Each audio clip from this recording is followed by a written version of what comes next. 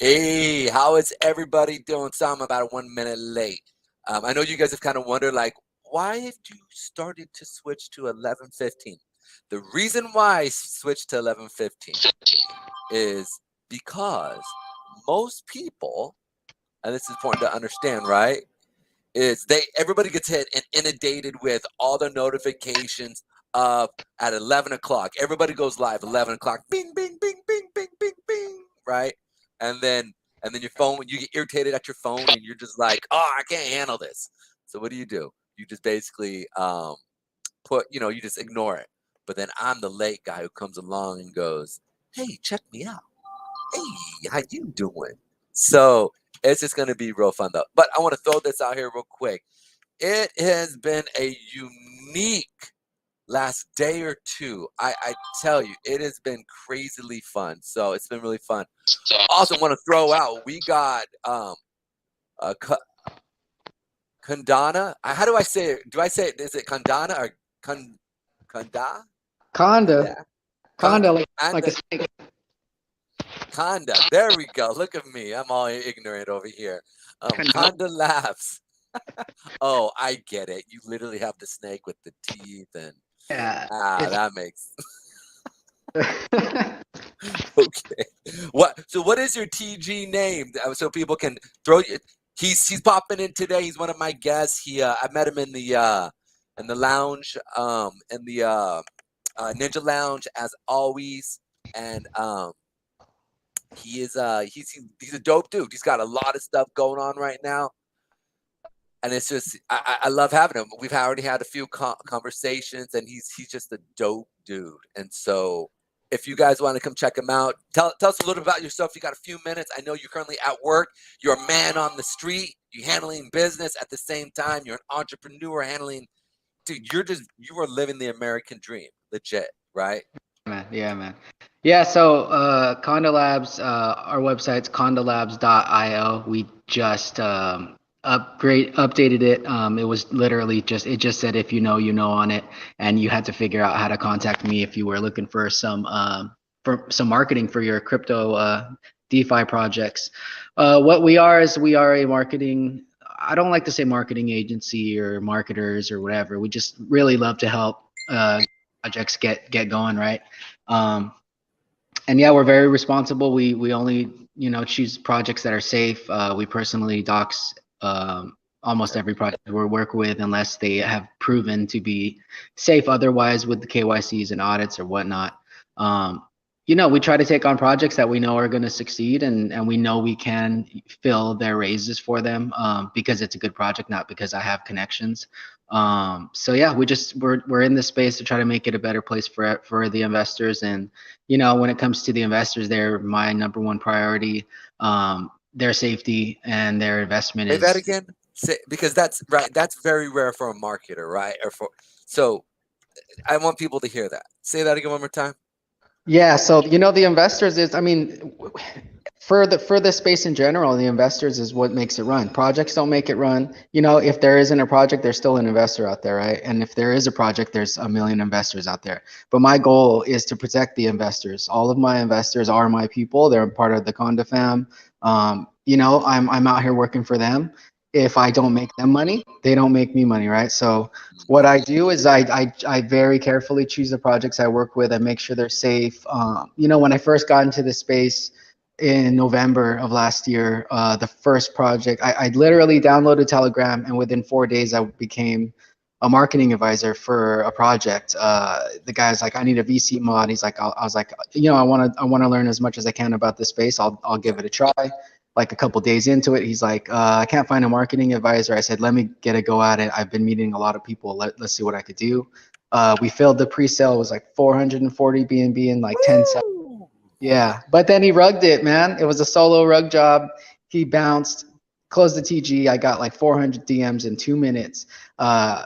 Instead of running away or changing my name, I started a private group where I got every single person. I got them a whitelist or a private sale or something to make their money back. Everybody that took those spots got their money back. And then one of the guys in there was like, "Hey, man, I love what you did. Let's start a project. I have the funds already. I'll KYC. I'll personally dox to you.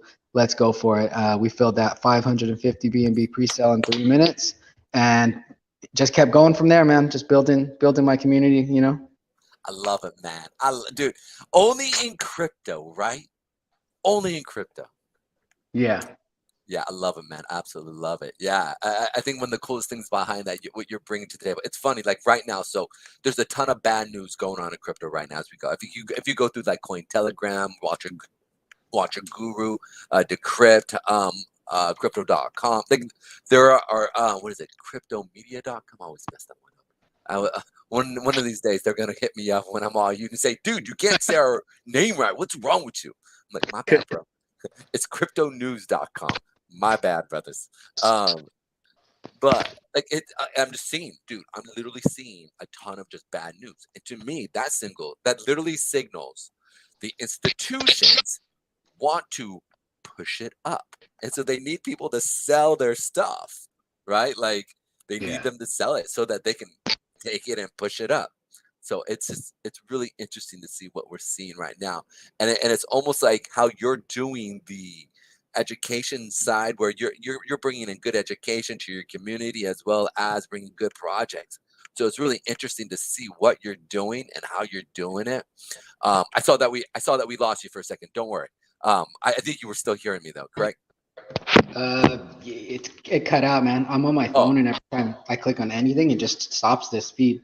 I hate that. Yeah, it's silly like that. I'm trying to actually get that. I've actually mentioned this on a few of the people who anyways, but what I'm saying though is this, is that I love what you're doing. I love how you're really kind of trying to educate people, especially right on how to communicate and talk with people. Oh, what's up, Ed? Ed is in the house. What's up, Ed?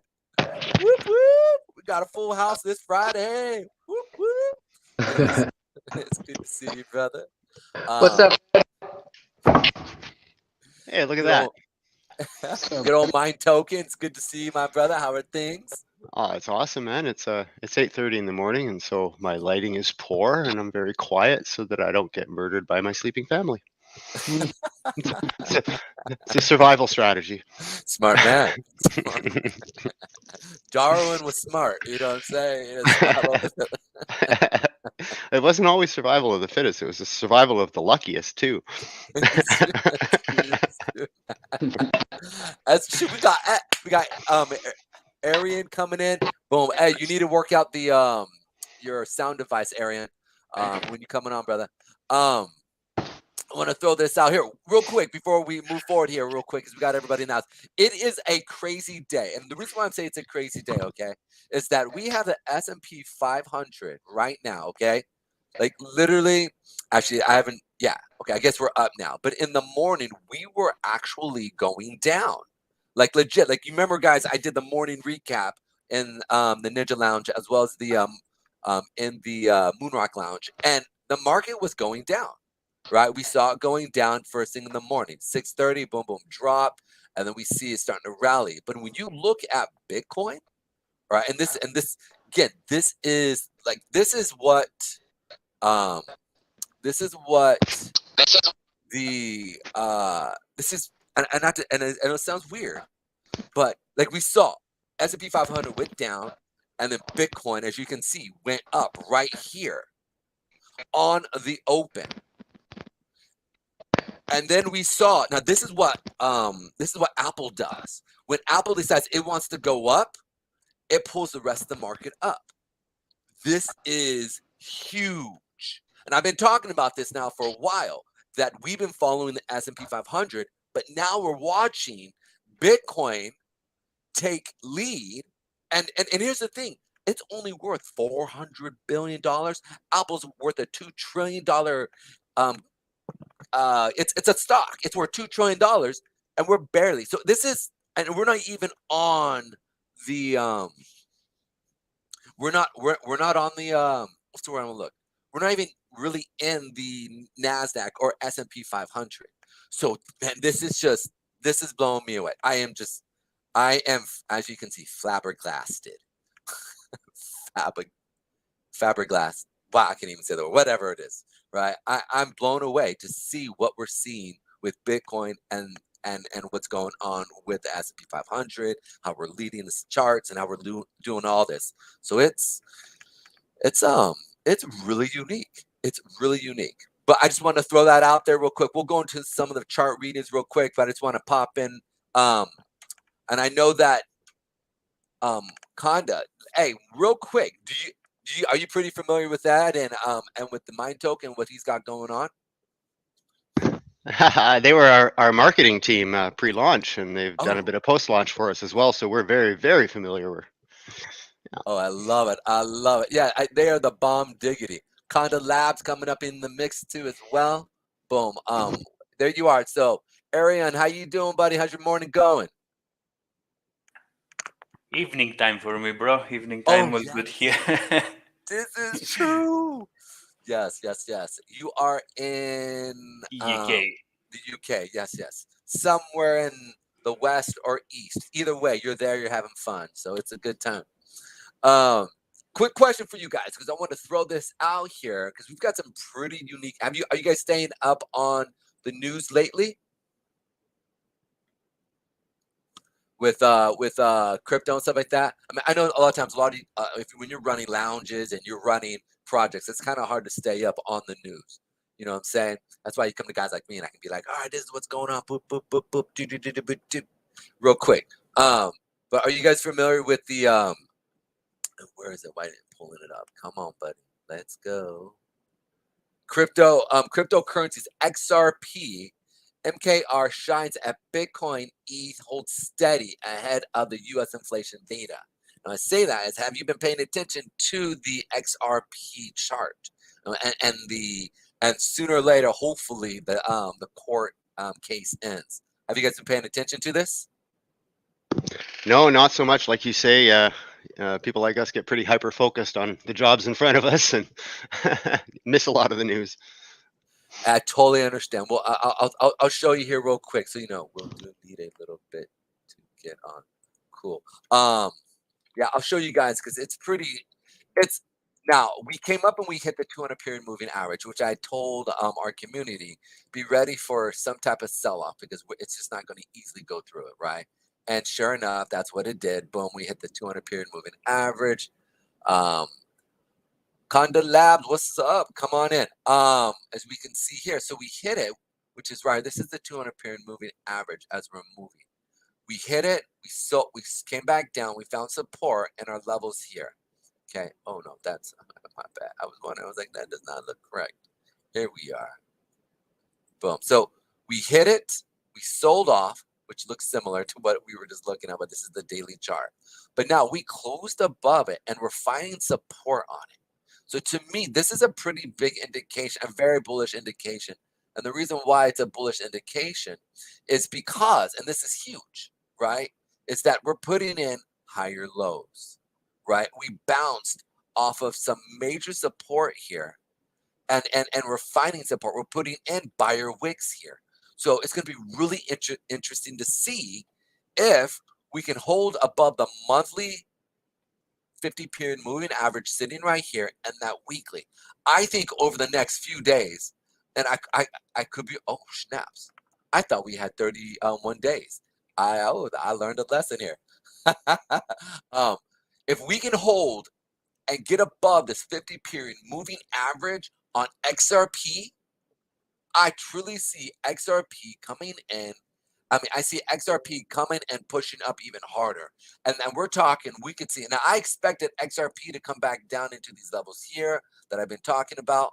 But now with the new paradigm shift and what we're seeing in the market with Bitcoin taking lead, I call it Mr. Beast / Bitcoin dominance, right? Like legit.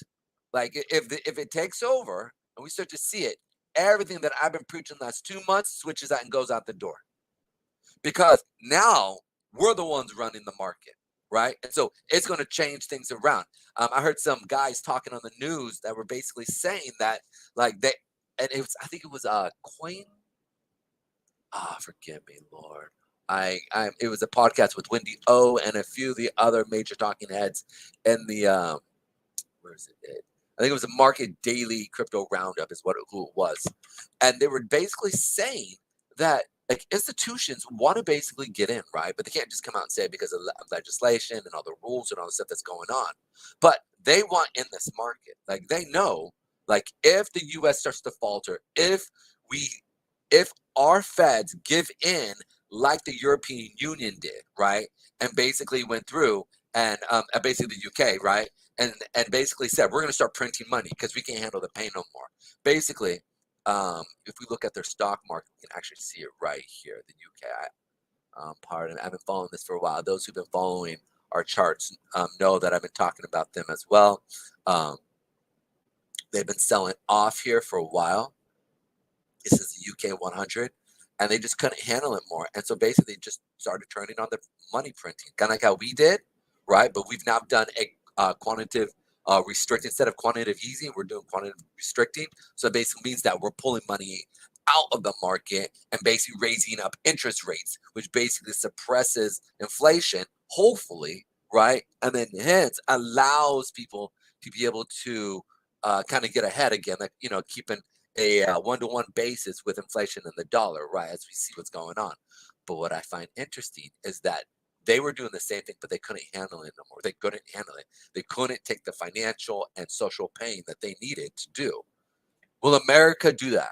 And this is what they're bringing up. Will America concede to a lot of what they need, or concede to the pain, and basically run into run into basically saying, hey, forget it. We're going to start printing money and allow inflation to run wild. Or are we going to see a potential depression, right, in the markets? If we do, that translates to the actual real world applications of recession / depression. Because last week we did see some major, or excuse me, not last week, but yesterday, or I think it was yesterday or 2 days ago, that is where we actually came out with the real numbers of America is in a real, what do you call, recession. So all that to say is, what are your guys' thoughts on the charts, and what do you guys think about crypto and all of this? Because the fact is that we're starting to see an uptick in buys within Bitcoin and crypto.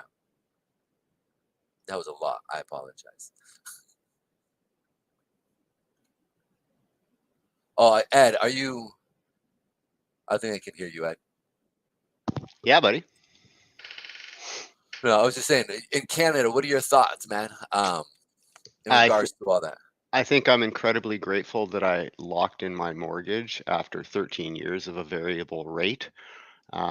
You know, when it comes to here, especially on the west coast of Canada, we've got massive housing inflation that has priced a lot of people out of their homes. And, you know, those people are praying for a crash so they have the opportunity to get in. But the mortgage rules are really strict. The stress test is really tough. The down payment is really high.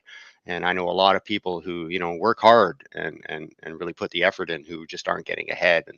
And it's leading to a lot of societal issues as well. You know, a poor economy leads to a lot of very extreme views and very unhappy populace. And that's what we're starting to experience now. And so we did have some interest rate raising.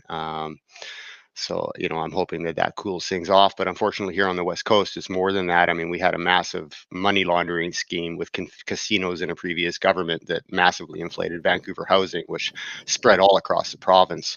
And couple that with us being a hot spot for retirement. We're like the Florida of Canada here, right? You know, it's where you go for a last round of golf before you go into the forever box. And so it's, you know, I mean, there's people like me who got lucky. You know, I got into my home about 13 years ago. It's 3x since then. I've done nothing but keep it together with glue, essentially. And I don't need to renovate or anything because the value's here. But for people who are left out of that market, that ladder up, they're in desperate times, man. You know, they're not having a good time out there, and they're out there working hard, and they're just not getting ahead, and the frustration is mounting. So it's a scary time actually here. I feel the same thing. We actually have a lot of the same stuff actually going on here in America. So it's been really interesting. In that area, especially in Canada alone, are you seeing a big push for people, like when you go and you talk to people about crypto on the street or in your coffee shops or your breweries? Do you bring up the word crypto? What's typically the response? Is it You know, negative or it's either they assume you're rich or they roll their eyes. And, you know, there's not a lot of in between. Um, you know, before the last bull run, uh, you know, people just thought you were some fringe insane person. During and after the bull run, you know, they take you a lot more seriously now.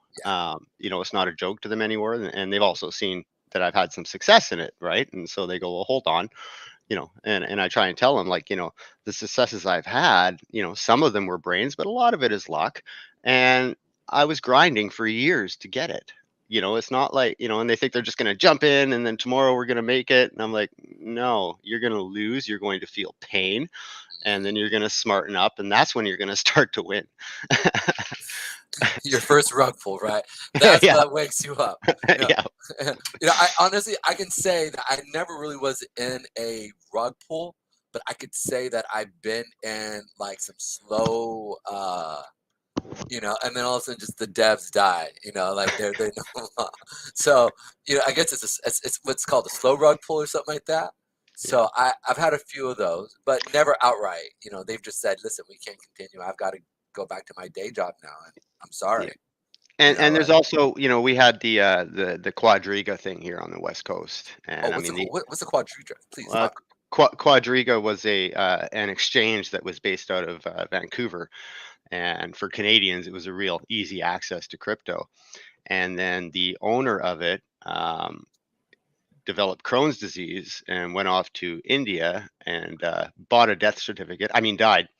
And and, and then his wife ran off to the East Coast and created a couple of shell companies that started moving money around. Netflix made a mini documentary about it, and so that left a real negative sentiment in the whole country because that was a big rug, and it was, you know. I actually know people in my life with Crohn's disease, and his death certificate says he died of Crohn's, and that's just not something that really happens. You die of complications from Crohn's disease, but Crohn's disease generally is not the cause of death, and so the major red flag there. And so he ran off with the pot, and then he said, or his wife said, "Oh, my husband was the only one with the private keys to a whole exchange," and it was like, yeah, fuck off, as if, come on, like, you know, you've got a multi-million-dollar exchange, and one guy has the keys who happens to go to India and happens to die. I mean, come on, guys. Right. So, and there was some weird stuff going on with that exchange. I actually had I had ETH deposited into my account that I didn't, you know, had nothing to do with me. And I actually contacted support because I felt some poor schlub was losing their money and they sent it to the wrong address. And they were like, nah, keep it. And I was like, oh, you're shady. Like, I mean, you can see the transactions, you know, you have a user requesting that you return money to a user who made an error. And they're like, keep it. And I'm like, no, man, that's wrong. You know, and like, I know you can fix this, you know, but yeah, so that left a real negative sentiment, though, and you know, it left a bad taste in Canada's mouth, if you will. I can easily see that happening. Real quick, just want to spotlight Gabriel from Coin Launch Lounge is here. Gabriel, it's good to see you, my friend. He was here on Tuesday, I believe. Was it Tuesday or Wednesday? No, I think it was Wednesday. It was Wednesday. Yeah. So it's good to see you. You know Ed. I think you guys are acquainted, at least. Believe. We've interacted a little bit in the lounge for sure. Yeah, absolutely. No, man. So he was actually spitting some fire here on Friday, or excuse me, on Wednesday when he was talking about Poland and the Ukraine situation and how it's just like a bunch of buddies, maybe high school fraternity friends or college fraternity friends making money for each other, right? Exactly. Yeah, it was nuts. It was absolutely nuts. No, it's a good thing because it's sad with crypto because there is a lot of that, right? Like, I really do think in 10 to 15 years we are going to see such major oversight, right? I almost feel like it's when the stock market in the 1860s, you know, where, you know, I believe there was this huge thing, and I forget the actual story 100%. So don't quote me on this, but there was a guy who was going through and saying that he was selling the book Brooklyn Bridge, and you could buy part of it, right? Like you could buy part of the actual in a stock raise. They were doing a stock raise and all this stuff. So a lot of people kind of got screwed over, right? And so there became all these regulations and rules and stuff like that. So it's almost like what we're at right now within crypto, right? Where it's like there's really no regulations. There's nothing going on here, right? So it's like, man, like I mean, I honestly, I would say probably in maybe 10 years, 5 years, the whole entire credit investor will probably come to crypto. I mean, you know what I'm saying? Like being able to get in. I mean, that probably won't happen. I hate to say it. Unless we keep DeFi, which right now people are clamoring for regulation, right? So if we do see some type of regulation that steps in within crypto, right, I think it will come to DeFi. And one of the things we're going to see is, I mean, just the fact that they're trying to develop a reversible contract, right, where you can actually go through and reverse your transaction. And it now takes away the idea of an immutable transaction, right? And so it kind of throws things off there.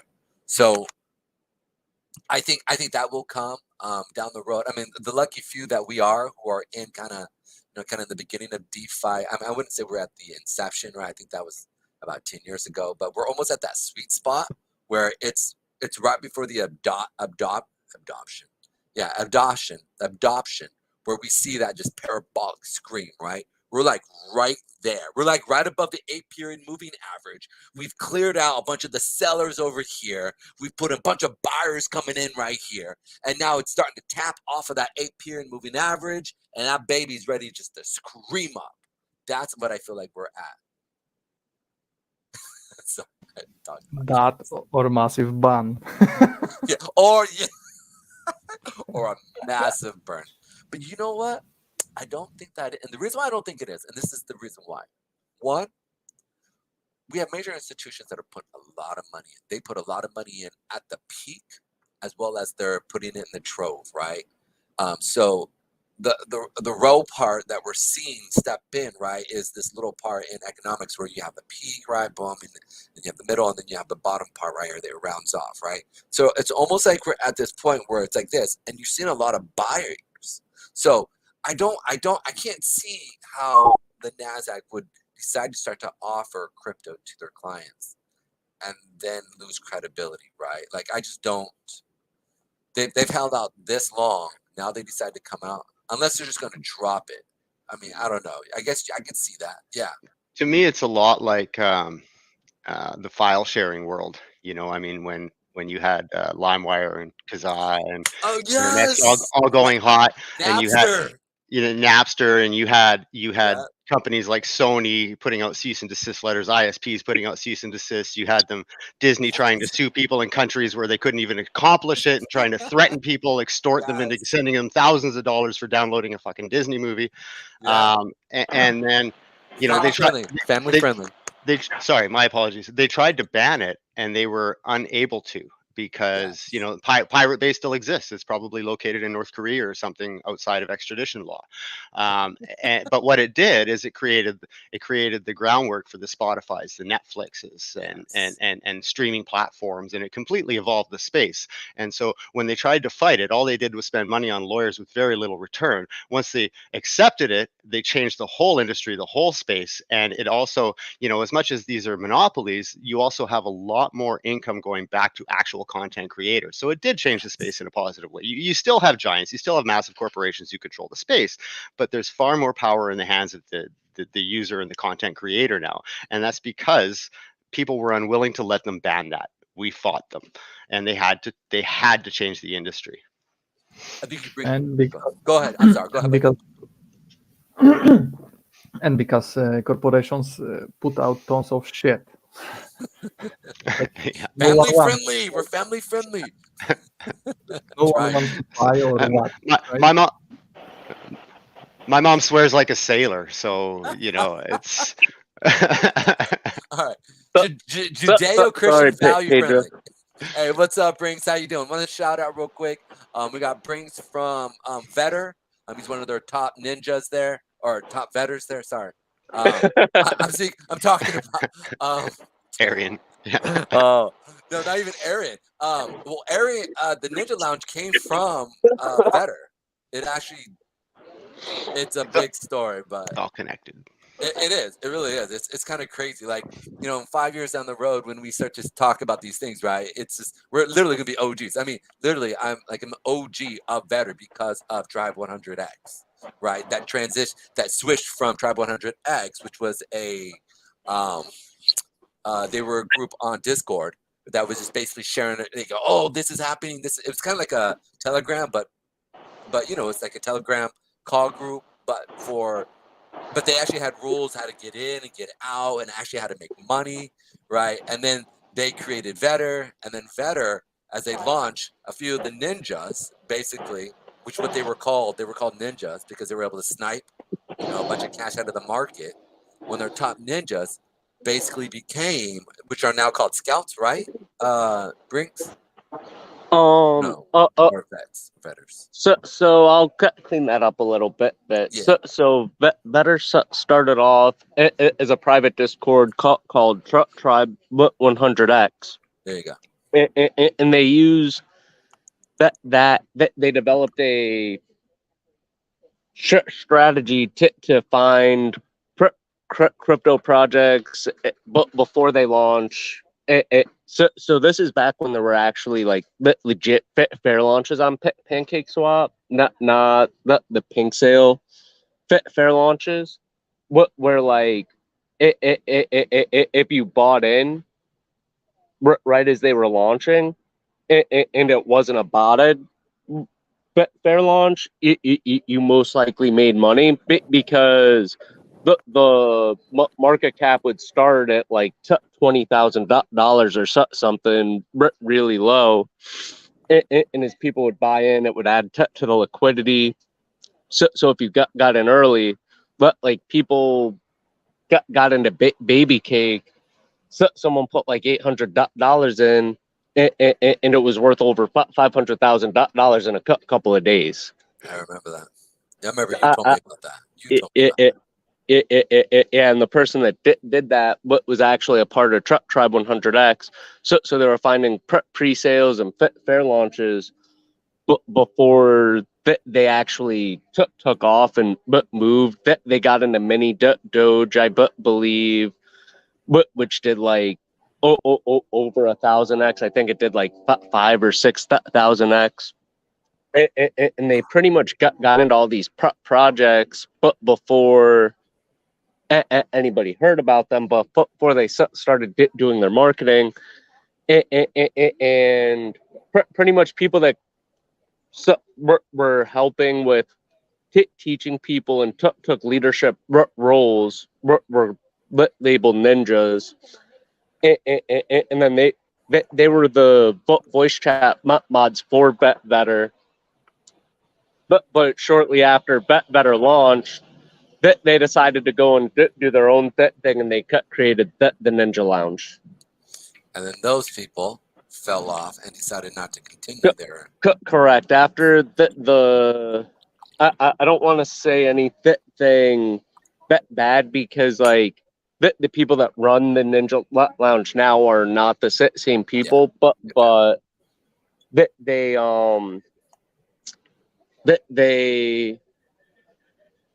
tried doing an NFT project that pretty much copied the same type of model as Vetter, but it from my understanding, it pretty much failed, and the people that started the Ninja Lounge quit and turned it over to people that were still like trying to build the lounge, which is now up and I'm good friends with JB. I recently met Ari. Is it Arian or Arian? Yeah, Arian. I'm not sure. Arian. I'm not sure how to say his name. He seems like a pretty good guy as well. Yep. So whenever I'm in the process of vetting a project that I actually see potential in, I'll actually send them towards the Ninja Lounge to help out with that as well. it's really interesting to see what's actually going on there and what it's actually doing. Really seeing good communities starting to come about. I really think that the regulations is actually going to come from just like let's talk about Web 3.0 real quick, right? Web 3.0, to those who don't understand, is basically taking the like Facebooks, the YouTubes, the Spotify's, right? And instead of them making the majority of the money, the developers of content will make the majority of the money, as well as the people who invest into those projects, right? Like that's really going to be the really biggest thing about Web 3.0 is bringing finances to those who are creating the content versus just trying to make some money, right? That I think as Web3 communities develop for products, that's what we're really going to see what happens, right? As those protocols start to expound, and there are a lot of them. Actually, one of the things I'll do is bring on. I'll put on a bunch of Web3 applications and talk about that, and we can talk about how like this music app allows you to go on it and make X amount of money based off this token, right?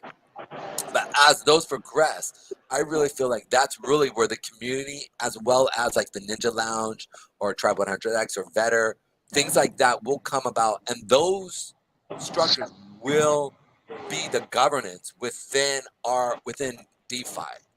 That's what I feel like what we'll see down the road versus actual legislation coming from the government. You know, I think that's where we are going to truly see that. You know, we'll finally say no, enough's enough, and we'll gather the money and we'll go after people who literally go through and scam thousands of people, right? Like we'll figure out a way to do it. I feel like that's coming sooner than later.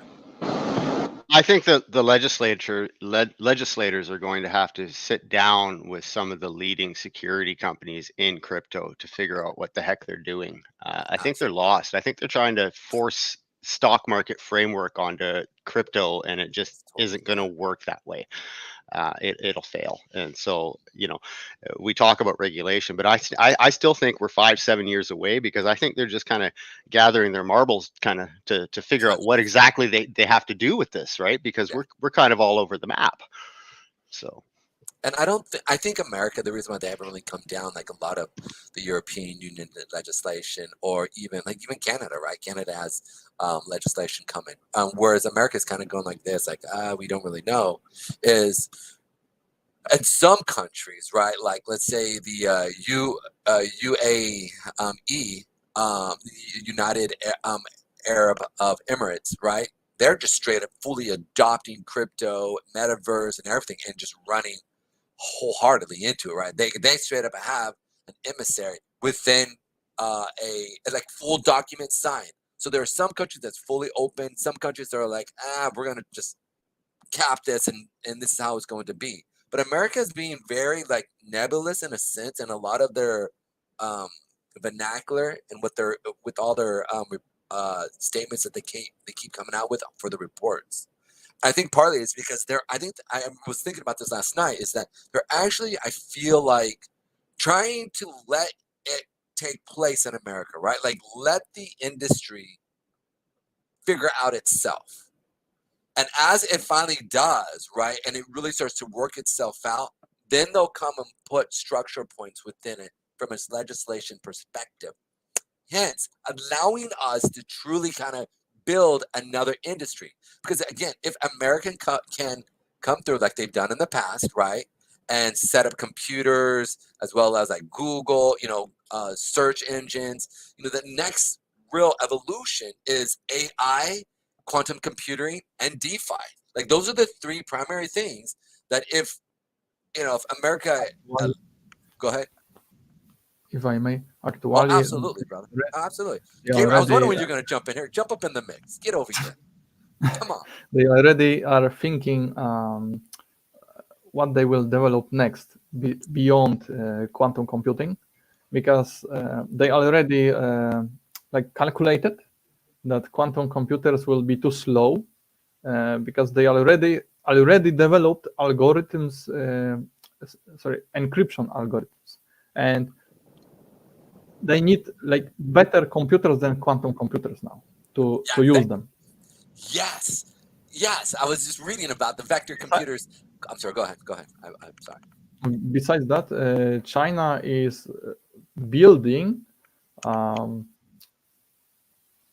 what was highway, yeah, but I was looking for the word, like a highway of quantum computers. They are building it in between their cities, and they want to basically run all their internet on these quantum computers. So it will be interesting to see what will be done in here. I think, can you even talk about how, like, okay, so most people don't even understand what quantum computers are. Can you? By the way, you dropped Vidal. I was just saying, if you could real quick talk a little bit what quantum, if people don't understand what a quantum computer is, kind of quickly just give an overlay of it, and then from there talk about how, as we keep moving forward, why that's so important and why AI, right? Why AGI, artificial They general already are intelligence. doing artificial intelligence on quantum computers. Yes. The And computers are not developed yet, but they are already doing artificial intelligence. I even downloaded a book, how to code artificial intelligence on quantum computers, because it's for free. You can, I don't remember the name, but I found it. It's like open source free books and everything they are giving away for free to people so they can learn from it. Actually, I want to throw this out real quick. Ed, I know you got to get out of here. Thanks for coming in, man. I appreciate you. Always, you're a pleasure, my friend. Oh, I appreciate it, and I appreciate you having me on. I've just got a meeting in about 2 minutes, so I got to come out. But if it goes fast, I'll pop back in. Thank you so much. Excellent. All right, brother. We'll talk to you soon. Be well, guys. All right, go ahead. Talk to me, Goose. What was it you were saying? Let's talk about the like actual AI in conjunction with algorithms and the actual setup of that within the government, quantum right? computers are basically working like on quants. That's why they use the quantum computers as a name. Your video dropped again. So the quants are in a state of like two states at the same time. Can you hear me? Hello.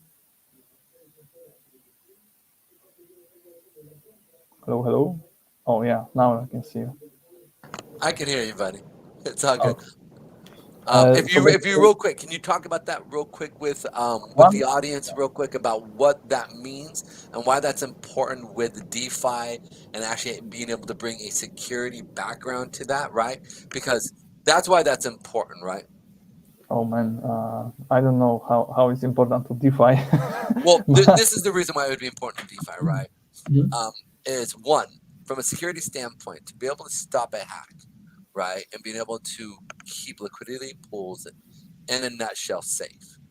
One of the ways you could do that is create or buy a AI centered. And here's the other part, right? As of right now, they kind of have them working together and not working together, right? They have them almost like in a test net system where you have, and the other part is it's just AI. It's not artificial general intelligence that where you actually have a sentient being, or they call it the singularity, right? Where, and I'm not talking about a black hole singularity. I'm talking about no. You listen. I think you watch too much movies about AI. No. Wait. What I'm saying emotion that computers will be like human, basically. But it's impossible with this level of our understanding, because let's say they you can Google it. They wanted to build a supercomputer. Basically, they wanted to replicate the brain of a mouse, and they couldn't do it. The small brain of the mouse was too much for their supercomputers to replicate. You can Google it. They tried. So it's not like artificial intelligence will be, conscious, Well, and as of right you now, as know, we revolt know, against. No, well, as of right now, no, right? no, Just like they said that quantum computers, the actual idea of quantum supremacy wasn't going to be for like 2035. And we saw that last year, or was it 2 years ago, where a quantum computer was able to do they had to unfold a basically had chemical a, protein. Yeah. yeah, thank you. Had an unfolded protein, right? And we saw that it did it in 2 minutes, whereas it would have taken a traditional supercomputer, like I think it was like a couple thousand years to do it, or Yeah, but if not more. only with specific tasks. Well, If you I'm want not disagreeing with that. That's yeah, I don't if you disagree want with that. something to be added, for example, right? Like every calculation, like 1 + 1, you have to you need logic gates, like 1 and 0. The outcome has to be 2, right? Quantum computers, to calculate the same like the same outcome, right, of the mathematical calculations, they will not give us any like speed, because to count, like to add, to subtract, etc., you always need 1 and 0 state. So basically, quantum computer is using the same thing as our current computers use, right? So there won't be any change, like sudden change in this one. Also, to achieve quantum computing is really hard, because, for example, to quantum processors has to be hold in really small temperatures. So that's why you see all these, not only processor, but when you say a quantum computer, it's like a wardrobe, right? Because it's basically a gigantic fridge where you put the processor inside to keep it cool. They were testing to achieve like this really small quantum spaces, you may say. So they were literally using lasers to subtract atoms, that these moving atoms, from air, so they could lower the temperature even more. They were pushing this so hard that they were shooting lasers to atoms after cooling, right, to achieve even more, even lower temperature. So it's not like you will buy a quantum computer and put it, in your living room, right? it's Right, a lot of technology, right? But I do want to add this, though. This isn't right. I would want to throw this out there because this is really important. We're still at the infancy stage of quantum computing. It's like when IBM first created the computer, and they started breaking the code, right? I think it was like World War II, right? And to throw that out there is it took up the size of a large warehouse. Yeah. Right. And but you have phone. The phone. My very phone has 1,000 times more processing power, 1,000 times more. Granted, it's not sentient, right? But it can read my mind sometimes, or it can process certain things, right, much quicker than even that I know. No. It cannot read your mind. What I'm saying, it can, in the sense that Google algorithm can run itself to a point where it sends off connections. But they were encoded by people. I'm not disagreeing with that.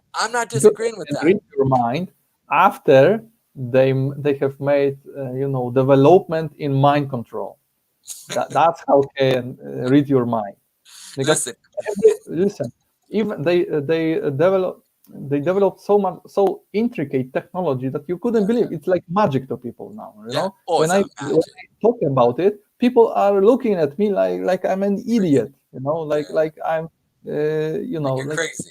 What? Yeah, like I'm crazy. And this is technology for like 50 years already.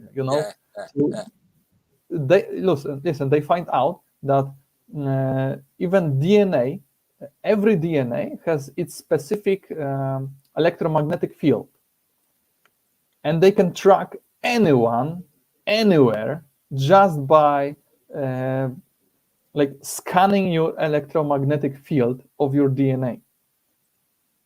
They Absolutely. don't need GPS. They don't Yes. need chip in you. Yeah. They literally can find you anywhere. Literally. But here's the thing I want to, literally. Like, I get that. I mean, we knew this. I mean, I don't. We're going into conspiracy theories. I don't want to go there. I want to say this though. It's like It's not a theory. This is not No, no. theory. This no, no, this no. is This is technology. not theory. This is real. Like, this is not theory. This Yeah. is real. Like, as soon as you come outside your house, as soon as you start to move, and even then, if you live in a house where you have no electronics, no computers, no nothing, and you stay a hermit. Let's say like you're like Ted Lewinsky, right? Is it Ted Lewinsky? The Yeah. bomb? Yeah. He ends up, right? Like, he's in the middle of nowhere, and that's how they weren't able really to know what was going on with the man. But even then, they still had, stuff going on because he was ex-military, right? But You can Google YC, VC, Wi-Fi, but YC instead of Fi. YC. YC. Just Google it. Yeah. Well, let's do it here right now. Shoot, we got the computer right here. And actually, real quick, let me go. Are you at your computer? Yeah. I Here, take over the screen real quick. I'll let you, man, and then I'll pull something out here real quick. So WIC. W. All right, look, W. Yeah. You can type it Wi-Fi C, like looking at something. C. Wi-Fi C. Boom, here we go. Not the letter, like looking at something with eyes. C. Oh, C. Wi-Fi C.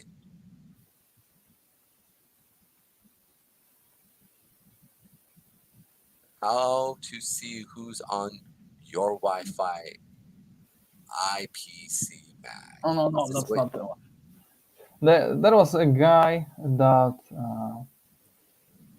basically developed technology how to see what you are doing just by Wi-Fi in your house. So he could tell if you are walking, where you are walking, and they could scan your insides of the room, right? And if they just put walls in here and in here and here, they could see basically what you are doing just by using Wi-Fi. Well, it's interesting because, I mean, we all know in America, as well in most industrial nations, that every house has a code on the city. The city comes in, they do analysis. If you do any type of work within your area that's on the outside of the house, they can go in, check, your blueprint, see what's going on, and then be able to gauge whatever. That's all public knowledge, right? So hence, if I know your location, right, based off your Wi-Fi that you don't have locked up, hence, then you go through and you pull up data from your actual house, right, real quick, which is real simple and easy. Boom, boom, boom, boom. Any type of algorithm could quickly do it. They could find and know where you're at based off of geolocation, correct? Yeah. I put it in the chat. I see right here. Cool. Boom, here we go real quick. Let's pull it up. How long is it? I don't know. 3 minutes. All right, cool. Because I want to go into the charts some real quick here when we as this is moving, and then we'll go over some other stuff here real quick as well. Come on, let's go, babe. YC. There you go, YC. Home gestures. It's muted. Actually, yeah. Give me 1 second. I actually realized that I got it. Let me go ahead and share some of the stuff here real quick. Settings. Stop screen. 1 second. Share screen.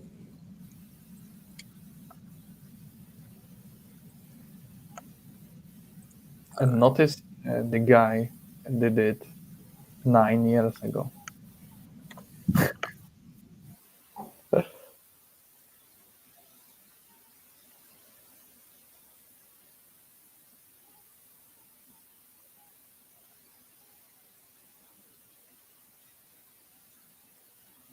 WeSee is a novel gesture recognition system that enables whole home gesture sensing and recognition using wireless signals.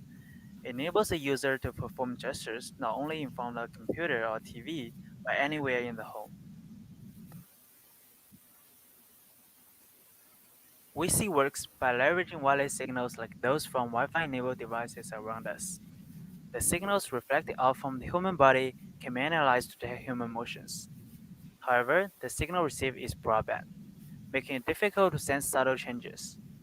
Our algorithms transform this signal into a number of very narrow band peaks of 2 Hz, allowing WeSee to detect changes in the signal on the order of 10 Hz. For example, when a user moves their arm, it causes a change of 10 to 20 Hz in the signal, which WeSee can detect. In an environment with multiple people, WeSee can lock onto a single user using multiple antennas.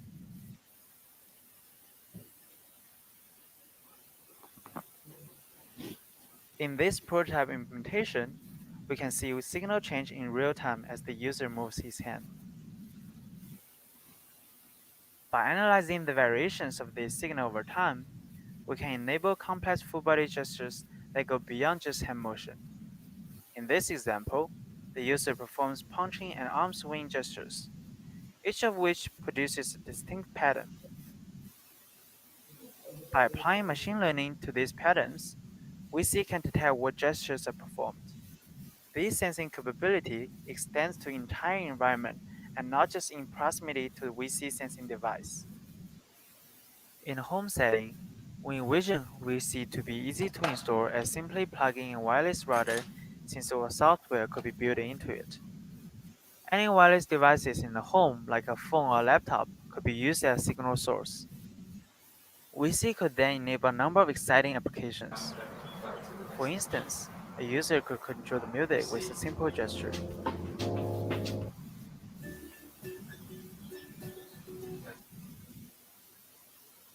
Similarly, other devices could be controlled across the room.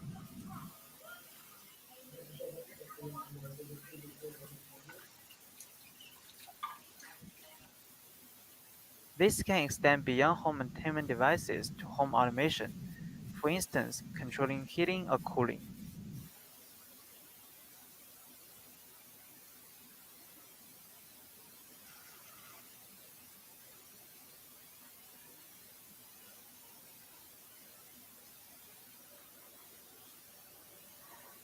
Since WeSee does not require the user to carry or be in line of sight of sensor, we believe WeSee could enable truly ubiquitous gesture interaction in the home.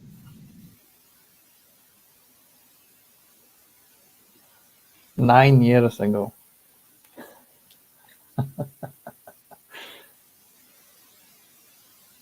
I cannot hear you.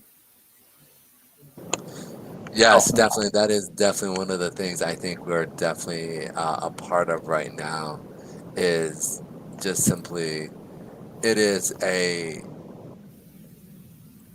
I personally, I mean, this might be a long shot, but as DeFi keeps continuing and we keep seeing movements happening within the market, whereas we could literally sit there and see DeFi projects being brought up, because right now we know that some of this stuff is actually on our computers. Like they can go through. Now you have to download this, right, to be able to.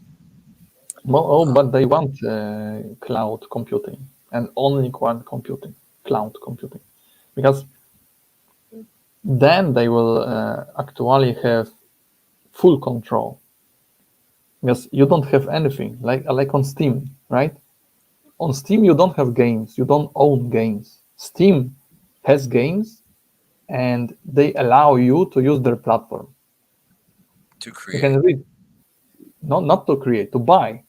To buy. Okay. Not even one game on Steam is yours. Even you bought. Even besides I don't use Steam. I don't know what Steam is. So expound maybe Steam for is, some of our. Steam is like Counter-Strike. Maybe you heard Counter-Strike about. Okay, yeah, the game, yes. Yeah, so they developed Counter-Strike basically, like Half-Life, and they then later started making like this platform where people can bring their games and other people can buy those games, right? So they don't have to use DVDs, CDs, pen drives, etc. Right? It's all in the platform basically. You can Google it, so you will see the description. So basically, on Steam you don't own anything. You buy a game for full price, but you don't own the game. That's why they push for cloud computing, because then they will own everything. You will have And you'll nothing. be happy. Yeah, And you'll be happy. And you'll be happy. and other gaming platforms like Origin and that are much the same. And the thing that I find frustrating is that, you know, I'll take my family out camping for 2 weeks at a time, and I'll bring my computer, and I can't play half my games simply because I don't have an internet connection, even though I own them. They're not online games, but I have to connect to their servers before it will enable gameplay on my PC.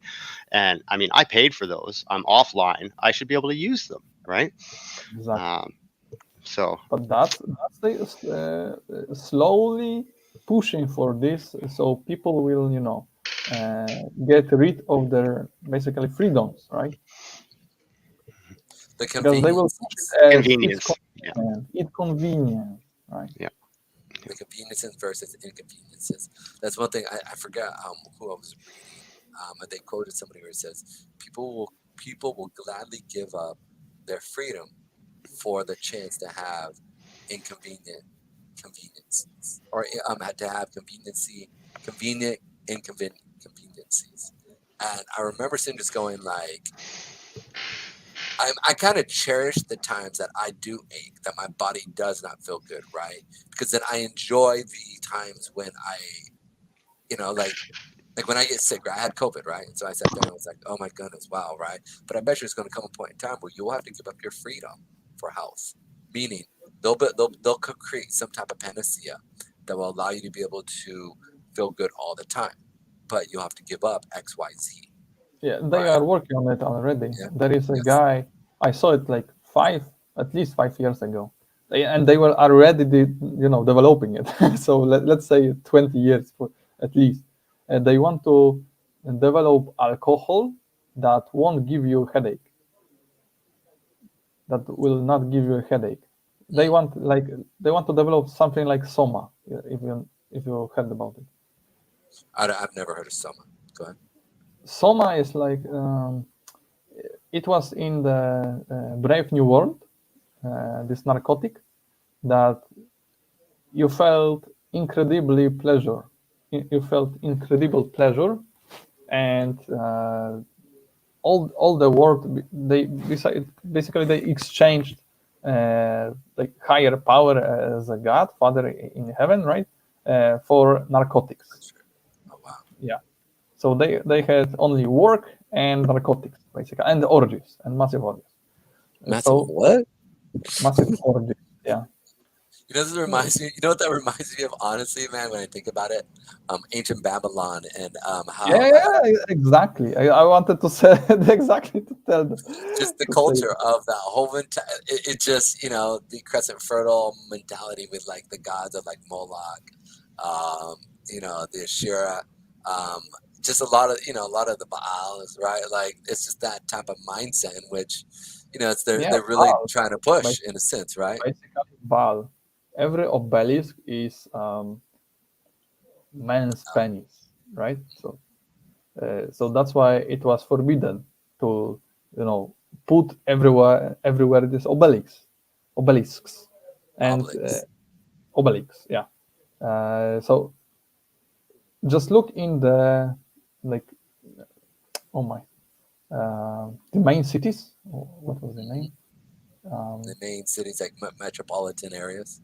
Yeah. But as a center of a country, what was the name? what's you the mean word? like a capitals? You mean capitals? Capital, yeah. Thank you Yeah. very much.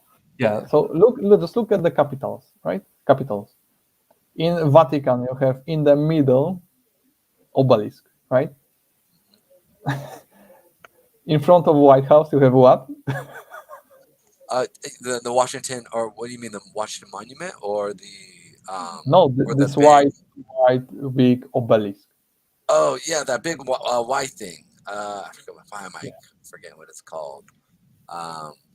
It's not the Washington Monument. I know what you're talking about. Yeah. And it has 150.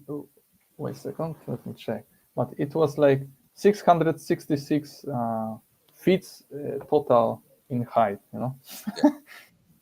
Well, here's the thing, and I'll bring this up, and just so that I mean, I don't want to go into necessarily the like this conspiracy stuff there, but we do know that a lot of governments want to control, and they aren't happy until they have absolute control, right?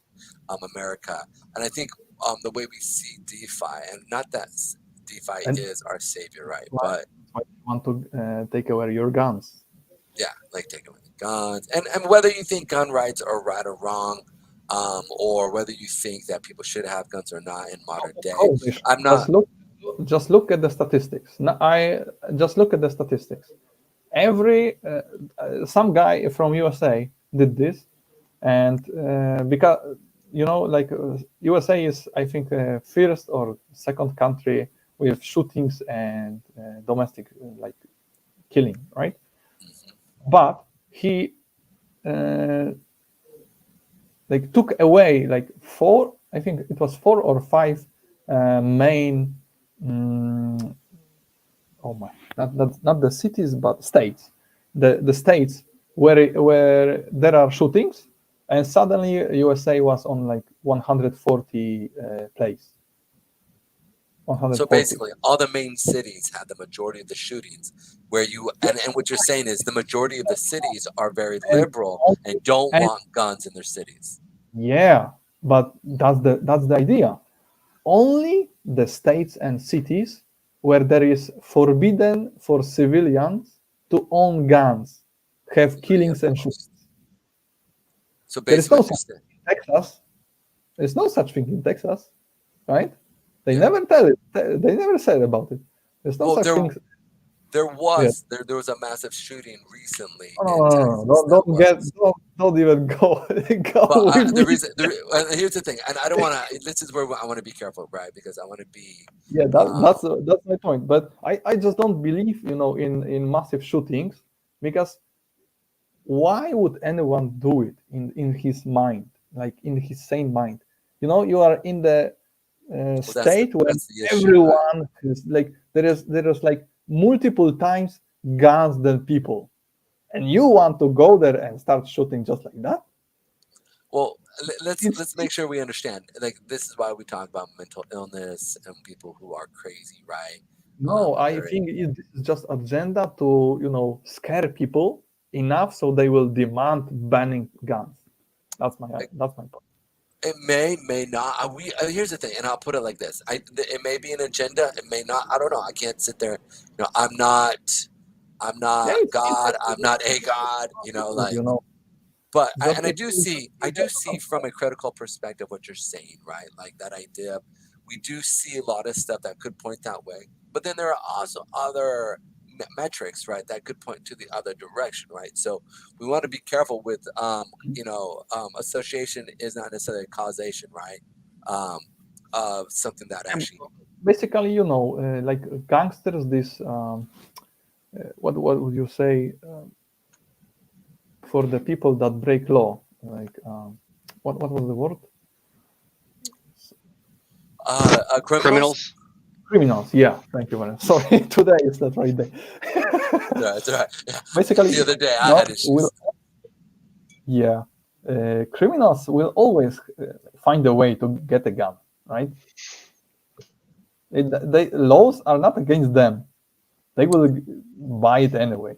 That's why you have black markets, right? Yep. That's why you have the dark web. Yeah. That's not there, though. The dark web. There's not even a dark web 2. No. 2.0. Anyways. It's nuts. I just can't believe that stuff actually really does exist, and our government could actually shut it down if they wanted to fully, but they allow it to happen. So I don't know how that works out. Anyways, How do you Yeah. how do you keep tabs on people if they have no platform? Exactly. Exactly. Right. I mean, a lot of the more terrorist type, they hide on old defunct social media apps. So like I was big into WinMX back in the file sharing days, and if you go in there now, it still exists. They've patched it. The company's dead, but it still exists. And trust me, nobody is monitoring that. You can have private groups in there. You can talk about literally anything, and it will not come to the light of the public. And there's lots of places like that. Old news groups and IRC chats, those things still exist, and they're very low key and quiet, and nobody knows they're out there. And so, there's they need to keep tabs on people. And so if they were to close that down completely, then they'd just go into darker corners where they couldn't be watched. I think you're nailing that, like to a point where they do. If you push them away, right? Like you want to be able to let them allow, like the idea of Signal, right, or Telegram, right, that it's encrypted on both ends, right, where your communication is protected to a certain extent. If the government really wants to step in, they can have access. I mean, if you look at what's that movie? Why am I forgetting with it? The guy who Snowden. Says like there is no reach that the government does not have, especially the U.S. government, right? Like the idea of the pipeline in Europe, right? Biden just says, "Well, shut it off," and they're like, "How are you going to shut off? It's underneath." And to shout out to Hotep Jesus, I want to throw that out there. Appreciate you with the YouTube that you did yesterday. You put it together pretty well, but basically just ties in. He doesn't come out and say Biden messed it up, but he put 2 and 2 together and said, "Hey, brothers, look, I can't say this happened. I can't say this didn't happen," but he said, and so the United States is very powerful. They want to always keep an eye on where everybody's at, and primarily, it's almost like a very, very smart bully who is very strong, and they rule the yard. They are the yard duty as well as the bully, right? Like that's the U.S. So it's interesting. And now ask yourself, why do you have all these Black Lives Matter attacking cities? We need and to be all careful. this nonsense? Oh, we need to be careful because they'll shut us down. So we're not gonna. Nope, we're not gonna talk about that. We're not gonna talk about it. So, I ain't gonna talk about it. Don't go there. Let's not go there. I don't want our. I don't want my. you know what I mean? I'm streaming. I'm streaming on all. So we're gonna remove that. We're gonna move this way. I'm not talking about the people. Well, I understand. I understand. I live stream on 5 different platforms right now. Immediately. Okay. So that's why we got to be very remember I told you we get certain things we cannot, if we're gonna say, we need code words are important, right? Like boom, Savasa sickness, right? Boom. So we need to stay away for certain things simply because as of right now I'm trying to build, and if I build a community, right, I can go somewhere else, right? But as of right now I'm building, so, and I want to build a good community for DeFi. So I just I just wanted to point to the direction how they could go to entire cities, and suddenly US government didn't know about it. Know what I mean? You say this yourself. If they can literally, they were listening to the German government, right? It was a few years back. They find out that they were listening to every politician, every German politician. Yes. Well, they listen to every politician. I mean, I have friends of mine who are politicians, and the most that they can do, they're very careful how they talk. Yeah, it's very careful. So how it is happening in the US? What is happening? Right, and this is where, that's my point. I'm gonna start calling Fridays. We'll name it. We can talk about whatever, right? But Fridays. Yeah, where it says bring up your thoughts and we can bring it up real quick. Let's talk about a little bit of the charts here real quick. So it's be really interesting. I want to bring up the fact is that we are coming down into support and we're putting in some pretty good strong resistance here. So excuse me, really strong support here on the Ethereum, as well as on Bitcoin here. So as we move to Bitcoin, you can see here that we are showing some strength. We did push down here first, which is a good sign of a movement going up. So I do see it's coming down into this level, finding some support at that 8, and then seeing us continuing up into the next level. We'll find out fully what happens there, but this is something that I would definitely be looking to go long in this area here, or if not in this lower level here at the at my green level here that I have. So something to be looking at. I like the fact that it went down first, then we should see it somewhat move up here. Ethereum, let's check it out here real quick, just on a macro level. From the daily chart here, we are showing some pretty good higher highs and higher lows as we're pushing up from the previous days, as well as higher highs here, as we can see here.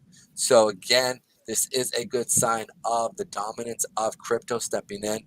BNB, we went over real quick, but I'll quick analysis of it. We did hit that 50-period moving average, and we are continuing up here. So be ready, guys, on the higher time frames. Every time. Oh, that's why. I'm like, why is that like that? That's the 5 second. Keep hitting it. I'm on the 5 minute. Guys, you can see here, let's see, you want to be paying attention to things like this where they come down, put a buyer wick in, and then continue it up, all right? Wait for support where you can place your stop in these levels here. Real quick, let's check out XRP, and then we'll stop, or not stop here, but I'll finish up the charting here in a second. But you can see here on the XRP chart that we did hit that 50 and we did hit the 200-period moving average, but we are showing strength here, okay? And we're above that 200-period moving average and finding support off of it on that daily. So it's going to be really interesting to see as we pull up. When we're looking at the smaller time frames, you want to see buyer wicks stepping in and hardly any seller wicks, right? So are we seeing, yeah, we're seeing some buyer wicks, not really any seller wicks as we're moving down. So be looking for some type of reversal from this short-term drop. We could see another rally back up. If we don't, and we start to continue following off of that 15-minute 8, then be looking for it to come down to our next level, which would be around here at this level here. So which would be the 46,197 to the 46,004. So be ready for that sell off until we find some support at these levels, as well as lower level here at that 400, and as well as the 200-period moving average sitting, which is going to be the 45,710 area. All right, guys. And one last, let's check out ADA Cardano. I heard some news about Cardano here as well, which was really interesting. Give me 1 second. Cardano. And what are your guys' thoughts on Cardano, my friends? Where's ADA? Sorry, I'm looking for Cardano. My brain is thinking ADA, dude. It's at ADA, bro. Got an ADA, AD. Boom, there we go. What are your guys' thoughts on Cardano and what they're doing with the new stuff? Or we can even talk about Solana. I don't know. I don't keep up on the news. I consider it a blue chip, and that's about it. Got it. Are you guys invested into ADA? Cardano? A little bit. I was into a few reflection tokens, so I'm holding on to those. Hey, they're still around. I mean, yeah, look, it works, man. Yeah, it works. I really do believe in reflections, right? Like the idea of charging taxes and then being able to distribute that to your community. I do think that is, a smart thing to do. Why not at least put it on the sell tax, right? So, I mean, it's good at first, like for the first buyers, because the higher the price is for the reflection tokens, the more money you have to put in to have the same amount of tokens, right? So mathematically, it's just better to straight up buy this token what you want reflections, right? I guess I see that. I can see that. You're right. Put the reflection on the buy, not the sell. I got you. Okay, I can see that. Yeah, means that the reflections are constantly going into people's pockets, which is fair, which is the holders, right? Good point. Very, very good point. I like No, that. no, no. What I'm talking about is, for example, let's say you can for $10 buy a full wallet, right? Okay. After a week, assuming that the token will be still alive after a week in BSC, let's assume And the it BSC. went up. Yeah. Yeah, in BSC. Let's assume it went up, right? So after Yes. a week, you would have to buy, let's say, for $1,000 the same amount of tokens for full wallet, right? So to get the same amount of reflections from those taxes, you would just be better off straight up buying for this $1,000, straight up buying this token, which is on from the reflections. Yeah. You Well, I know, think just buy something else, right? And you would They're, have more. they're great if you get in early. If you get in Yeah, early, yeah. they're fun. But Yeah. the reality is that the last buyers get wrecked, and that's the sad part of it. Well, that's if also like let's take for example right now, like I think when it comes to like Shiba Inu, I think Shiba Inu is given reflections, aren't they, on their system? No, Are you I sure? think there was a token that gave Shiba Inu as a reflection. Maybe I'm wrong. I thought I read an article in regards to. They changed something. I don't know. Maybe they were changing something. Maybe not. I did hear something like that, so it'd be really interesting to sit there and see. But let's talk about like. But when they go, the reason why I say this is they created their own blockchain, right? Their layer, like I think it's a layer 1 blockchain, right? And additionally to that, they created their own. They have everything within their own ecosystem, right? So if you decide you're going to hold, I mean, there's 6 coins within their ecosystem. So from Bone to Shibarium to all the other stuff that's going on within them. It would be smart for them to create some type of form of reflection, right? Because then they're really incentivizing the people to hold, as well as new investors keep coming in, right? Then as things are, you almost have this circular effect where you're buying more tokens, getting more tokens, then at the same sense, right? And this only comes with major what's the word I'm going to use? Major coins, right? Like the top 10, top 20 that have over, you say, $200,000-$300,000 a day of trading, right? Like that's really where this starts to step in, right? And you start to see it really work well if you have a great community. So I think, but right now for them to get listed onto major exchanges, right, it makes it very hard for them to be able to keep right reflections and stuff that they have going on. So we'll see as that starts to move forward. But I find it very interesting as what we're seeing today, and getting away from reflections. Staking, I do see staking sticking around. I mean, I don't see that going away. What are your guys' thoughts on that? I think. I think we set our APRs too high. Yes. And so, we're working on some things to incentivize people to stick around and lower that APY for long-term growth. It's one of those things. When you're launching a project, all the investors are coming at you and they say, "Listen, I love what you're doing. How do I make money?" And they say, am I going to get BUSD reflections? Am I going to get, so you have to find that way to incentivize people, but it's a double-edged sword because inevitably that's going to come back to bite you.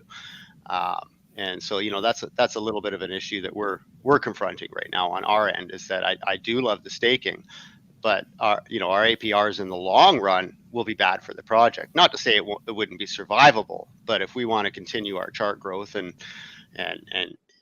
keep people in, keep a good balance of people in profit rather than a few, whales really taking the pie, then some adjustments need to be made, right? And so, we didn't want the reflections because we didn't want the downward sell on our charts. We didn't want charity aspects in our taxes because we didn't want the downward pressure on our charts. And so we kind of delayed the issue with the staking, and also just the nature of our project requires staking.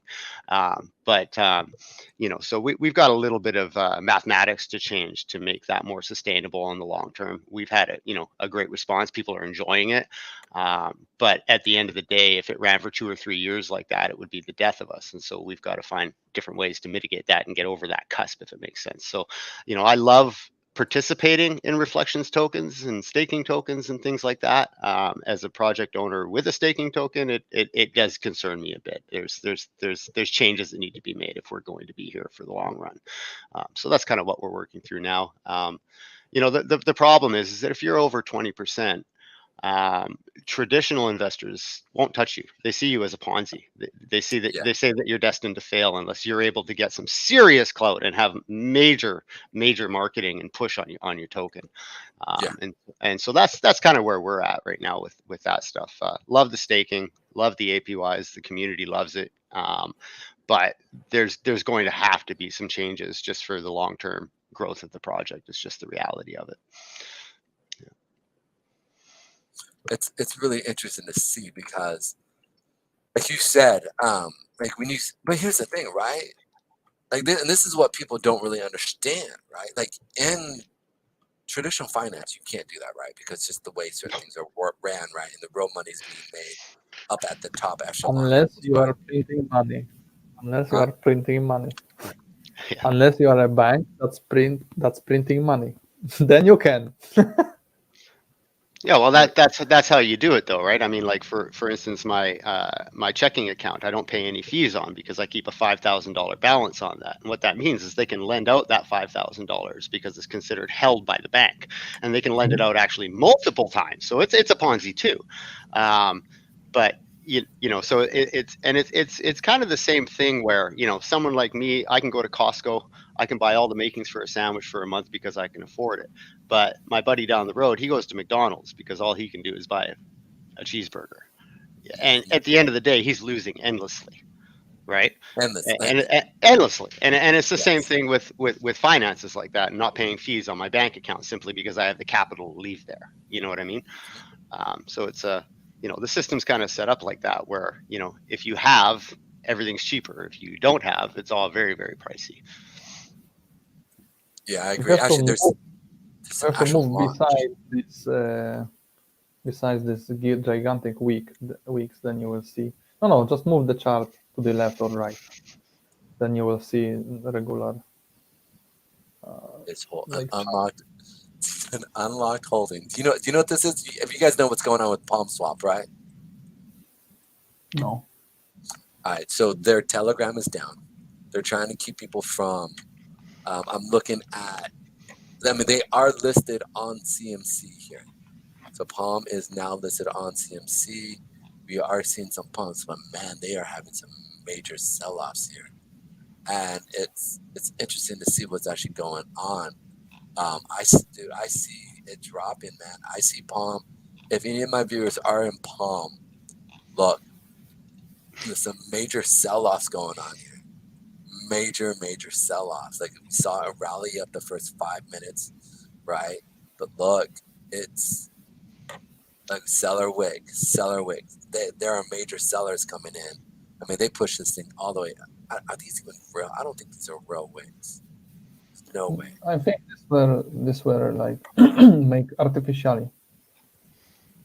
Yeah, pulling liquidity. I saw it sometimes that they were pulling liquidity and putting it back, and it jumped the like gigantic weeks. Yeah, and it develops like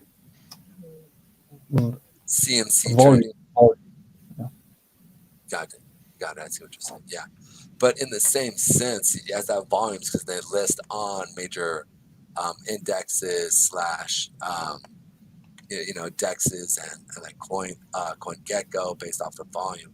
But I still see just these little things here that I see selling coming in. These are seller wicks. There are no real buyer wicks coming in.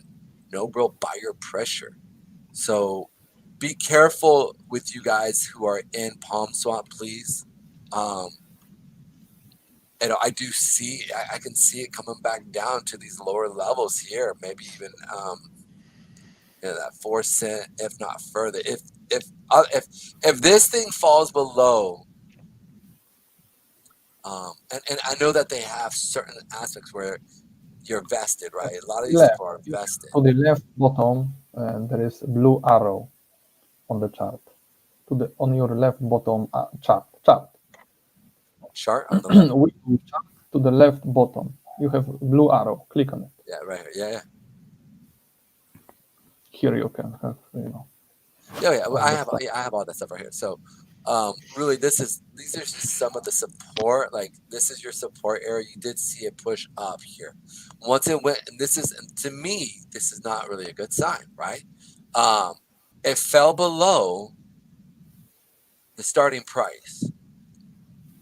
It started to put in seller wicks prior to the liquidity being pulled, right?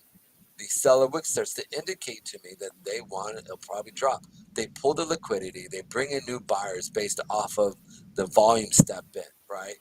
But look, something's going on here. So if you guys want to buy at these levels, I mean, I've been waiting for the open here. I really do think that we're gonna see PalmSwap get below at these levels here, and we'll find out what happens, right? I listen.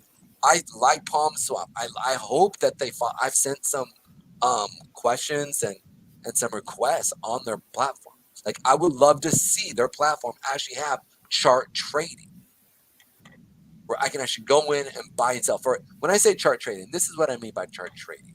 I'm going to use a lot of people actually don't know what I mean, so I'll show you guys here in a second. Come on, let's go work here. I know you can do it. Come on. Dude, don't tell me. There we are. Come on. I need to kill some of my other stuff I have going here.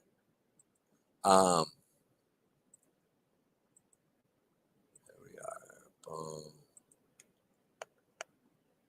And like, again, I think they're a good company. I think they're trying, right? They've been pushing along. It's been a full year. Come on, let's go. I'm going to show you what chart trading is. What chart trading is, you can actually go in and move and trade a market and be able to go in and buy. So I'm going to click this here real quick. This is going to bring up a dome, okay? And then I can actually get in and get out of data. What's going on here?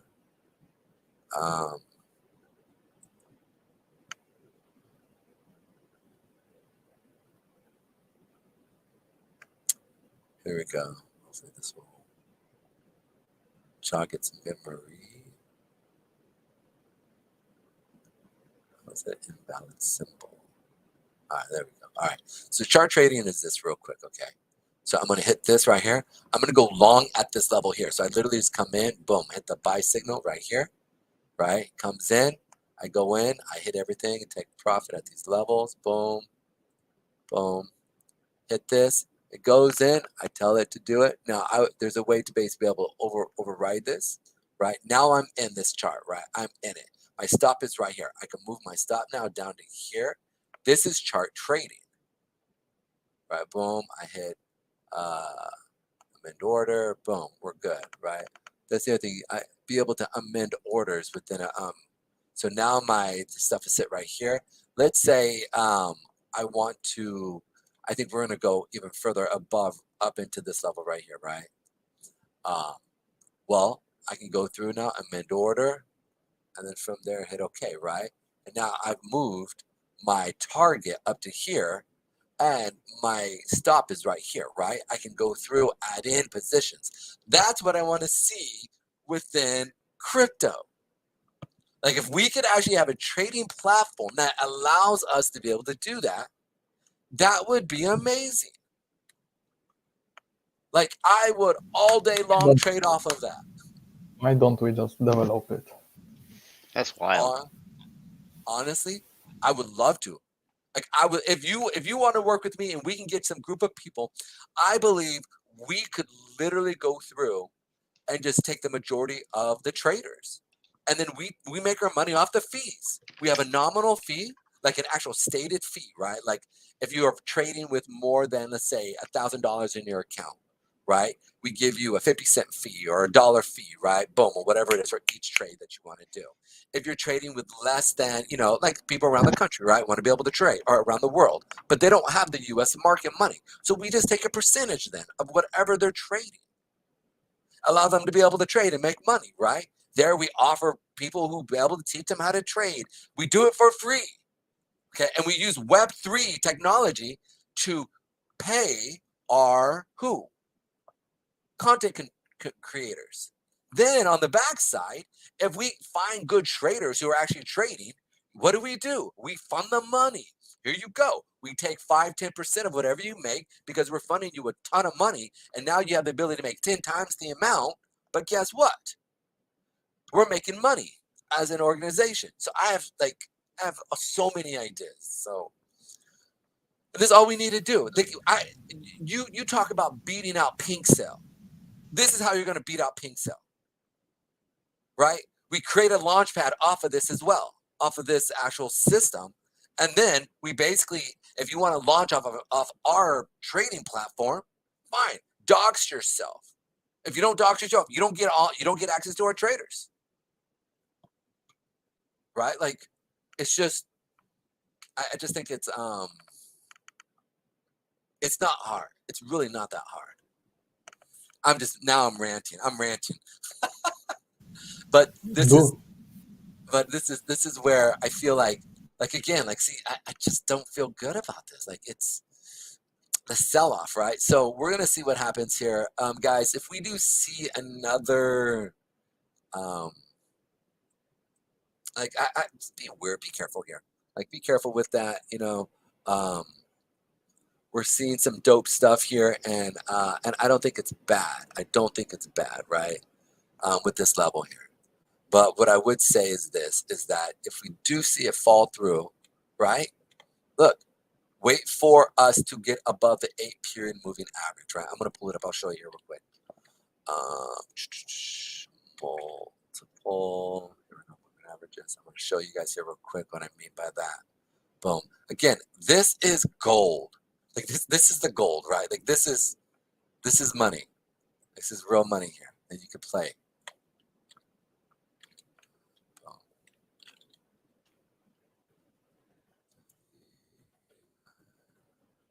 All right, and I'll put this in there real quick. So I use colors as a quick designator for me. The brain actually is quicker when it sees colors versus actual numbers. So I actually learned this from my coach, Chris Koopman. If anybody wants to go learn from him, he's on Twitter. He's the guy who pretty much I would just give my full respect to as teaching me how to really trade.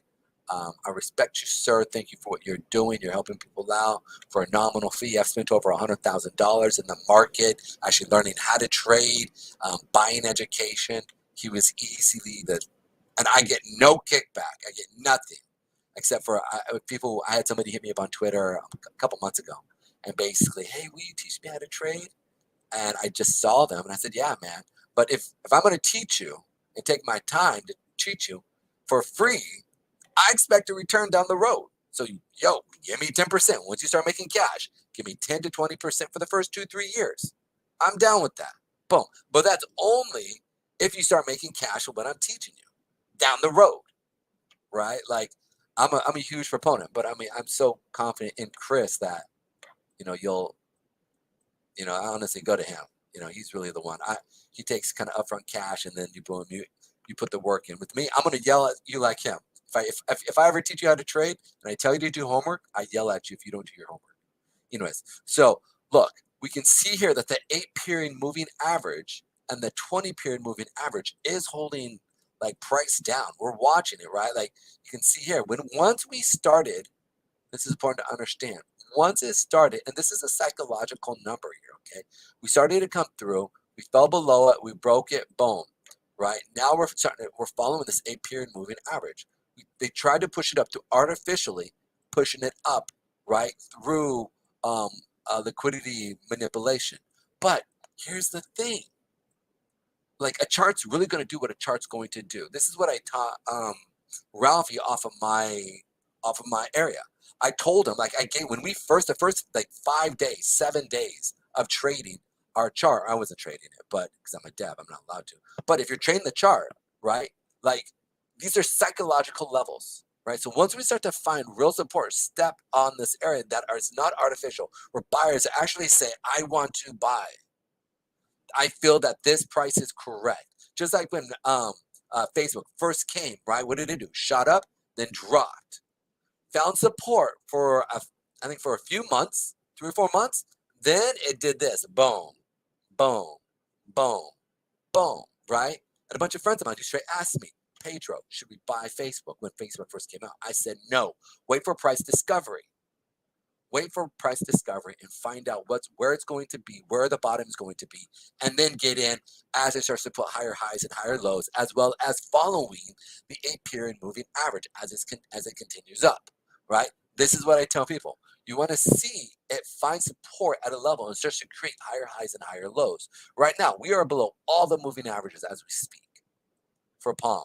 So I'm not trying to predict price here, but it'll probably fall below here. And that's not a bad thing.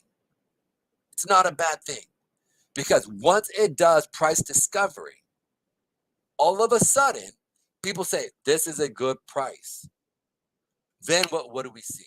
We see an increase in price, hence saying this is the bottom, this is the floor, and it's just a place to play up from that. They've got a great revenue model system within their business. They've got a great system of looking at and actually how to set certain things up. So it's brilliant. It's absolutely brilliant. I love what they're doing. I love how they set up a bunch of their other stuff that's going on, their whole entire ecosystem. Great job, guys.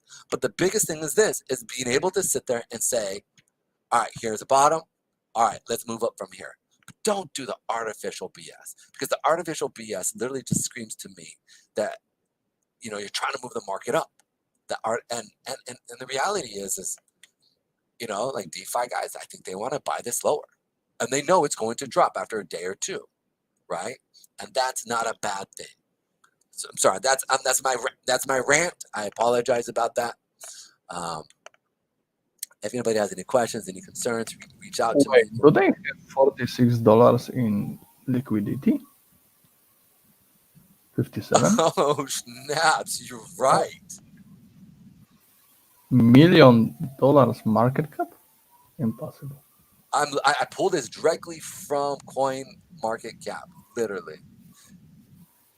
Oh man, don't tell me they rugged. Go to their can you get into their I'm not even allowed in there. They actually blocked me. Oh, I'm literally blocked. bad sign. Sorry, Pedro. I'm out. Yeah, look, I'm blocked. I'm like, if anybody knows PalmSwap, who knows any of the devs, see if they'll let me in, because this isn't a good sign. I can't get How in. old is Telegram? Huh? How old is Telegram? How old is the Telegram? Boom. I actually pulled it up here real quick from boom. They have 11,000. They have admin. I see you. Because when I see 11,000 people in Telegram, let me pull it up off CoinMarketCap. Let's see if I can get to their community. Let's go to Twitter, PalmSwap. you know, Why don't they have a Telegram chat? Telegram. Let's go to it. Right here we go. they started today, yes? Yeah. Or when? Yeah. Yep. They went live today. So no, it's botted. It's impossible. How are you going to bring 11? Yeah, man. This is them. This is straight up them. Click here to prove you're a human. You don't have permission to complete this CAPTCHA. Honestly, man, it's screaming to me that they're kind of. This is a rug. Yeah, 11,000 people. When And you this see is them. 11,000 people in new Telegram, you No. This has been right. been here for a while. they've had the Telegram for about a year, right? Is what they've said. But they can How do I remodel check it. the date? How do I check the date on the actual Telegram? Mm. I mean, you can export part of the chat history, and the first download will be the first day, and the date will be in there, but it's kind of a long way to go. Or you can scroll for eternity to the top, which I'm doing now. I said that's anytime I even feel the slight shadiness in Telegram, I instantly export the chat. Good. Well, no. I mean, I've been involved with people, and they start acting shady, and I'm like, I'm covering my ass in my name. Sorry, family friendly. I'm covering my behind in my name, and so I document. Anytime my alarm bells go off, I start documenting. I'm gonna come right here. Here we go. Here's their first pinned message here. At what date? And we are looking at September 29th. Really? Of this year. Yeah, that doesn't seem right. There's no way without bots, man. Yeah, it looks like these guys might be a completely big sham.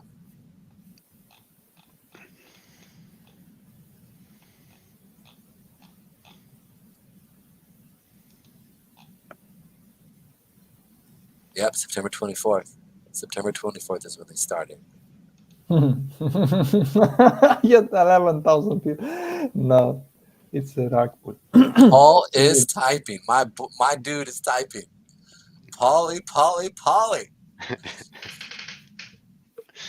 Yeah, I joined the group, and I can't chat. So Let's see, man.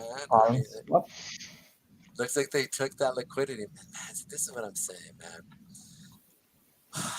It's too bad. And I kept trying to reach out to the guy, man. I lost service. It's all good. So listen, if you are a dev and you're legit, let's get together. If this is a crappy group and they just rug people again, there's so much.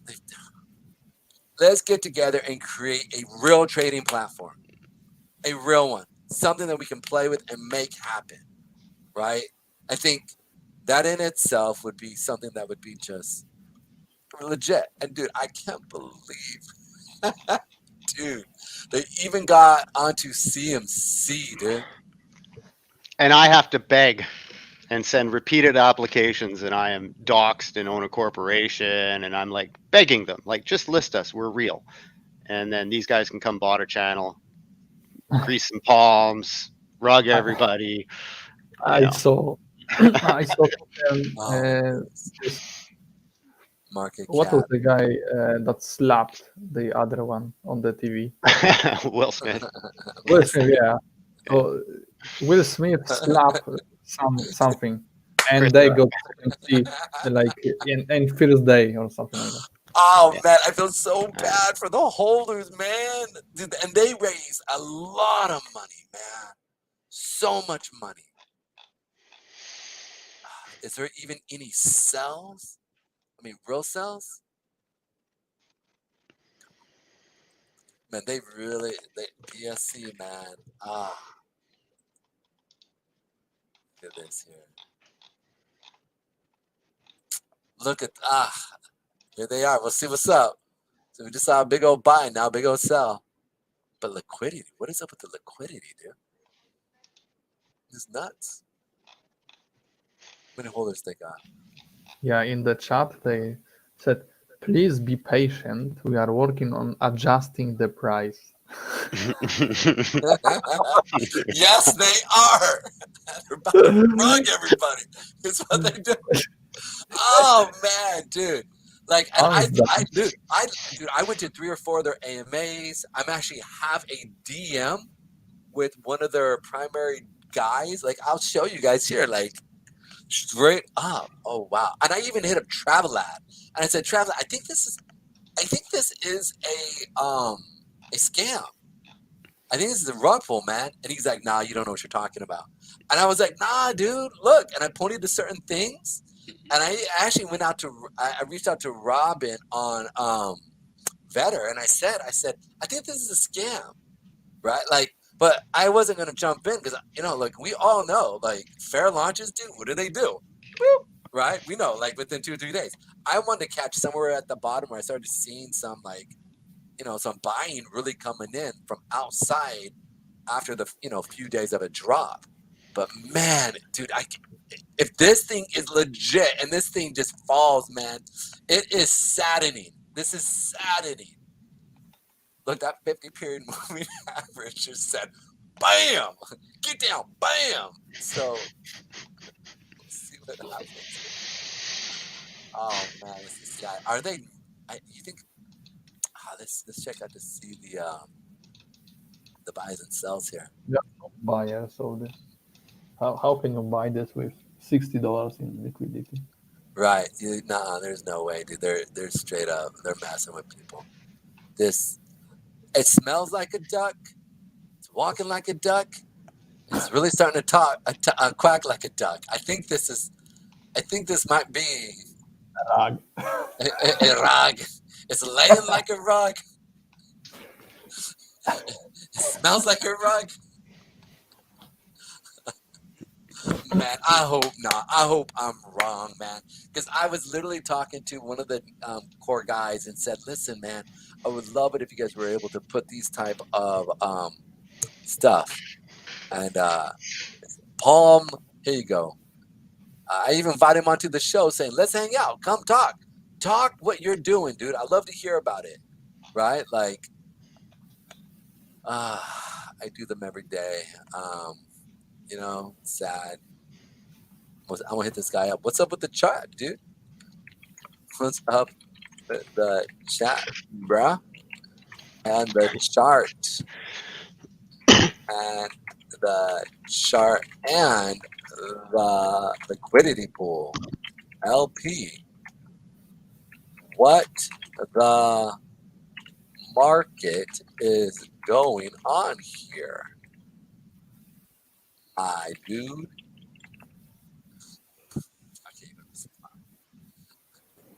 I watch it. We're gonna see, and these guys didn't even talk to themselves, right? Like that's the part, right? So they played a lot of people, man. I feel bad for Travel Dad and a few of these other guys if they're,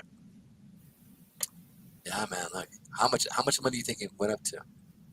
So right now we're sitting at $1 million, and at the peak of it, it went to $6, bro. $6. Oh, here we go. We have tried everything now to get the price adjusted, but it is not working. Therefore, we are developing a new contract. Oh, dude, they're developing a new contract now. Classic, the double rug. The double rug. Here we go, right? So we have tried everything. Yo, one of us need to jump into bring up Brian, bring up like the rest of the people and announce these dudes because this is about to go bad again. Dang. Look at them. Man, I was really hoping they were real. Like I was really hoping. I even told Travelat, I reached out to Travelat, I said, dude, just check and make sure that these guys aren't rugging people. He's like, they're not. Dude, I hope he didn't put a lot of money into it. Oh, that sucks. Oh, there we go. There it is. Once it falls below that, man. Therefore, we're developing a new contract. The contract on CMC won't be valid anymore. Ignore the chart there. In 2 hours from now, 1900 UTC, everything should be ready. You can claim your tokens, stake, farm, and trade them. We apologize for the inconvenience, and we are working now to have this solved and launched properly. Thanks for your patience. Oh, do you guys think it's a rug? Do you think the double rugging is going to happen? I can. Oh yeah. I can. Dude, interact bro. with- You know what we could do? What is it? A bet your beans. Have bet your beans. Go. Put a bet in saying is Palm Swap a double rug? I would take that bet. Yo, that's what we need to do. Dang. Yep. Look at it. Oh, they removed everything. It's so sad, man. All right, let's see what happens on the second one. Shoot, I might even go live for the second rugging if they do this. But man, it's I just need to see their Telegram. You know, when I see like 11,000 people, I immediately assume it's a rug pull. Like I don't even have to check anything else at this point. I saw it so many times. It's, it's all right. like, We're at $1 million. So how high did this go? So the low is 4 cents. Okay. So I'm trying to tally how much did they pull from a market cap situation. All right, let me pull up my calculator right here, real quick. How much money did they steal? Okay. All right. So we have real quick. So it was 1 million. So we're 1 million at 4 cents. Actually, we need to divide 4 cents. So 4 cents. I don't know, what would that be? $5. So that would be 5,000. So we'll say 5,000. So or 5,000. 9,7. So 500. So what is that? 592. And then this low was at 4 cents right here. All right. So 5, and we're gonna divide this by 4 equals boom. So we had a basically 150x is what this was from its peak here. So 150x, right? They probably sold a ton. So it's 150x. Maybe this is travel ad selling. I don't know, could be wrong. And then from there, the next one, right? I don't think this is real numbers right here. This is where they pull the liquidity, right? They add the liquidity and then they pull the liquidity to get more investors coming in. So that'd be crazy to think that it actually went up to 1,600. Like I don't think that actually happened, unless you guys think it is. You think this went up to 1,600 here? I don't trust anything I'm seeing. Yeah, same here. I was just thinking the same thing. And so, but I do think it probably went up to $5. You know, 150x is not undoable, right? Especially with the hype that they had coming into this. So coming through, pushing this up, they sold it off. So that's 150x. So we're gonna times. So it went up to 150 million. So wait, give me 1 second. These are rough numbers, so don't quote me on it exactly. 17. Come on, 7, 4, 8, 7.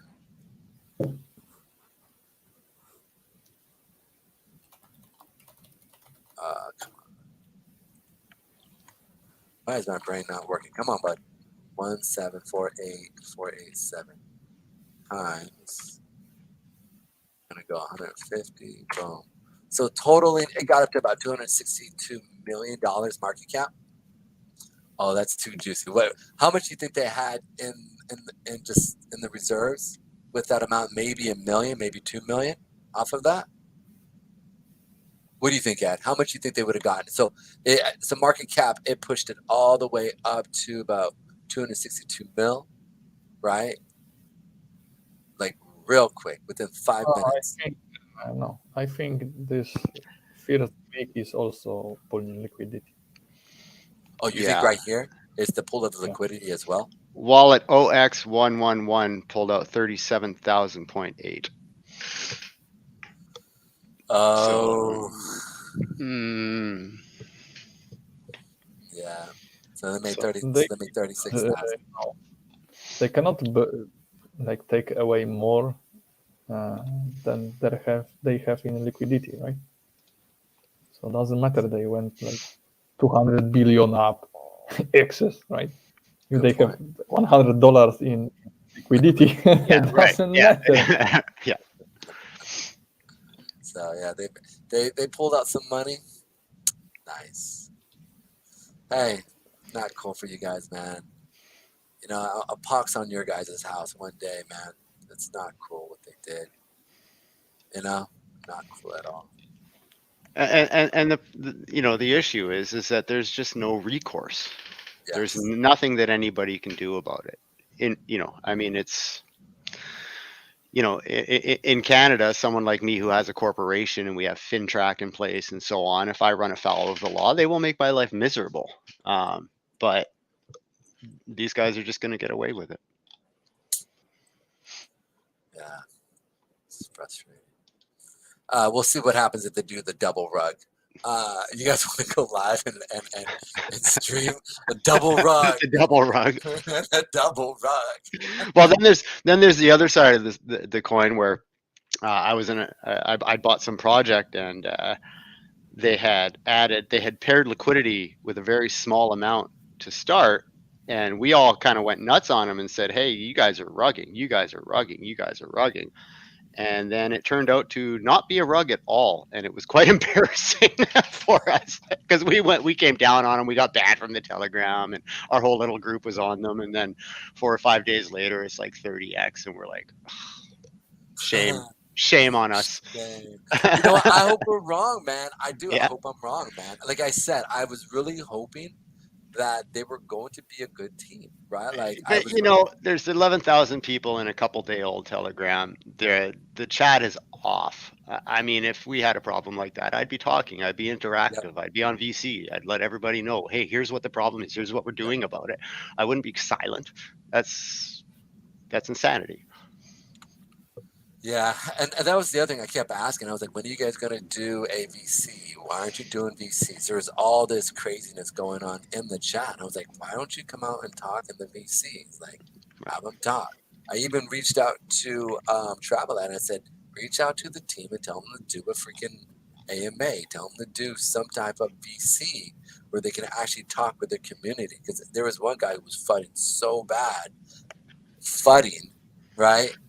And only time will tell, if these guys, if something happened to the contract, right? Yes. But with your guy, the one that, did they do a double contract? The one that, no, they didn't. They kept the same contract, right? Yeah. They kept the same contract. Everything was fine.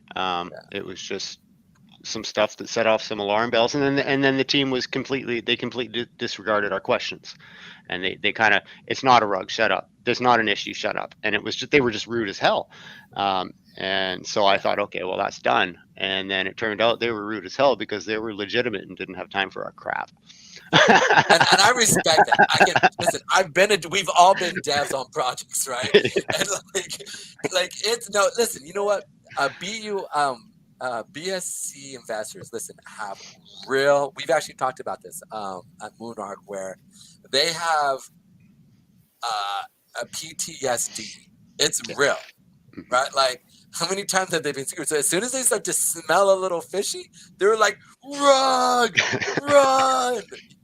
This guy is falling, and rightly so, right? And rightly so. So for me, I'm looking at that going like, you know what?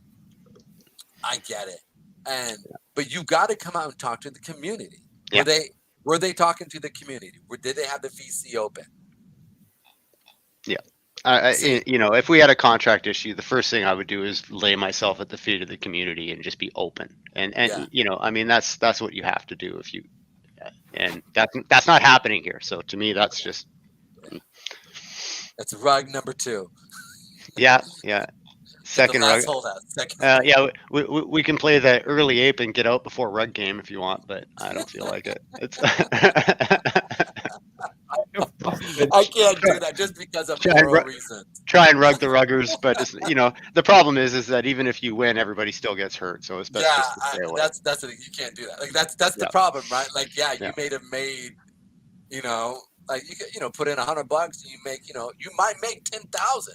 I mean, we know the way this works. Yeah.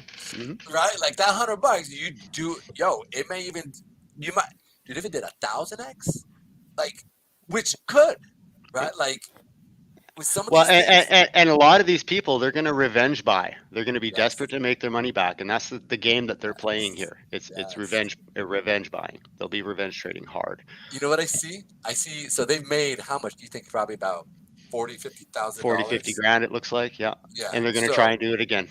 they're gonna put it in the market. They're gonna see a big rush, and then everybody's gonna run.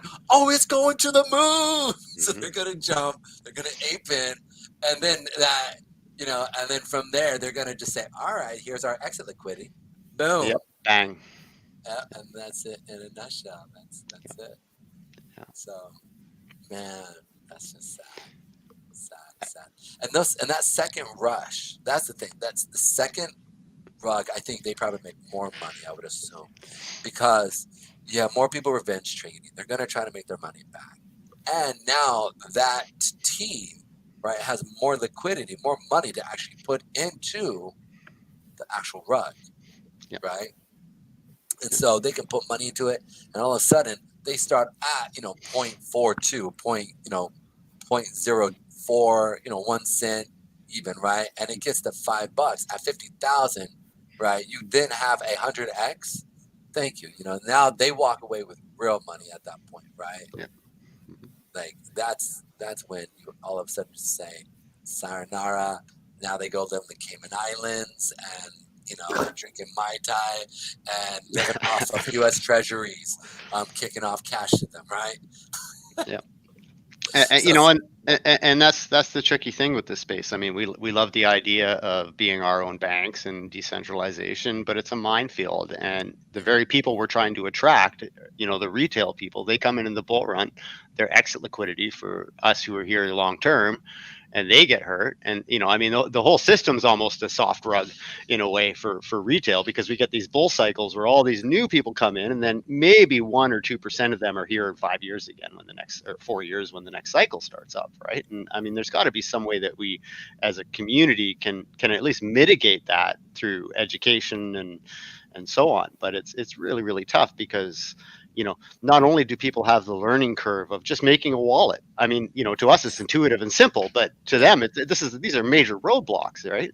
And then so they go through all that effort, and then they get just wasted, and they're gone, right? It takes years for them to come back if they do it all. So or they play in central banks, right, or central exchanges, right? Yeah, and then they play in that because the real money's in DeFi, right? Like even in a soft rug. You can still make cash, right? Yeah. Like that's the thing. Like you can get in if you get in at a fair launch, and all of a sudden you're up, a 60x or even a 20x or 30x, right? And you put in a couple hundred, now all of a sudden you have a nice moon bag that you can sit there and be like, all right, sell 2/3 of the position.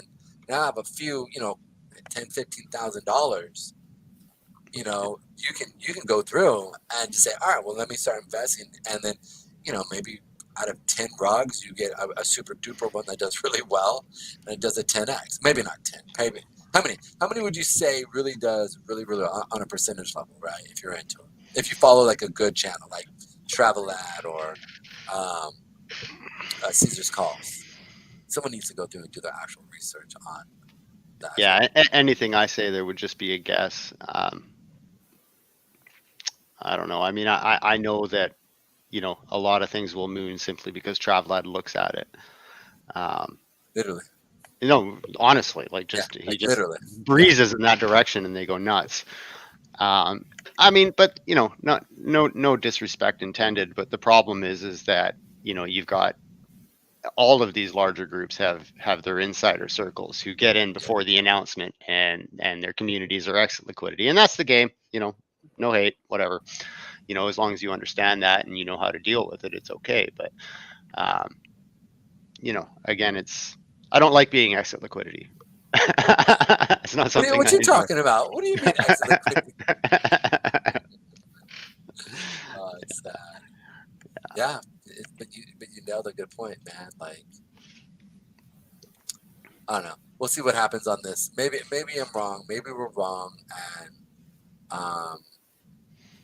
I'm big enough to be wrong, but the reality is that there's no communication there, and for me that would be the end of the line.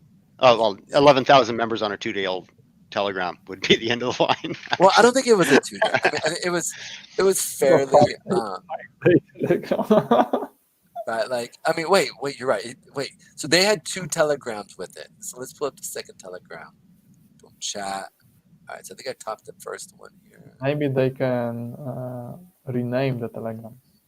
Some scammers are using. Yeah, this is botted too. Some scammers are just leaving old telegrams and deleting the names and they use it. You know, I mean, the space is such a minefield that even experienced people. I mean, I got rug for $600 from a promoter, and I mean, I have scars. You know, my alarms are really, really good. You know, and I'm good at reading people and knowing when I'm being fed a line, and I still got caught. You know, it's just the space is tough, and some of these people are very talented at what they do. Yeah, so it looks like PalmSwap. Here's their second one, right? So I'll bring this up here real quick. So this is the second one that they have, and it actually stems all the way back from February 10th. So, and here they have 8,000 subs. I've been muted. I thought I had. So you can see here that November 5th, 2021, the PalmSwap announces a short introduction to the protocol is now live on Medium. Now, this was the Medium article I did read at the beginning of the year here that it said that they did. So I did see. So this is why I sit there and I go, I don't know, right? Like, just I don't know. Is this today? Right? We're reviewing the list of banned restricted users to see if there's anyone who might. This future of trading. What's up? Rag. This is future of trading. Rag pull before it goes down. Before it goes down. We are working on adjusting the price. Once done, claim ETC will be working. Sorry for the inconvenience. So, I mean, I guess the one possibility here is that when they paired their liquidity, they chose a poor token value that threw off what their plans were. I mean, it is a slight possibility, but again, where's the communication on that? You know, if you mess up pairing your first liquidity, it's messed up because you can't undo it. The price per token is set. There's no going back. So you're thinking that's what happened? I'm thinking maybe this is. Yes. If it's not a rug, then my first guess would be that they did a poor liquidity pairing, and the token versus BNB was just out to lunch for them, and it didn't make their market operate properly. And that might be why they were trying to adjust the price by pulling and adding liquidity, but it's just never going to work out. You know, it's kind of the same reason why, you know, I've had some criticism because we have a disabled trading option, but we only had that so that nobody could pair liquidity while they were holding their airdrop before I did, right? Got it. And then it makes for an easy launch because you can set your liquidity and then enable trading, and away you go. Everything's safe and good. So, you know, that is a potential here. But again, the lack of communication is the scariest thing. Oh, here we go. The CMC team has not verified the project market cap. However, according to the project, it self-reports a CS is market caps is 47 million Palm with a self-reported market cap of 5 million. Yeah. We'll see if they're actual new ones. So it's going to be really interesting. Here's a quick question. So I don't know much about pairing of your but if I'm looking at BNB right now, right, BNB is on that up status right here. We're blowing through that 50 period moving average. Man, this baby's coming all the way up to here, guys. You should see this baby come all the way up to here by the end of the day. So in the same sense, like if B&B's moving up, why would it cause their pair to go down? It wouldn't. Yeah, go back. Yeah, no, it wouldn't. I mean, my liquidity went up by $2,000 just from B&B Yeah. difference between last night and this morning. Absolutely. Yeah. So the partly that aspect is just basically it helps you. So if they're saying that they're having maybe like with the code something's malfunctioned, or is that what you mean? No, I mean, if you were planning on putting, a million tokens to X amount of BNB, and you messed up and put 10,000 or 10 million tokens against X amount of BNB, then your price is going to be way off what you projected and planned.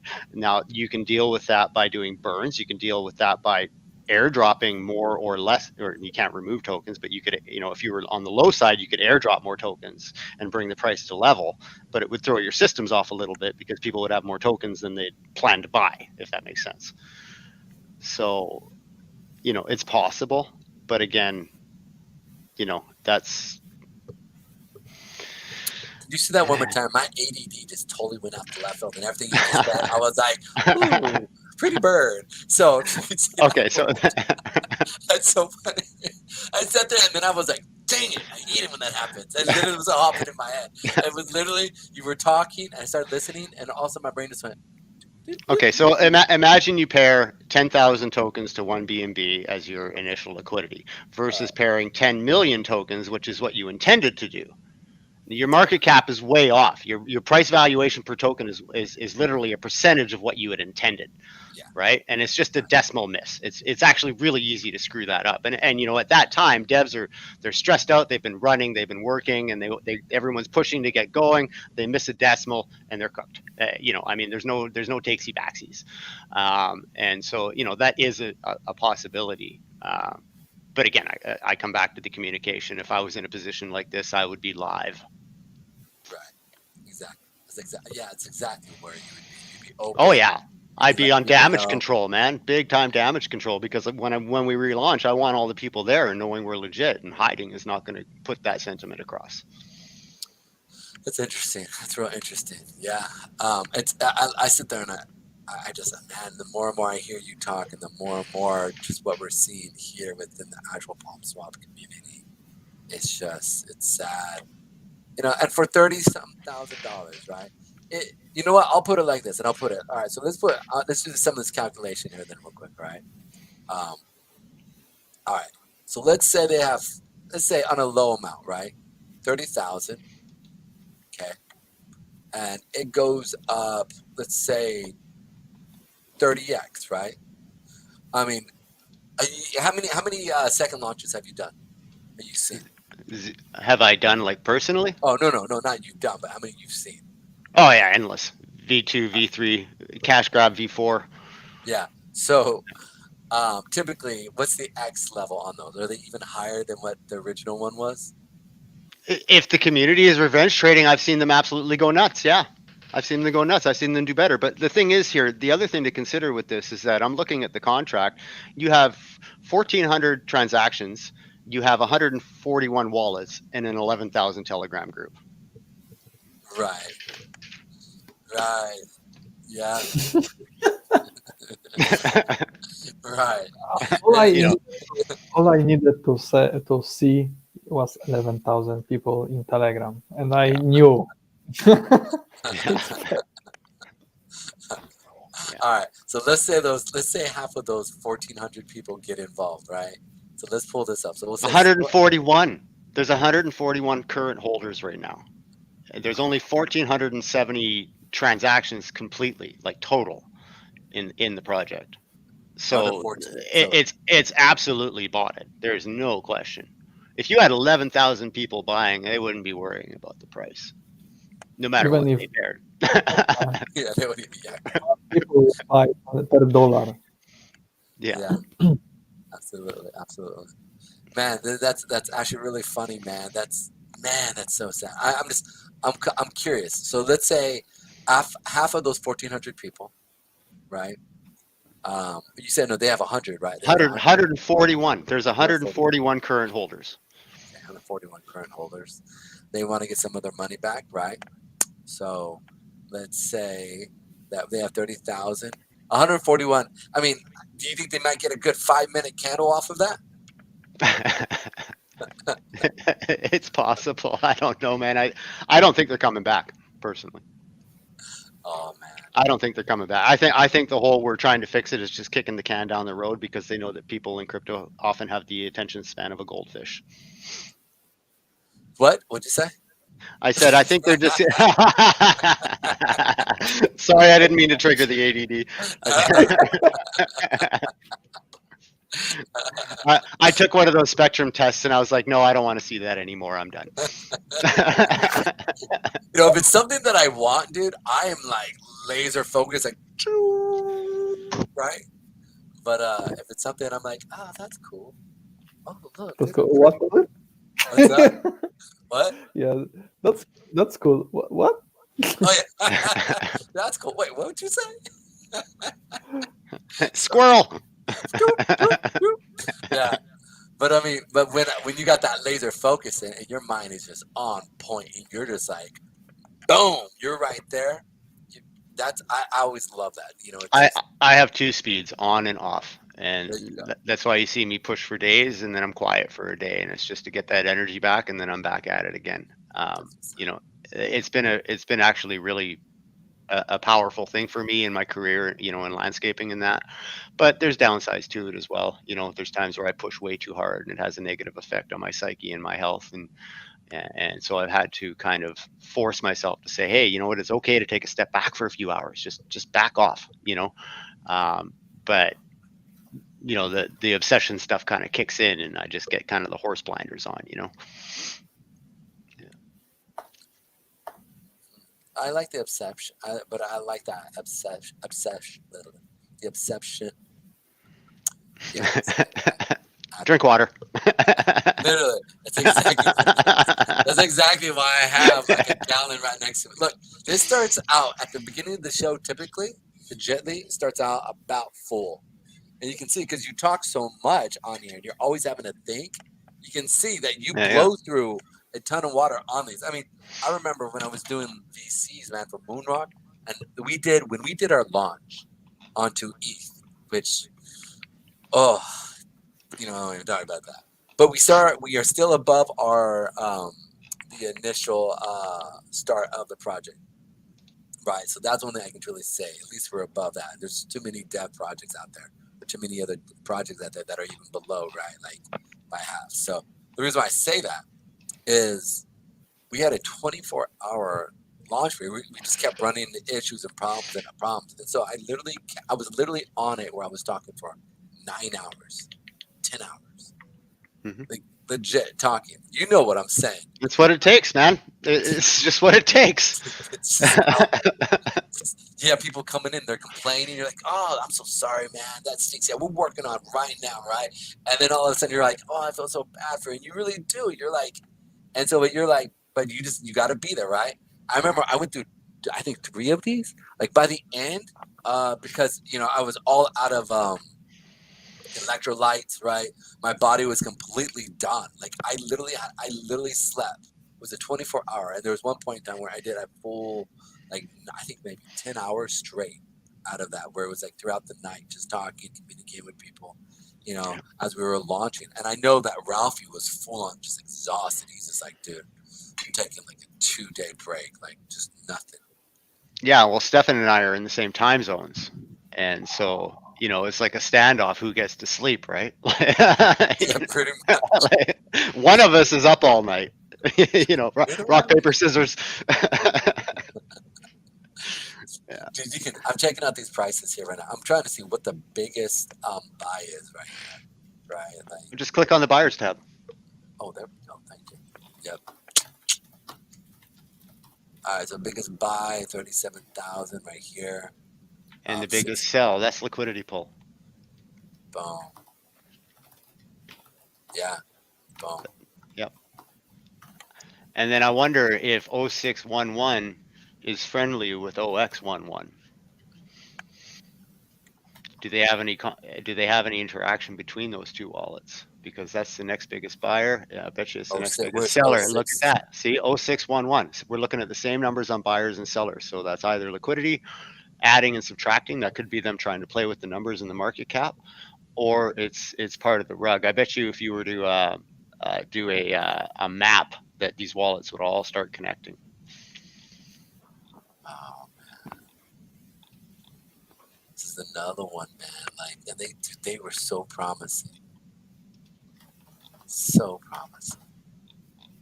I was like hoping that they would actually accomplish something. But it could be the best laid plans of mice and men, and sometimes people who don't plan to rug end up rugging because they've made miscalculations, right? Like, for instance, botting your Telegram and thinking that that's going to create buy pressure, when the reality is the first thing someone like me does is looks at the holder list. I mean, it's literally the first thing I do, because I have little targets in my mind. I know you do all the smart charting stuff, but I have sentiment style targets that I use. So like if it's a small cap and I'm in profit at 70 holders, I know it's either going to rug or tank soon.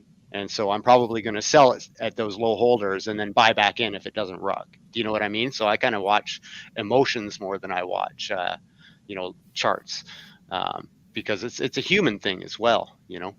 Not to say it's that successful, but I've had some successes with things like that.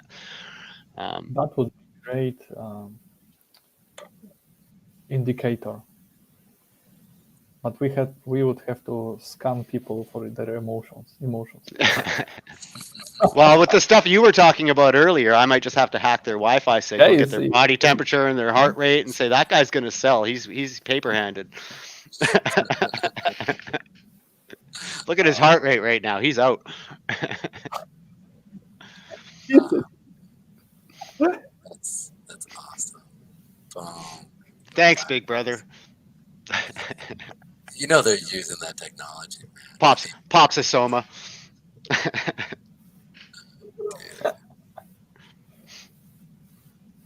Yeah, they use it completely. No, there's no. They even have technology from. It was developed in the 70s. It was 1970 something. The patent was made. The scientist that made this patent even wrote down in the patent that he's afraid someone will use this patent for nefarious things, right? Nevertheless, he did it. Well, so it turns out that they can control your emotions by a monitor screen. Back then it was television, right? But they can move the visual like what do you see with proper hertz that you don't notice it, right? But your brain subconsciously notices it, and they can play on your emotions, control your emotions just by word. That's nuts. Anyways, guys, I'm going to close this down. I'm going to finish up real quick the last little bit of the charting here. If you guys have any questions, throw it out my way real quick. Here we go. We did XRP. We did ADA here real quick. Let's check out a little bit of Doge. Good old Doge here. Doge right here, as we can see it, is, man, I would have thought we were more higher. It's still floundering on that 8-period moving average. We are putting higher highs here, so you can sit there and see it. But on a level here, I would expect us to really, I thought we'd already been pushing through that period here. I hate the fact that my zones are so good. I do see us sitting right here. We did bounce off, but there's, again, I see a lot of buy. There is a lot of buys and sells going on with Doge, and maybe partly it's to do with Doge Chain, right? Like, I know that they're probably a lot of part of this as well. You can see here right now, man, we've got some buyers, got some sellers up in here. Yeah, man, it's real interesting. They've got a nice little battle going on here. So Doge is it's moving. It's not moving, but it is in the sideways pattern because people are buying and selling, shorting and going long. I don't know if that's manipulation by the institutions, but it's real interesting. Dot here as I'm looking here, guys, real quick. You can sit here and see. Oh, where did Gabriel went? Did he bounce? Yeah, I don't see him. There he is. Boom. He's like, get out of here with that trash. I'm telling you, man, it's golden. What's up, brother? How you doing? You there? I just figured you stopped. You didn't want to hear what I had to say there. Yeah, frequency. I was looking for the word in the meantime. They can control your mind, your emotions by frequency of the pictures they are showing you on the screen. And it was patented 50 years ago. 50 years ago, was that during the whole entire what's it called, the 1970s, when they were going through and doing the Ultra. What is it called? MK Ultra. Yeah, MK Ultra. Was it during that time period that they started playing with that? Possibly.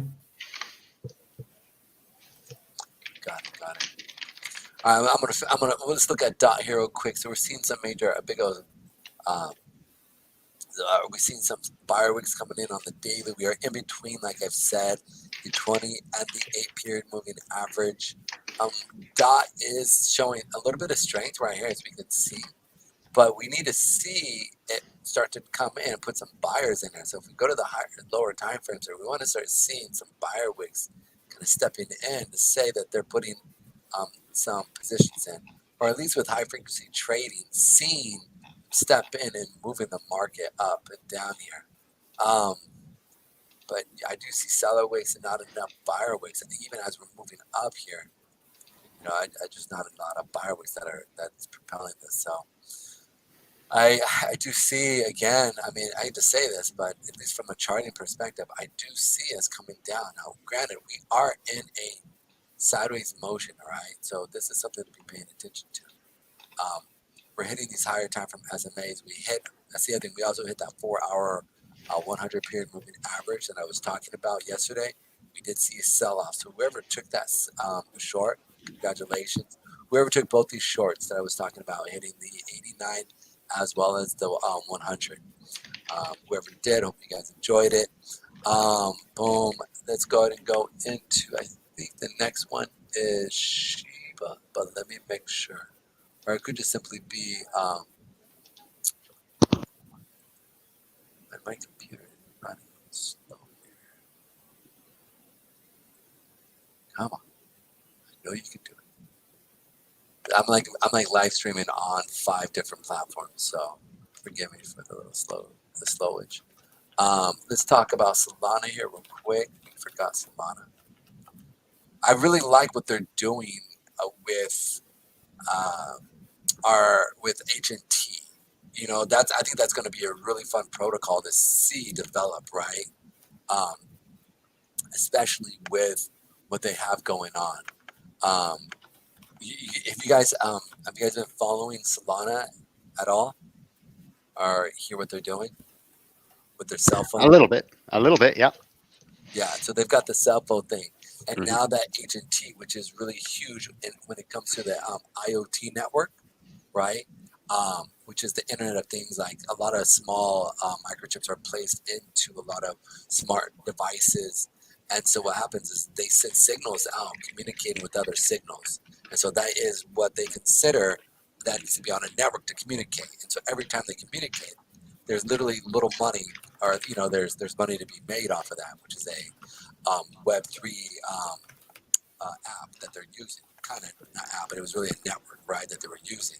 So instead of, and I think it's smart, what HNT did is I don't know if they abandoned completely their own network, and I need to look into that, but I know that they are partnering with Solana basically because they've come out with the cell phone And now they actually have, instead of a miner that's stagnant in one place, they'll be able to have normal miners that they have. In addition to that, they'll also have the cell phone miners going through and kicking it. So that's going to be really interesting to see as that moves forward. A lot of the technology as that goes. So the cell phone mining, I mean, obviously that's going to be a pooled system of some sort because your regular cell phone processor will melt. really, Oh yeah, if you're putting out serious hashes. I mean, if you look at Pundi X tried to do something along those lines, and they came out with that giant brick of a point of sale device, right? And they, it was cool conceptually, but it was just too hard to get a store to take out on another point of sale device when they've already got the Visa and the MasterCard and all that sort of stuff, right? And so that was the wall that they hit. And they had considered, creating full on mining phones, but the issue they ran into was cooking processors. So I'm thinking that there's like a proof system in place or a pool system in place for that. Or they've managed to do something that is beyond me at this point, because your phone processor is not going to have a good time. Most phone mining is simply just programming and airdrop and not actually mining anything. Well, we know that they're creating their own cell phone, right? So if they're trying to do what they're talking about, right? Like if they can get all the primary people who deal with mining, right? If they can create a cell phone, and I don't know what the full details they would need, but if they could create a cell phone that would be able to handle the mining aspect behind it, right? Even with an added attachment, right? Where you have the cell phone and then you have that added attachment of battery, right? That you could put into to actually power it. Like a modular box would be really interesting. Yeah, smart. Mm-hmm. Something of that nature where you can actually put there and add in. So if I'm driving around, right, I could put that on my, I don't have to have that actually on my hand or on my pocket, right? Like that, I would be afraid for my children or my soon-to-be children, right? So, but yeah, don't put it in your pocket, or there might not be children. Imagine the lawsuits from that one, right? Wow. But the reality though is I don't mind putting it in. If it's not a lot of radiation or anything like that, right? Boom, set it into my my car, right? As I'm driving around, I'm sitting there mining, kind of like how XYO did it, right? With their geo tracking system. You could create like a miner dock, like not document, like a dock, like a charging station, where you set it in, and while your phone's not in use, it's connected to the network and so on, and kind of remove that. Basically, it'd be a charging dock that's a giant heat sink with a processor in it. Hey, but you know what? If it's making me money, I mean, I don't mind spending $2,000, $1,000 for a cell phone, right? And then that type of revenue coming into Solana, you definitely push pricing, right? Like every time you buy, I mean, one of, and the reality is one of Apple's primary income is the cell phone or the sell of the Apple phone, right? Like that's what made them such a juggernaut, right? It's just the fact is that they sell that and everybody wants that. Well, if it's a fairly decent cell phone, right, as at least the first one, I would buy it, right? Spend $1,000, boom, and if they're willing to work, and if that actually has a cell phone service to it, it's a win-win for me. Even the first one, and consecutively the next ones that do come out as well, right? I mean, would you spend, like, if you can make, let's say, and here's the thing, Solana is sitting at $34. If I could be making, let's say, 1 Solana a day, or even half a Solana a day, you know what I'm saying? How much power, how much calculation power do you need? Yeah, I don't know. Yeah, that's actually a great point too as well. I don't know. We'll see, right? We'll see what happens when they do come out with that. Maybe you need a cell phone, or the size of your wardrobe to dig. I gotta buy a T-shirt that has all these connections to it. Yeah, it sounds like my 10-year-old RX 580 just humming away. No paste left on it, just frying. It's funny. But hey, man, we never know, right? Return on the price of cell phone, 10 years. Yeah, that's right. Yeah. It's interesting to see how. Well, they'll do it like Bitmain, where they've mined your phone for 6 months before they sell it to you. Oh, oh man. Oh, crypto. Oh, crypto. You know, it'd just be really interesting to see what does come out. But I do have to look, when I look at the chart here, we've got some pretty big buys sitting in here. We did come down, tap into our area here. We did end up above that 8-period moving average, coming down and tapping this again. Now I want to add out here, guys, that when we're looking at that 50, the 8-period moving average that we are playing off of here. So it's just gonna, you know, today's the last day of the month, so it's gonna be really interesting to see what happens here. We do got a big seller wick here on the month, but it came from all the way down to here, all the way up here. So we're gonna be really interested to see which way this turns. I personally think that we're gonna be hitting that 50-period moving average from here, come down and just follow off of this 8. We are starting this trend here, and the next level here is honestly up to at least here our next real step in, not to be confused with the step in. That's another one that was really, I can't, you know how much that's sitting? I found step in at, I think it was 13 million. I forget, maybe it was 123, or I think it was 13 trillion or 13 million when they first came out. And I kind of was like, that's kind of, you know, that's kind of hokey. Now they're sitting at like 300 million. I forget exactly. If you can look that up, how much is Step-In worth right now? Let me see. What is worth right now? What is Step-In? wardrobe? Oh yeah, wardrobe. No, what is Step-In worth right now? You have to type me the name. STEPEN. Here, it's gonna be right here. I'll just pull it.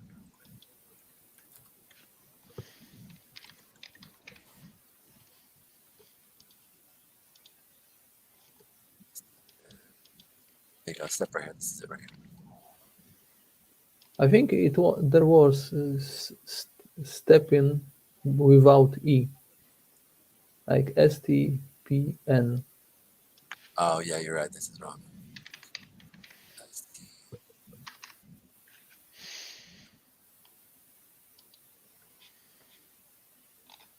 I don't want to be on CoinMarket. No, it was there. It showed, but wait a second.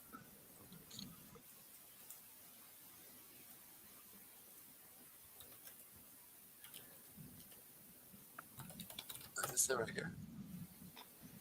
Yeah, STEPN.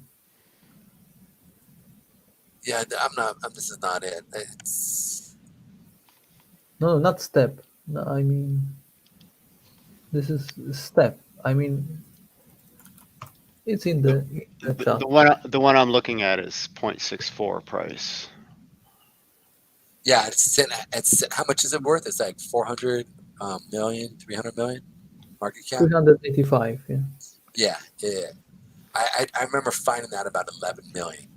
And I thought, you know, ADD, boop. Oh, I need to get in and check that out. And then I heard it on the Decrypt, moving system, or not the Decrypt podcast that they had going on by the main guy who runs that. And I was like, dang it, I need to look at that. And I think at that time there were maybe 50 or 40 million. And then, as you can see, but that's again, it's a geo tracking, geo mining based off of your walking. So when you walk around and you move, you literally mine Step-In, right? Like that's just crazy. People are buying and selling Step-In all the time now, right? So that's another thing that I sit there and go, huh? So who knows? You know what I'm saying? Maybe this is the first thing that they're going to come out with, right? Where they're going to start selling their cell phone up in New York. We'll see how that goes. But as I'm looking at Solana right here, you see that we're bouncing off that 8 or that 50-period moving average, and we're actually starting to find some traction off of the junctional point right here, we're buying, and we're starting to see a push. So we might see this is always when it's a little hard, right, in between here. So it's a ping pong effect. So the ping pong effect could be bouncing off from here, come back down, hit our demand zone right in this area here, and then see another rally. So I'm gonna actually move this here to here. This.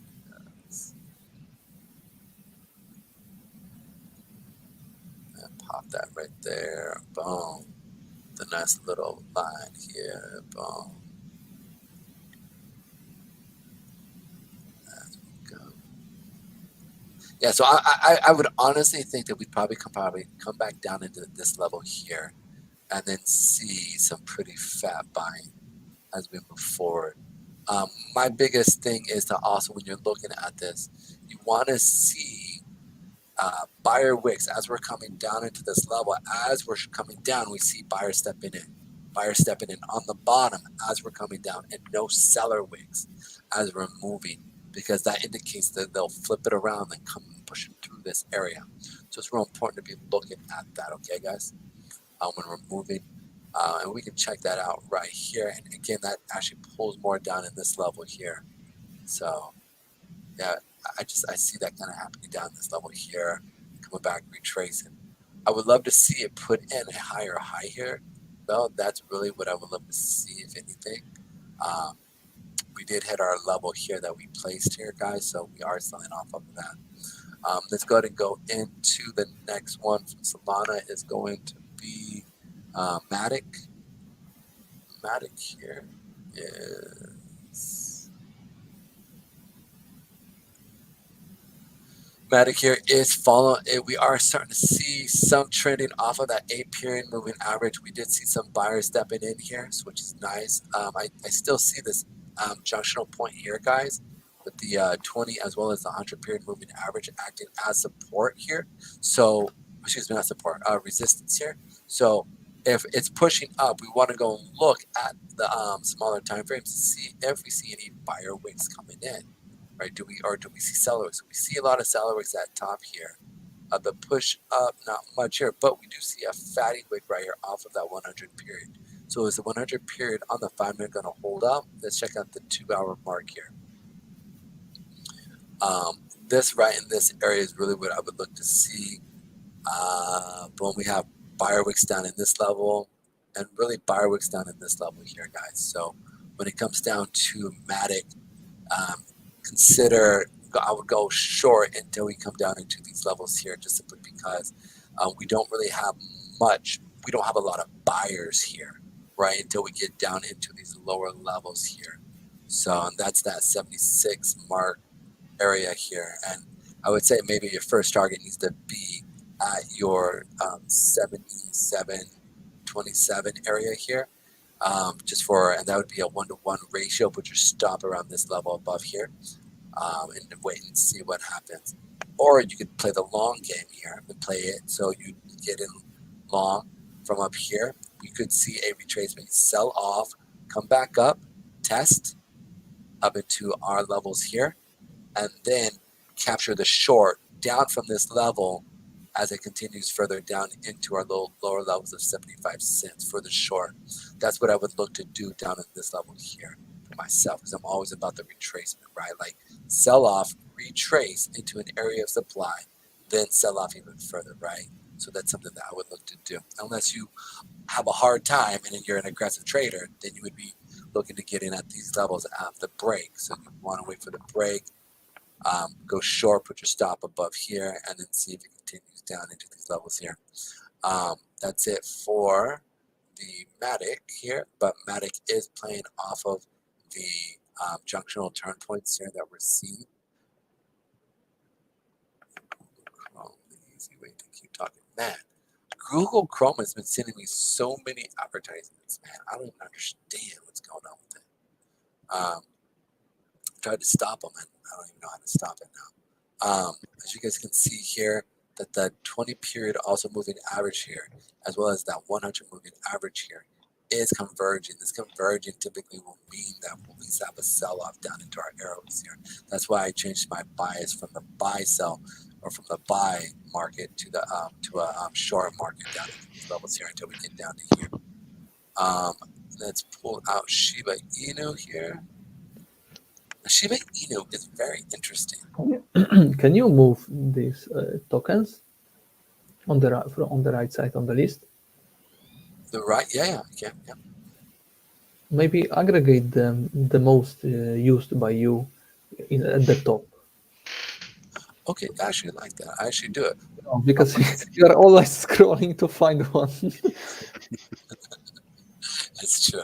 I think one of the reasons why I did, because I was doing the top 30 and 40 coins where my shows would be like 4 hours long and then be like, yeah.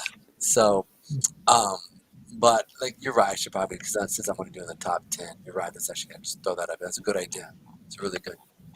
You can see here, as we're buying and selling off of these areas here, what I find interesting more is that we're sitting in this sideways pattern.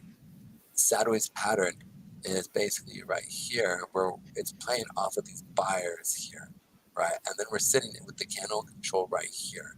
I'm going to set here above here. I'm going to make these white. This would be the zone that you guys would want to play off of if you're going to play the zone here. Again, you wait till, since this is a day, you want to wait into a trending SMA on the smaller time frames. You can play off of that, right? If you're trying to play off of it. So this is where I'd be looking. Once we came down, maybe tapped here, I'd go to the smaller time frames, wait for an 8 or some type of mechanism that you use for your own trending moving average, and then play off of the in between this level here and see how we play it, right? Like if you look at, we'll have to go to 15 minute. Your 15 minutes is really where you do see the trending SMA moving up to a level. Then it takes over, and it's the 15-minute trending that we see moving. So you would play off of that A in between these levels of the white. So that's it in a nutshell. But there's a lot of trading going on between Shiba Inu. There's a lot of buyers and sellers stepping in. Now my long-term price point, like I've told you guys, is really down at the lower levels here, at the 0009 area. And even down into the 06 area, like I told you guys, 6 and 5. I know these are at the lows here, but I still feel like that is where we're at. But as of right now, the reason why I feel like that is because Bitcoin is moving up, right? We know that. Bitcoin is moving up, and yet we're not seeing them really shoot up the way that we should see, right? Like Bitcoin's moving up, right? Ethereum is sideways, but it's still kind of put in lower highs, right? But when we look at Shiba Inu, it's a totally different story, right? Right, Shiba Inu is just literally going sideways, but we should see buyers and sellers stepping in even more so. So that's why I think this would probably come back down to at least that 1,900 area mark. So that's it in a nutshell, my dudes. When it comes to the charting, what are your guys' questions, concerns, maybe even a chart that you want me to pull up? Love to have you guys ask some questions. I just enjoy watching you, explain the stuff you know. So yeah, try my national currency, PLN, $2. PLN. Yeah.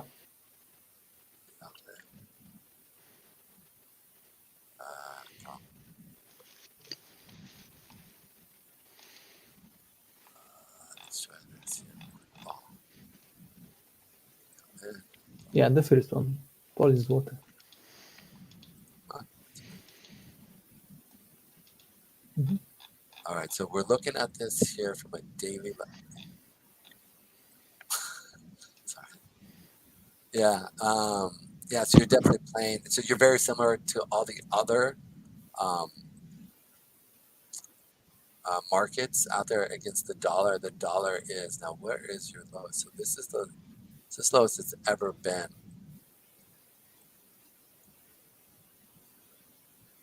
No wonder. Yeah, so you can see here. 2012 only? Ah, okay. That's the only information I got. Let's see if I can get any further information. So basically, we can short it, right? Well, I don't. I was thinking about shorting it, few months back. Oh man, if you'd done that, oh my goodness, a few months back, you would probably be a millionaire right now. Yeah, you know, it would have been up in here. That's 22 cents. It dropped down 2 cents, which is major, man. Like that's a major drop.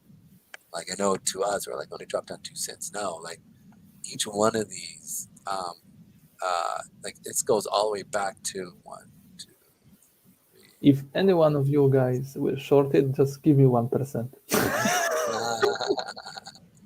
Well, here's the thing. Let's look at it here real quick so we can just check it out here, right? Like, where would you want to trade this? Oh, this is pretty thin. This is pretty thinly traded. So I would not trade this. This is really thinly traded. So for me, What does it mean, Dimi? so liquidity, right? Like if something has lack of liquidity, right, it's very hard to get in and out of that trade or get in and out of that crypto market, right? Makes it pretty difficult because there's not a big liquidity pool there. Well, the same thing here is that there's not a lot of volume traded on the Polish dollar. So if I get in short, let's say I'm all the way down here, right, and or I got in all the way up here, right, and I want to get out, I might not be able to get out until we hit maybe half of my, I lose 30%, 40% of my trade. Because you can see that each one of these nicks is a trade, right? So it goes from here all the way up to like, where is it? Up here. Then the next one is here, right? Boom. These are pretty big moves. So if I'm trading this, it's most likely first, if I go short here, it sees that there's a short. So it's going to try to fill that position next to a buy up here. So it would probably stop me out if I was to trade this, right? Based off of the illiquidity of the market. Because it's just looking for orders. You might want to be careful with it. That's why. So it's very hard to trade these. Especially it's very illiquid. See these huge gaps. These aren't good, right? Like it just makes it very difficult to trade. But if I was to, but let's look at the dollar, right? If we look at the dollar, the USD trade, boom. You'll see here, right? Like there's no gaps in it. If we go to the 5-minute, right? You have a lot more volume in this area here. If you look at right here, the S&P 500, which is one of the most liquid futures there is out there, right? Look, 5-minute, you have a ton of buyers in it, and there's buyers and sellers. If we pull up let's see, where is it at right here? Right, look, here is, what's it say?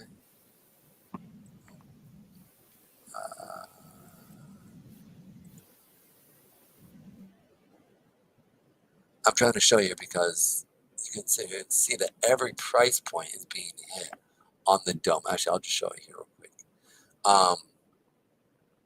Here's our price point for the S&P 500, right, as we're going.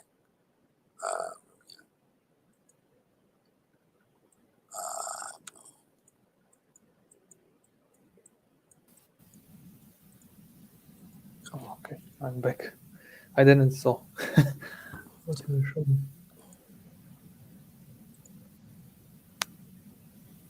Come on, bro. All right, so the reason I want to say is you want liquidity. Liquidity is really important to get in and out of trades, right? And so that you can get in and get out. So let's say I short right here, right? It drops to here. Because right here. It doesn't work like in crypto, right? Yeah. Because in crypto you have market makers, automatical market makers. Not always. No, not always, right? I mean, you do have automatic makers here as well, but sometimes automatic makers, what is the AMM, automatic market makers, you have them here as well. But if there's not enough liquidity, right? If everybody sells at one point in time in crypto, right? You're not. It's the same thing as in here. Yeah, like you're screwed there. Whereas here, you have market makers constantly. You actually have people who are paid specifically to add liquidity. Like they're always, if there's an overwhelming amount of buyers, right? Well, they are paid just to hit the sell market. Mm-hmm. right? And they're paid good money for that, right? And then all of a sudden, then what happens is, then the institutions step in and then drop the market down because the majority of people are buying, and they know that, so they want to come and take portions of that, and then they don't want to lose money with the short, so then they drop in a ton of sellers sitting here, and it pushes the market down. So these are interesting things. But yeah, I would not want to trade your currency because there's not enough. There's just not it's not liquid enough for me, right? Like if we look at this right here. So should I just exchange it for dollars? For your take, because I was thinking about just change it to dollars. Dollar is has inflation, but not as big as the Polish zloty, right? Right. So let's talk about the dollar, right? Because the dollar, here we go real quick, and I'll bring that up here. So dollar's been screaming up constantly, right? I do see a sell-off coming into the dollar here quickly, right? And I bring this up because these are just some of the parts that we're hitting. We're hitting support, or we're hitting resistance at these levels. Actually, boom, here we go. So I actually talked about this yesterday.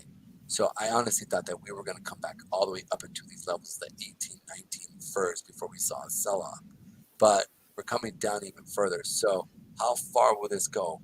I would say we're probably going to come down to that weekly period moving average right here for the dollar, right? So we are putting a fat wick in for the end of the month here. So are they going to use these sellers to buy off of? I think we'll probably see it first drop, and then see a continuation of the push up here. And let me see right here. Is there any sellers sitting? It's not why it's dropping. No, there's no real sell. So what I think it was, there was more buyers than sellers stepping here. So to screw over people, basically they need sellers. Right, so that's what this is sitting right here, is that they need sellers, right, so that they can buy off the market. So what they do is they will drop the market purposely when everybody's long on something, so that people will sell their positions, right, their long positions. So they can buy cheaper. Exactly, and then push the market back up. It's the way because the institutions are always starved for orders. They need orders. Like, remember I showed you that video of, did I show you the video? Yeah, okay. Yeah. Yes. So like they're always starved for orders. So they need orders to push off. And so they have to do the, like we've talked about the manipulation of the market with the news and the back side and front side of things are two different things. So it all depends, but I do see this dollar here starting to sell off, at least down into our weekly moving average, which would probably be right here, that 8. That first row support will come in.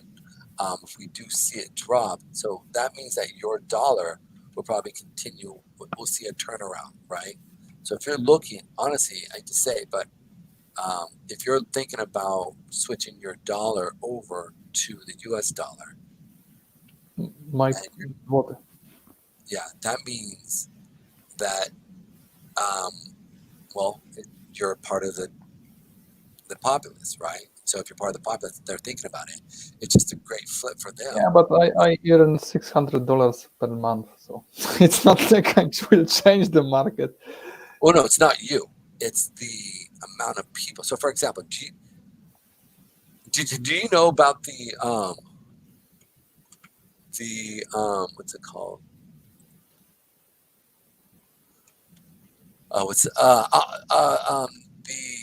Nathan Rothschild, and how he switched things over to the Waterloo battle, and how he basically bought England.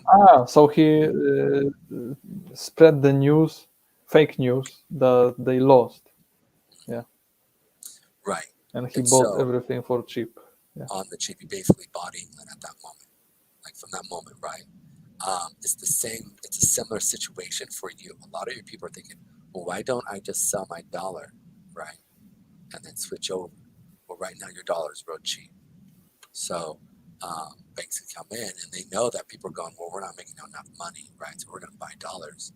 And then all of a sudden, the banks come in, buy your dollar, right? As because you're selling it off to them, right? It's like that mindset. So I would say if you were going to do, I would do 15-50. I'd keep 50% of your dollar in, right? In your national currency, right? And then throw 50 into the dollar. Okay. So basically you're hedging yourself. So if one goes up, the other one goes down, right? And so if something because so if the dollar does go down, right? Well, you're losing money, but at the same sense, you're making money, and so you're basically at a break even. Follow it.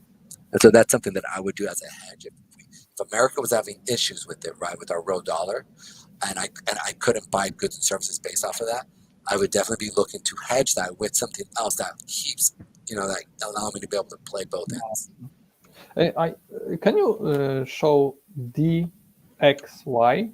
Yeah, that's actually what we're looking at, DXY right now. Okay, because there is a guy, I don't know if you know about him, Milky Way. He's in Brian's lounge also. So he's comparing the XY to the Bitcoin, and basically it's reverse price. Yes. This goes down, Bitcoin goes up. This goes up, Bitcoin goes down. Yes and no. So there is some issue with that because they're not always correlated as strong as what he's saying, right?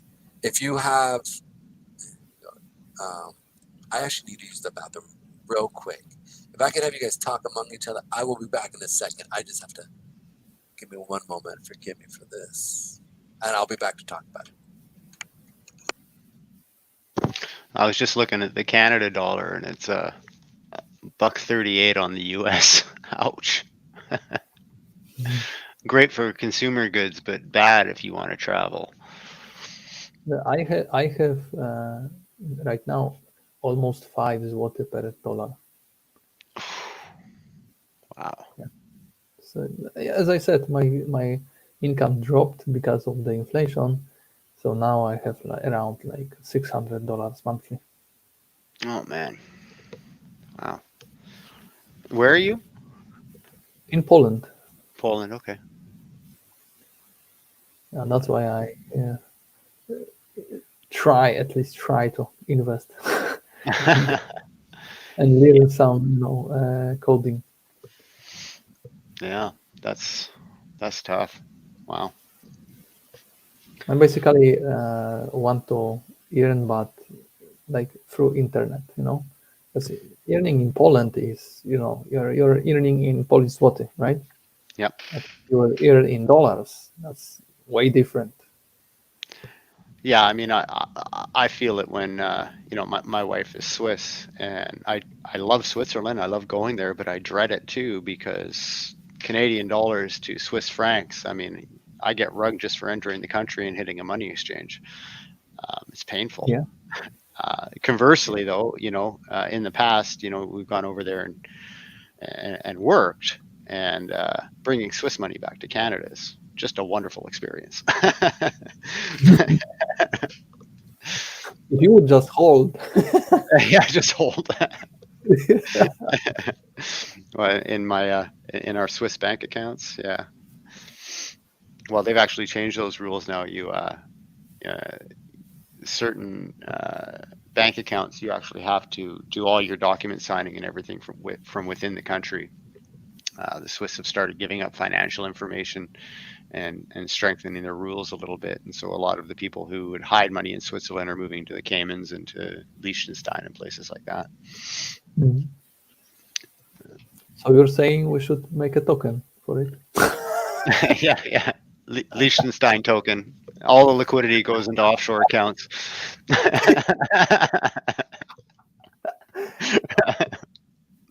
Yeah, like that. That I imagine that Palm Swap is just setting up in Liechtenstein now.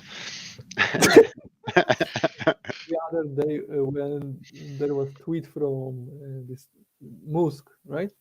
Elon Musk, literally 1 or 2 minutes after his tweet, there were 20 coins with the name. I know. Yeah, burnt hair was it this time? Yeah, something like that. Brian even found one that was 2 minutes before his tweet with the name. Oh. Whoa. I told you, dude, just take a screenshot. Yeah, how do you do that? That's impressive. Yeah, that's why I was the first thought. Maybe they are just creating those tokens before because they know they will do it. The name. Or and just or maybe put them up. they might bait him. They get their contracts ready to go and then bait him to say something. Maybe, yeah. But 2 minutes before. Yeah, something's up there. It sounds like an Elon rug. Yeah, because I'm sure he's dumping out shit coins with like $50 in liquidity. That's a good use of his time. He's bored. I have another billion. Let's dump $50. That's right. Coffee He doesn't time. need to do that when he can just buy and sell during Super Bowl and tweet. I couldn't believe that when I was watching it. I was basically I don't watch a lot of sports, but I was watching Elon watch the Super Bowl and pump Dodge at the same time, and you could see every time he'd say something, the chart would go up, and then it would go down, and then he'd say something, and the chart would go up, and then it would go down, and then he'd say something, and it was like, don't you all see what's happening right now? He's rugging you in Super Bowl, like. I mean, I have no evidence, so don't sue me. But it was just watching it was something else. I was like, well, I couldn't believe what I was seeing. It was just, if that was the stock market, the SEC would dig him a hole. Live. Yeah. But yeah, I'm exhausted from the Elon meta.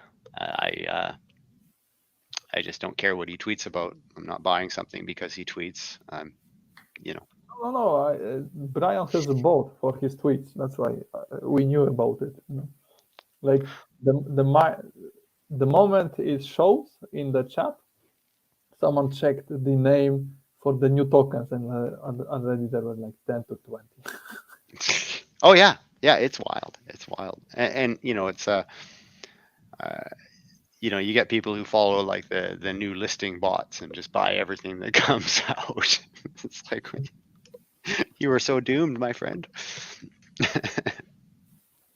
Maybe before it was working, but I think now it's too many racks. Yeah. We even found automatic rack pulls. Like literally, it was automatic contract, making contract. In the contract was even written as a comment, do not buy this. Trading. So that's for bots, just anyone who would just go to the screen, BSC screen scan and read the contract would see it, right?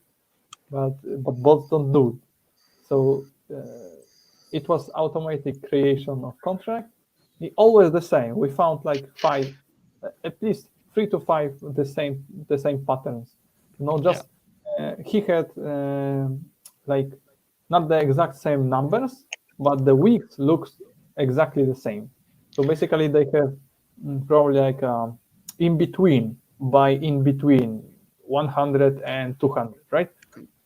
And it was always the same pattern: buying, selling something, buying more, buy more, and dump, rack pull, and next one, and put in the liquidity. And it was fully automatic.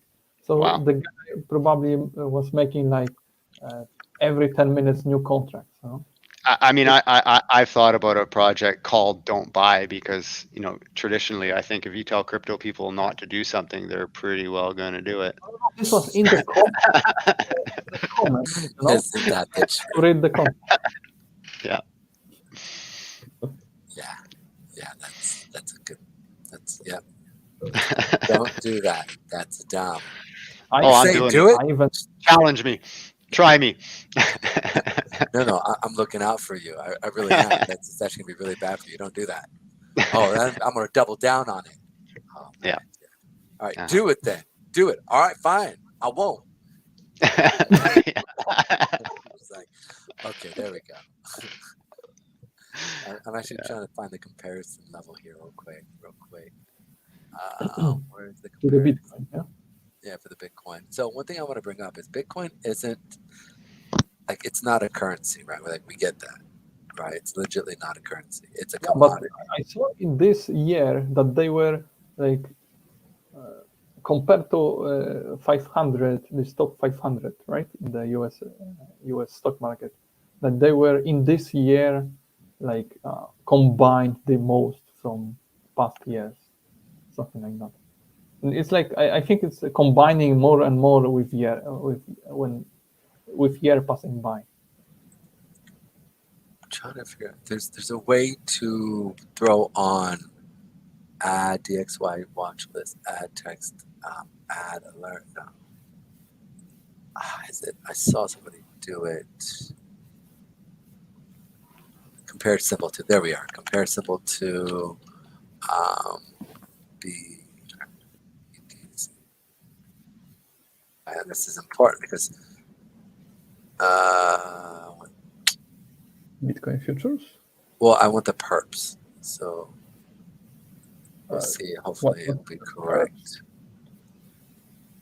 What perps mean? Perpetual futures. Okay.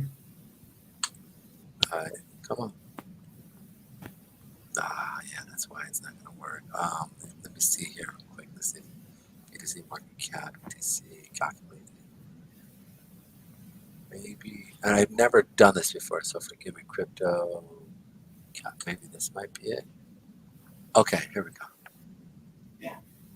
All right, so this you can see here that the dollar here is here's Bitcoin. This is the Bitcoin right here. Now as we compare it, I can't. From a percentage level, it doesn't follow exactly, right? Like the huge meteoritic rise here from here was this dramatic drop here. And also some of the positions as the dollar's been moving up for a long time now, right? Like we've been seeing it rally pretty hard. And so when we see here and look at this day, like this should have been rallying. Like this drop here, right? You should see why isn't this come on? Right. So this just it doesn't follow it exactly. You want to be kind of careful because it's not 100% non-correlated. Right. It doesn't fully follow the dollar here. And so like this was down. In percentage, not in price, but in comparison with percentages. Yeah, it's not like even when you compare it, it doesn't follow well. So you want to be careful with it, right? Like when you're looking at it and you're trading it, right? Like if you're saying, oh, the dollar's going to or Bitcoin's moving up. I'm not buying Bitcoin because the transaction is too expensive for me. Yeah. So I was just wanting to confirm if this is working as he's saying. Right? it could be. I don't think 100% it is.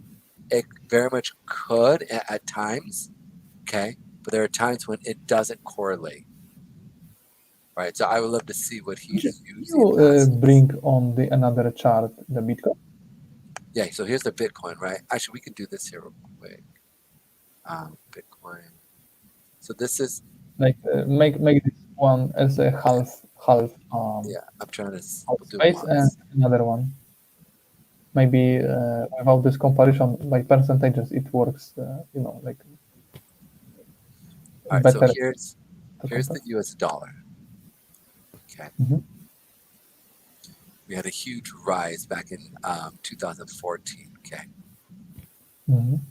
Then we pull in real quick Bitcoin. I don't know if Bitcoin if we even have Bitcoin that much.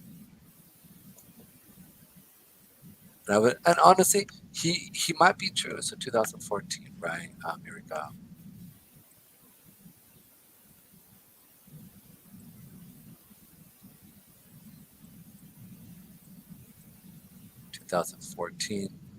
So 2013 we had a huge rally. 2014 we started to fall, and the reason why I say that is, Bitcoin is, and I think I might be wrong here, so it's actually important that I did do this. I know that Bitcoin is a what's the word I want to look for? It's a commodity, so it's not a currency, right? And this is how the government has used it. Now, just like gold is a commodity as well, right? We don't necessarily see at times where the U.S. dollar, they've traded inversely, right? Where if one goes up, the other goes down. But then there's times where they trade they correlate, right? So it's like just based off of the actual moves. So here we go real quick. So back in 2014 on the monthly charts here, we see a big old dip until the from 2013 we see a rally, and then 2000 November, December. So go, and it drops all the way down to about right here. 2015, 2017. So I'm going to go to DYX. Here we go. At the DAX.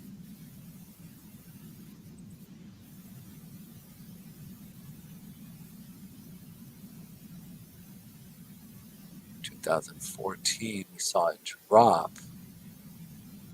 So you can see here in 2014 on the monthly chart, right here, 2014, December, we're going sideways. And then finally, and from July of 2014, all the way, it rallies all the way up into August or May of 2015. I can. Hello? Gabriel? You there, brother? Oh, sorry, man. My wife was just talking to me. Oh, you're good, you're good, you're good. Hello, hello. Oh, can you hear me, Gabriel? I lost you there for a second. Yeah. So we saw, so you Yeah, see my internet dropped. so we see a We drop. are onto something. I want this knowledge. Well, here's the thing. The drop in Bitcoin, right? Like it lost half its value, right? If not more, right? At this level, right? Like, whereas this barely goes down. Like it goes from, or it's still a drop, but we go from 84 all the way down to 79, right? Between this rally here of 2014, right? Like 2014 to January of 2014, all the way down to March, June, right? We're just dropping. So now we go here, Bitcoin, go to January of 14, right here, January of 14, right here.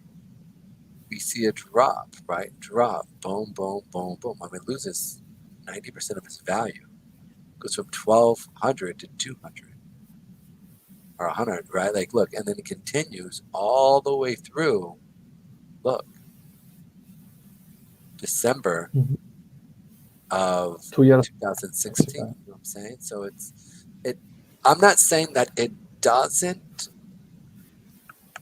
correlate, or I'm not saying that it's inverse of each other at times, because it is. Like I can sit there and see, like currently right now, right?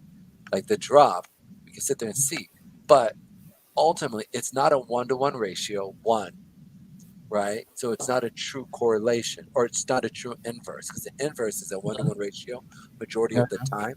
Whereas we're talking, the difference is major here. We're talking like the sell-off of the Bitcoin halvings are real. So whereas with the dollar drop, you don't have those biggest swings, right? And so that's what I'm just saying. And whereas I'm not saying he's wrong, I'm just saying maybe his correlation aspect behind it. I like to go, like you said, like a 1-to-1 ratio of looking at the charts, right? You can sit there and see that it doesn't. Now, at times, does it start to follow? Yeah. If you have a line chart together, was he using line charts comparing them? No, he's just showing the XY and price of the XY and price of Bitcoin. Yeah, so you can like I can even sit there and we can actually do this. So I'll put it in like this. Let's start up another way to compare it. So let's do it line. Okay, we're gonna do line. Maybe now it's more like comparable than before. Yeah. When big money into Bitcoin. Yeah. Okay, I think that's a good way of looking at it. We could sit there and see that. I mean, we could play off of this, and I'll just add in real quick. Boom. And then I want to, so Bitcoin and then DXY, comparable tool.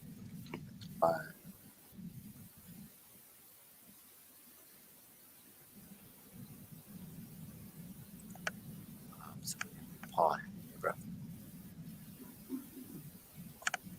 Hey, Paul. That's funny. Okay, so you can see here right now that our comparison is of the dollar. This is the dollar right here, whereas this is Bitcoin. So again, it's. Let me check. Here, let me pull off some of my indicators here real quick. So make it even easier for us to start seeing. So boom, boom. So here's our dollar. How do you switch? How do you take off the percentage level? We could just actually see the correlation of the percentage level as well. I know there must be a way to do that. Divided minus plus.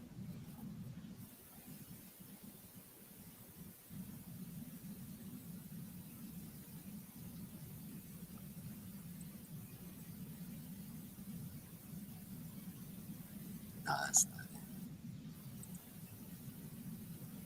That's not working. Yeah, I mean, we could play off of this a little. Do you code at all much, Gabriel? Do I what? Do you code much? You have to repeat because my internet is dropping. Okay. Do you code a lot? Do you code?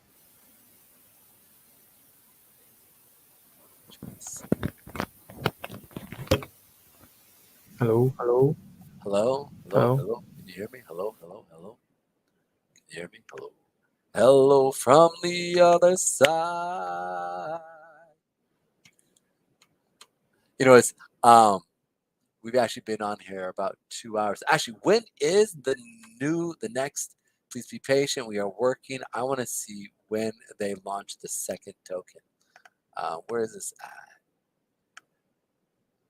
at? Did you catch? Do you remember? Was it? I think it was Hello. 2 o'clock Oh. UTC that the Palm coin was going to be launching the next. Yeah, it should be soon based on what they were saying.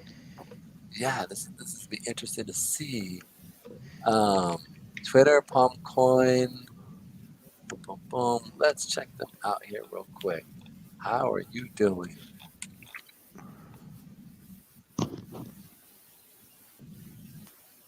Boom, here we are.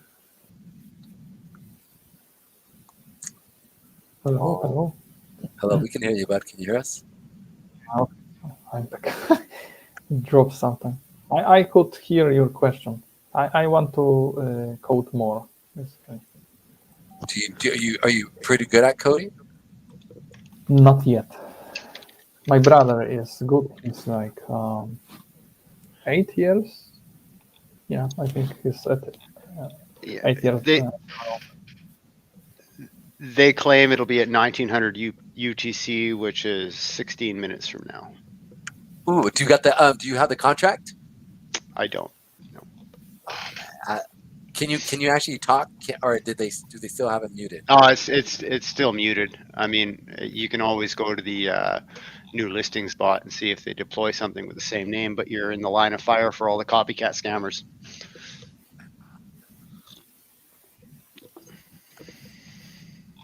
The listing bots on Telegram, they show every time liquidity is paired. So you can often get an early contract address, but the problem is there's going to be 10 others. If you're smart, though, you can follow the last rug liquidity and see it come into the new tokens rug liquidity. Yeah, do you want to show off there for a second? Do you want to take over the screen and just kind of show what's going on? Let me check the new listing bots and see if anything's up first. Don't put yourself in harm's way though. But if you're interested to see what's up, guys, you're gonna see it right here. The new So liquidity. we're moving into the degen section now, I take it. Yes. Bornite, CSM, Triot, TXS, Hero, Meta. There's so many rugs in here. We got a couple of tests. Meta, Aztec. I don't see anything with what was their ticker on their last contract? It was Palm. It was Palm. Yeah. So here, I'll just search the whole group and see if anything comes up. Do you want to share your screen to show or no? I can in a sec, sure. I'm just seeing if it comes up at all here. So Make sure anything private that could find you, just. Well, I'm doxxed and I own a landscaping company, so the whole town knows where I am. There's no hiding for me. What was the original contract address on this? I'll pull it up. I'll give it to you right now. Boom. I see it. It's OX44422. So yeah, see, you've got copycat palms in here from hours ago. 10:45 a.m. There was a rug with the same ticker on it. So somebody did a copycat.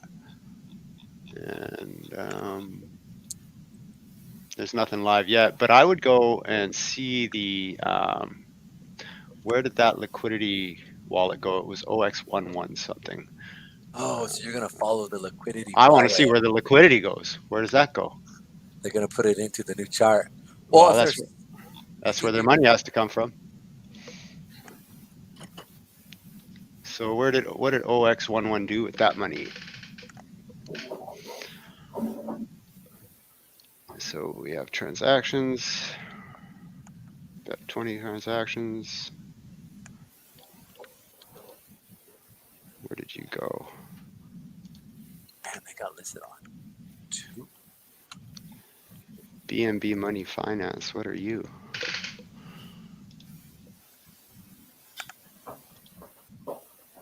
So, internal, 23 days, 5. That's very, very strange. Let me look at that again. Here's OX11 again. They sold. You see the transaction.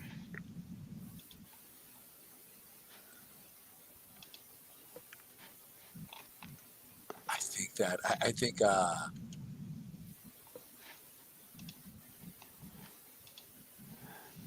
it's very different. Oh, they're doing something right now. OX11 has 2 pending transactions right now. Here, take over. Take the screen. Show us. All right, let me close all this shit here first.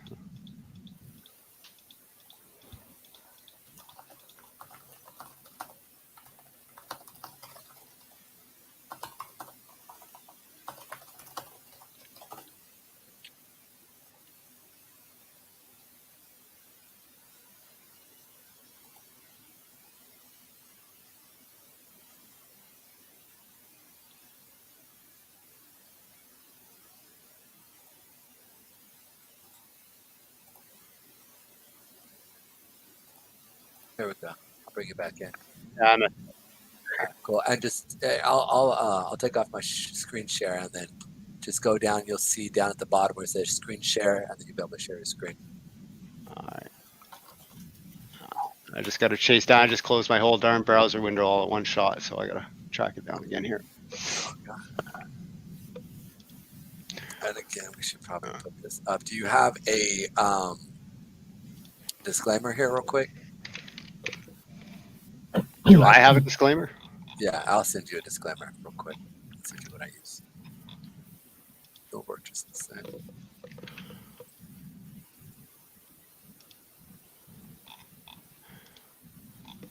Unfortunately, I closed all my pages like a fool here. I just got to track down the CA again, get back to where I was.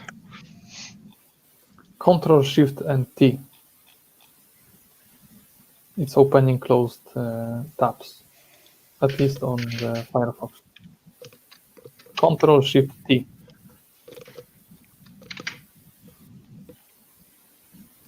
Well, that's pretty neat. Give me a sec here.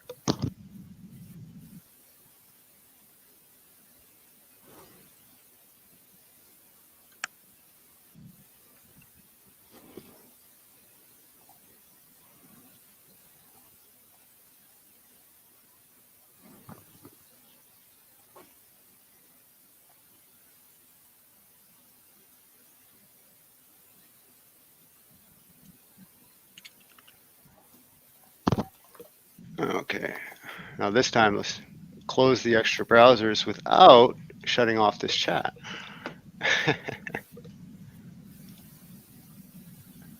Forgive me, I haven't used this platform very much, so I just, it's a little bit new to me. You are all good, my brother. All good, all good. We're about to see. Hopefully they don't rug it, right, the second time. It would be awesome if they did It would be awesome if they did. You have recording now. it. We become All right, so you see that screen there? yeah, again, I'll put you up here real quick. There we are. So we have our biggest seller, OX11. And then we go into their transactions, and you see they had 2 failed transactions here. So they're trying to do something. And they went from OX11 and they tried to move to this contract. What is this contract? There's 78,000 in it. There's 38,000 wrap BNB. So there's the money. It's been moved to here. It's got all kinds of, I wonder how many of these are rugs. Wow.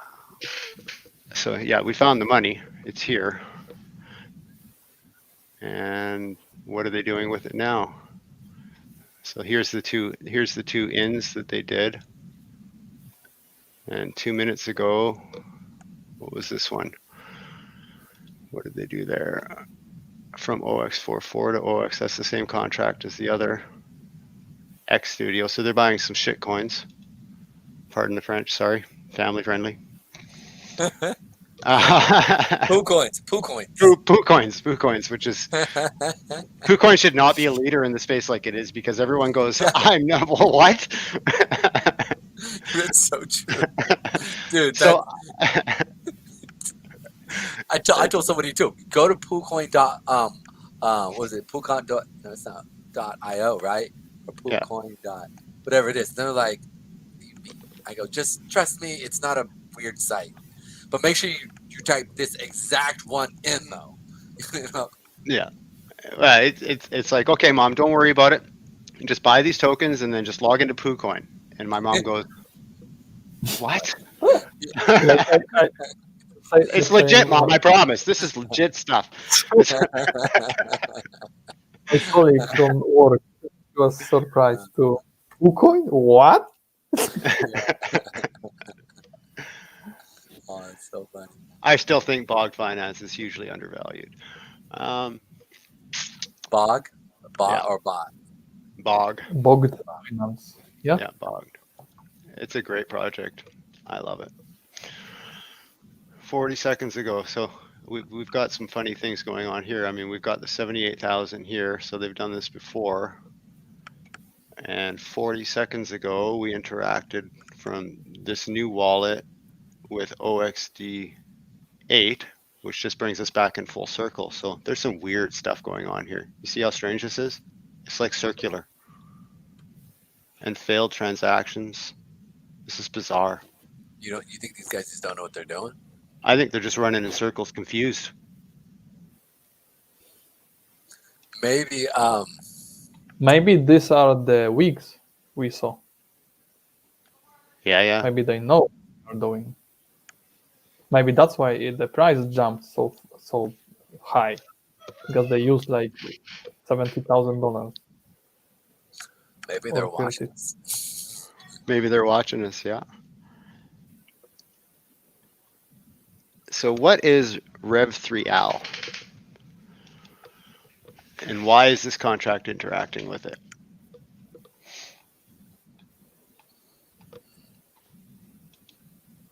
Right, because you see the 77,000 when you go back to OX44. right? You got like 77 BNB or something in there. And then you go into the transactions and right away, oh, I got lost. Where did I go? Go back to OX44 or OX11. So we It had would be really OX, interesting. If we we got, can, I was just actually thinking, why don't we bring in a few of the guys from Ninja Lounge to come and follow this here real quick as well, so we can actually. hey, if you can get Chris from Skeptic in here, he will just destroy all of this. Actually, I'm gonna see if I can pull him in because he's a friend of mine. So we'll see what's up. Yeah, he's big brain. Yeah, I He'll love follow this stuff better than me. Pull it up here real quick. See if he's got a few minutes. I was just chatting with him a couple of minutes ago in DM. So Hit him up. Say, hey, come through. I'll hit him up too, and I'll send him the invite here real quick. Boom.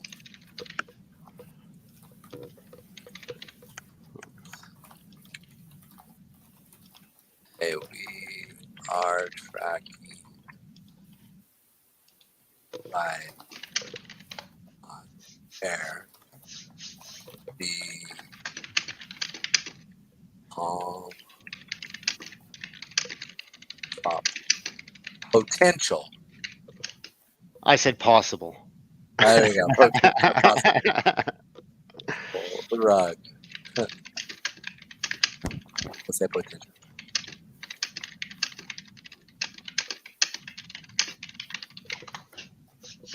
See. And let's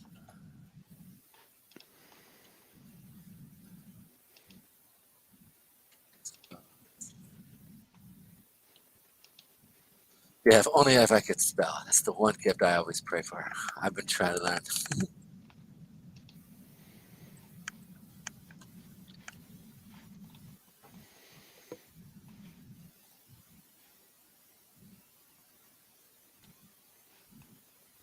There's OX11 again there.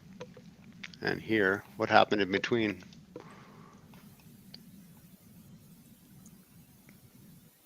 Oh, what's this? Same palm, same contract.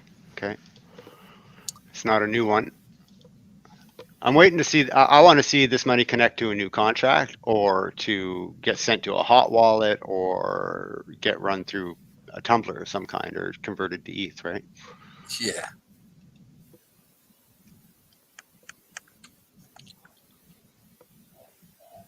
Buck is the And then OX44 keeps coming back. Very strange. It just goes around and around and around. It's bizarre. and that'd be really interesting to see. So are they live right now? Like they said that they're supposed to launch right now, right? Yeah, they said they should be launching in 2 minutes from now. But that money has not been sent to anywhere. This is not, I mean, they might just use that to pair the contract. You know, if you see tokens come into this wallet, then they could pair with that, or it would be sent to an owner's wallet, right?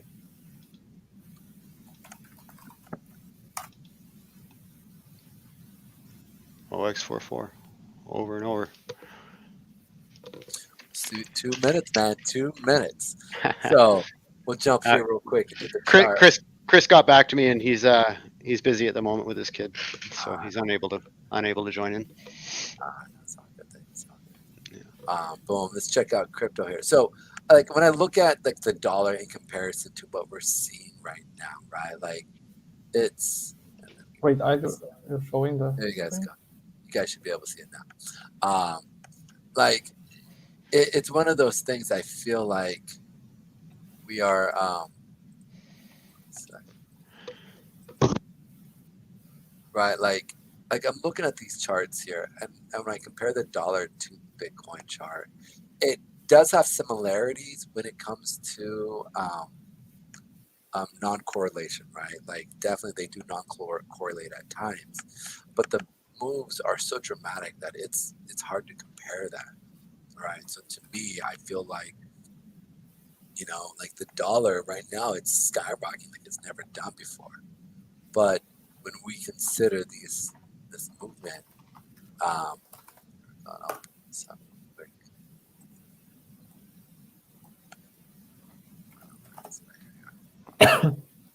candles, man. I mean, it's totally different. I just don't see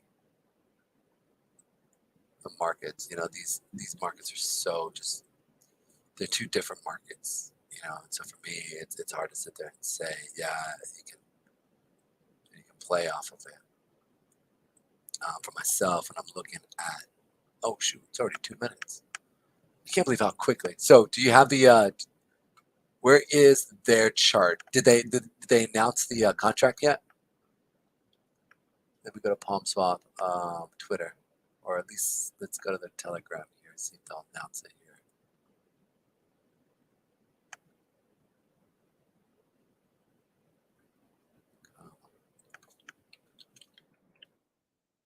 PalmSwap.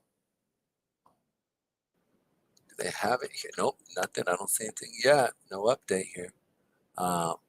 Let's ask questions. Where can I claim my tokens? Boom, boom, boom. Here we are. Come on, give me. Let's try this here real quick. Maybe on Twitter they'll give us the next one. Where's their chat community? PalmSwap. Here's their Twitter.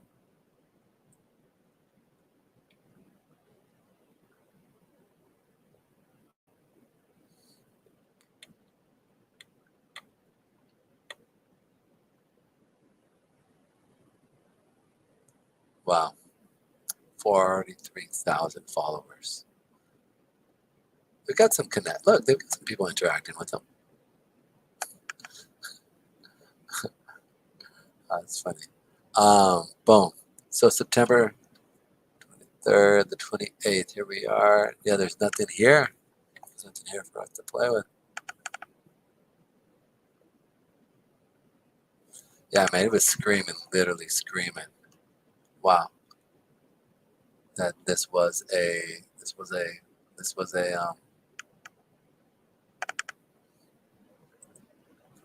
man, it makes me wonder if I'm actually communicating with the real travel guy then, because I reached out to him. I said, man, I think this is a rug, and he's like, nah, you know what you're talking about. That's really interesting. That's a pretty common response. So I mean, we had a mine token launch on Ethereum, and we were like, yeah, so when you guys all get screwed, you know, come see the real mine token that's actually a year in the making. And we had a bunch of people, oh, you don't know what you're talking about, you're full of it, everything else. And 24 hours later, I was like, hey guys, and they're like, fair play. Dude, people. Yeah, so these guys should be launching right now fully, right? So we should be seeing some type of announcement, or at least something. Boom. Again, I'm not seeing any liquidity pairing on new listings yet with that ticker, but they could change the ticker, right? I mean, if I was in that position, I would change the ticker so that nobody was sniping me or anything like that, right? Because I'd know everybody was watching. But with 140 holders after the dusting they got there, I'm not convinced this is ever coming back. I mean, it's, you know, if you can delay for a couple hours, people kind of vanish and wander off and just accept rather than in the moment, you know. Yeah, good point. Good point. I was hoping they might pop up and say hi. Got him. You know, or does it look like they're trying to? How's that wallet doing? Is it still? It's not. It's just sitting there. It's not doing anything yet.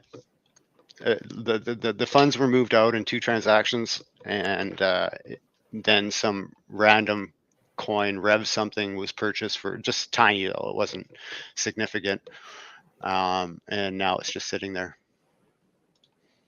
So there's all the money was literally removed from. Would we? Oh yeah, it's been pulled right out of there. Would we be able to see like what bank account or what? Like, it gets tough. I mean, you know, when they once they move it into a hot wallet, it's, you know, the FBI can read it, but I can't. And so, I mean, they haven't done that yet. Who knows what they're going to do? But a lot of it has to do too with, you know, what are the laws and offloading abilities in the country that they're in? Are these people who are going to use this to make real world purchases, or are they trying to get the fiat out? You know, if you're trying to get the fiat out, you're at much more risk. Are they going to try and wash it? What are they doing? Right? I don't know. Yeah. Well, if they're in the Cayman Islands, aren't they kind of untouchable though? Like, or if they go into like, or if they have their own Most likely. island. I mean, They have their own island. if they've done this enough times, man. I mean, some of these guys are multi-millionaires, right? So I'm assuming. You know? Yeah, but I mean, if the groups, like you were saying, the one group's been open for months, I mean, that's a pretty long con for that value and to only have that many holders. I mean, it could be that they started out with great intentions and they made the mistake of botting the group, which scared away people like me. And so they put all the effort in and then found out that it wasn't going to fly and they rubbed. I mean, there's been other projects who went the other way, who started out as a rug and had such success, they went legit. You know. Shiba Inu. No comment. Not touching that. Gotcha, good point. Good point. I shouldn't even touch that. Good point. I mean, right? I mean, two of the top meme coins out there, literally, you know, were literally rugs. Like, so how does that work out, right? Like, Well, I mean, it's probably just surprising. They expected 200 holders, and then they were like, "Why do we have 20,000 holders? All I did was sleep." Sometimes, you know, sometimes crypto goes wild, right? it's true, man. It's true. It's true. What was it? But I didn't even sit there. I mean, I don't. Both of them, right? Like Shiba Inu lay dormant for what? It was almost like 2 years, a year. Dogecoin was dormant for.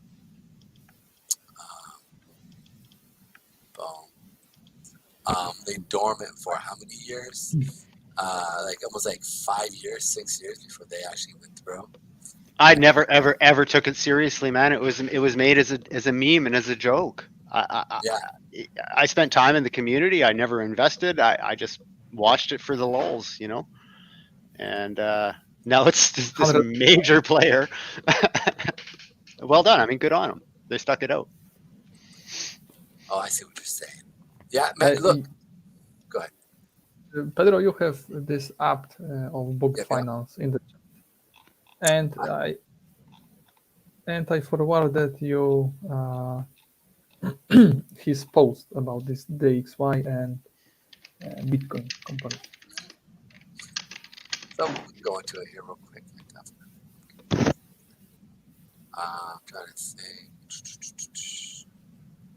Again, you can go all the way.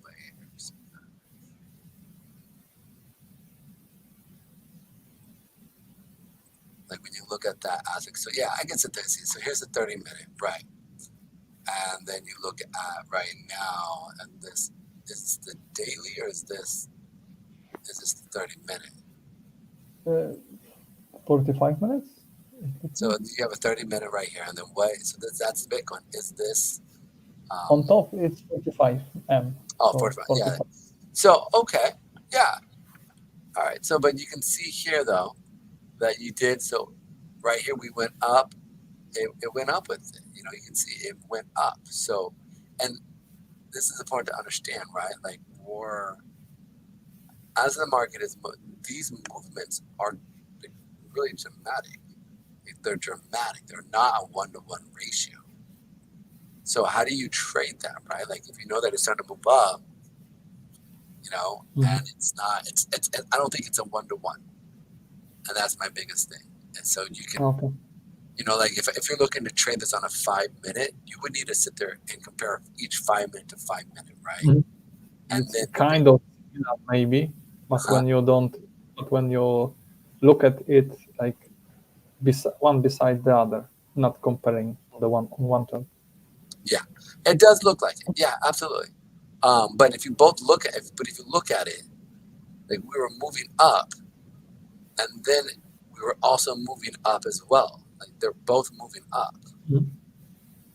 You know, like that's my other thing is they're both moving up.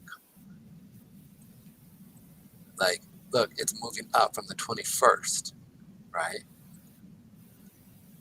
It looks like this might be, yeah, from the 21st, it's moving up. You just have that big sell-off of the Bitcoin, but you're both moving up. No giants today.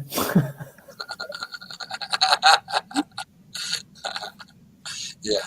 But dude, so you can sit there and see like they're still moving up. So the correlation is still hard to compare. You know, like even then, like I would need to see the dollar going down, right, along, right, or like from here, even right here. This is the, what is this? It's the 21st. Let's just look at from the 921, right here. It grew together and then dump reversed. So here, yeah. So check this out. Look, from the 21st to the 22nd, it's moving up. Even with this additional leg. Yeah, but this is a No, that's smaller one on the left.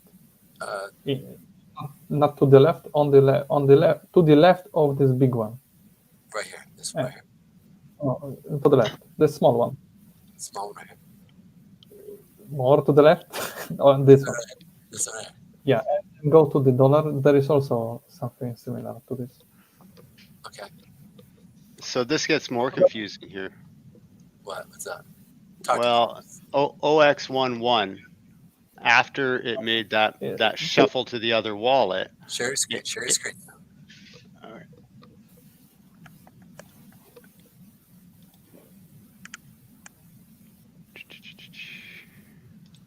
So many browsers open now.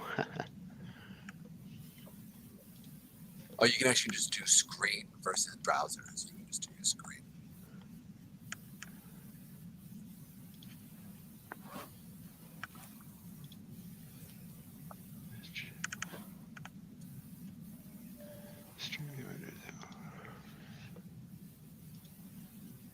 And there you are. There you are. Boom. So these were the transactions that were moving to that other wallet. After that came this, and we have an interaction with something called Sweet Token. Now, if you go back to this one here and you follow it back to this contract, we have interactions with Sweet Token. So we go to Sweet Token, pull the contract address, head over to PooCoin. I don't know what wallet's connected, so don't laugh at it. Hellfire, some rug I bought that landed as my main page. Don't talk about it. Leave me alone. So here's Sweet Token with zero liquidity. So are they going to push that one up and make those people jump in then? I don't know. It's zero liquidity. Both of those wallets interacted with this on a small scale, and then it rugged. So it's just bizarre.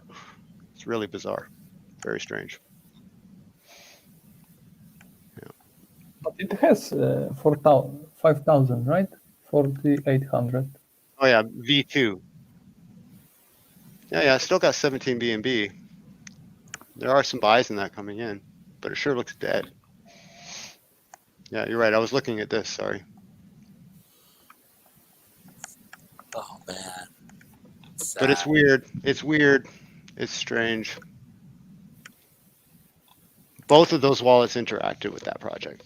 Now, I don't know if they're just in newfound money and they're starting to degen, or if it's just something they're doing while they're waiting to launch the contract. I mean, benefit of the doubt. I still don't see any new listings with a ticker that's has a resemblance to it. And maybe there's they'll no do a Sweetwater version. Was it Sweetwater? What was it? It was Sweet Token. Sweet. Yeah. 2 T's? Yeah. I'm looking at PooCoin here. Sweet Token. I can put the CA in our chat if you want. Or the BSC scan link.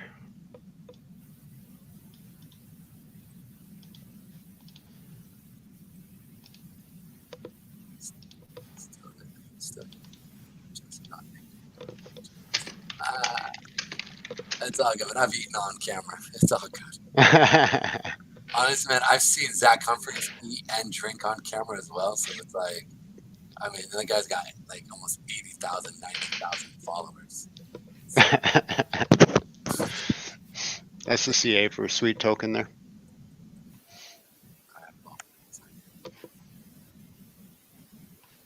Do not touch. Right. Well, up to you. I'm not touching because you can see too. It's had a dusting, right? 10, 10, 10, 10. It's been dusting, and so these holders are the holders count as a lie.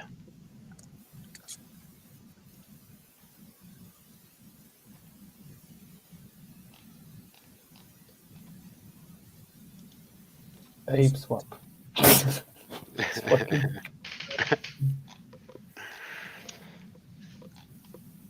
Yeah, man.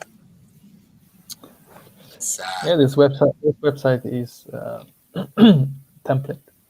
Oh yeah. This is you can slap this together in 45 minutes if you know what you're doing. I saw few of those. That's why I don't know why, but all of these template websites have something similar, like something like one person did them all. I don't know why. Just has this feeling, you know, like when I look at them. Yeah, you know, when we started out, we had a template website. We had a lot of stuff all set up, and we just threw the website out because we were early and needed to develop something. But we ended up developing having our own website developed so that we own the code and we own the hosting, because that first impact with serious investors, if they see a template, they're out. They're out. The bigger guys are out. And it's funny how because realistically, you know, our messaging is the same with a custom website as it is with a template. Our services are the same, the utility is the same, but the presentation isn't there, right? I think that's huge. Just that aspect of the presentation. That's 90% of its real ownership is the presentation. If you go through and you present it well, in addition to that, your code is signature. You know, you're good to go, right? Like you're legitimately good to go. And it's like respect. So it's just interesting to sit there and I don't know. It's different. Well, for me, I mean, one of the big things was that if we have a typo or if information changes, you know, the website's ours, the code's ours, the hosting's ours, it can be dealt with in minutes. Whereas a lot of these people have, you know, exterior hostings and other people in charge of their websites. And, you know, I was in a project once where it would take 2 weeks to update the website. And I would spend my entire life as a moderator just explaining the same data point over and over and over. And that's just something we didn't want. The whole thing here is weird. I think they're degenning. I don't know. Could be. I don't know. Very much could be. Very much could be. Yeah. I don't know.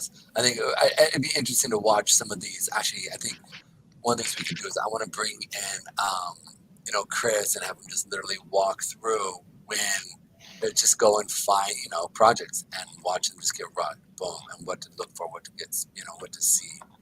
And if they do, they're successful. Okay, great. If not, boom, get out, right? They can be able to sit there and look at it. Yeah. Be able to see this one should run. It'd be like this one should run. I think that's why I see. Right? You know, like that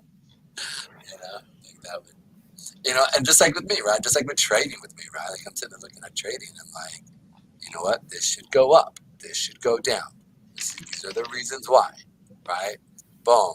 And you know, it's a pretty high percentage level of it working, right?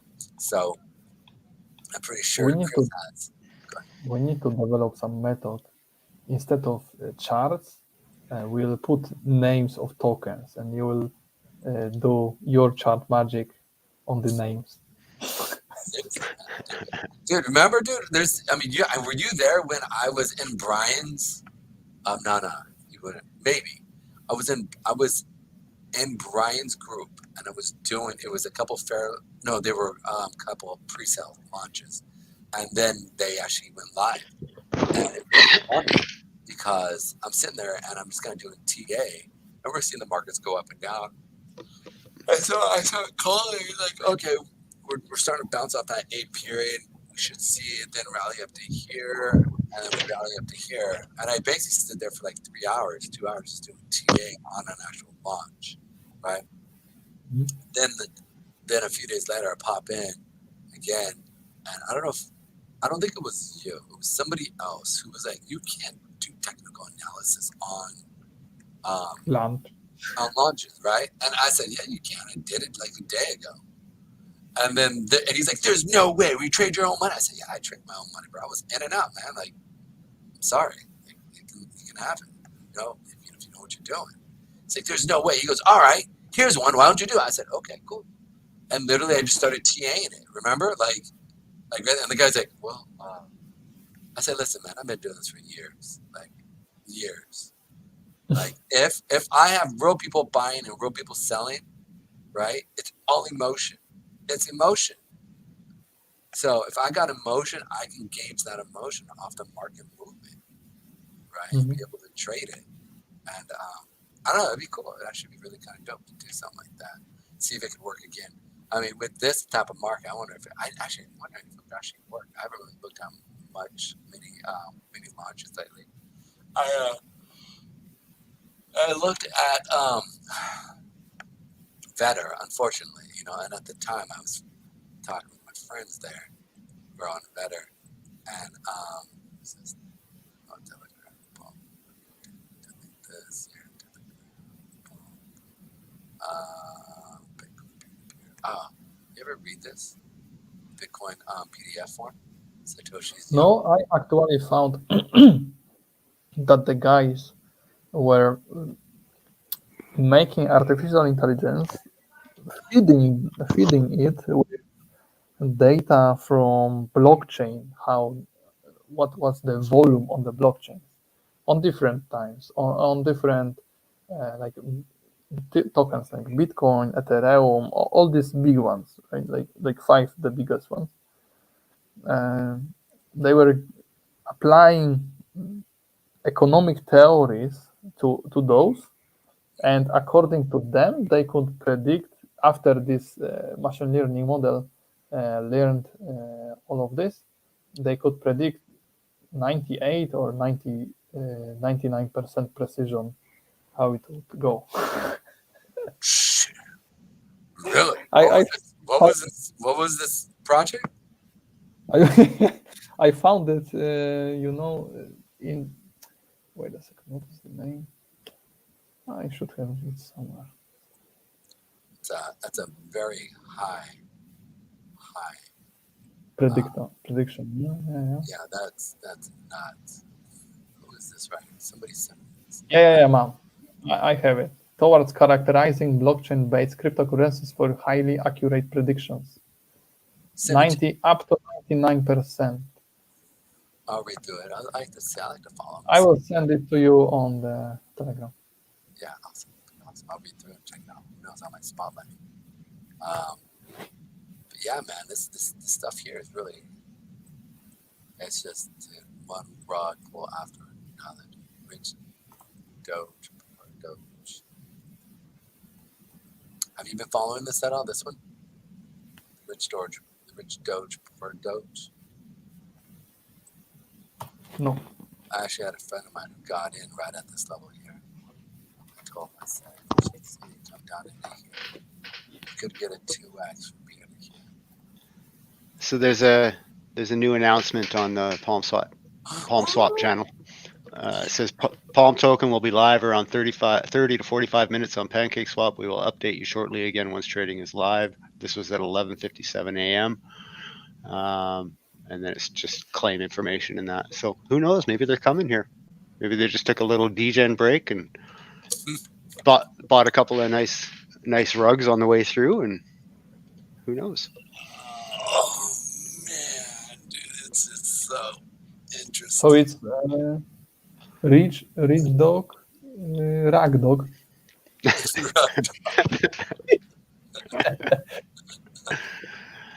Oh man, dude, it's so sad, dude. I still think the bet your beans idea would be fun to. Yes. Is it a double rug? Is it a double rug?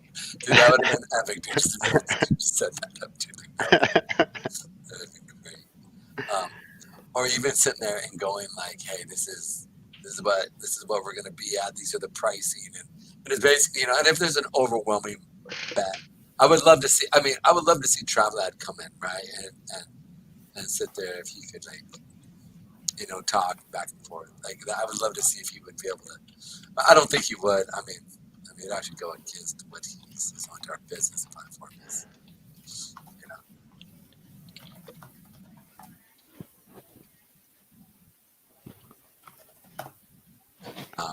But I really like Conda Labs. I think they're pretty dope. They're actually really good guys.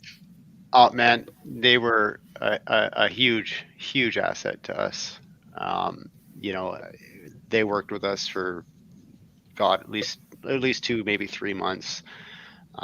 They set us up with some of the best groups in the space. You know, they put us in front of Andy Ruggers and Brian at Coin Launch, and got us into Ninja and all these different places. And all of those communities have been hugely supportive of us.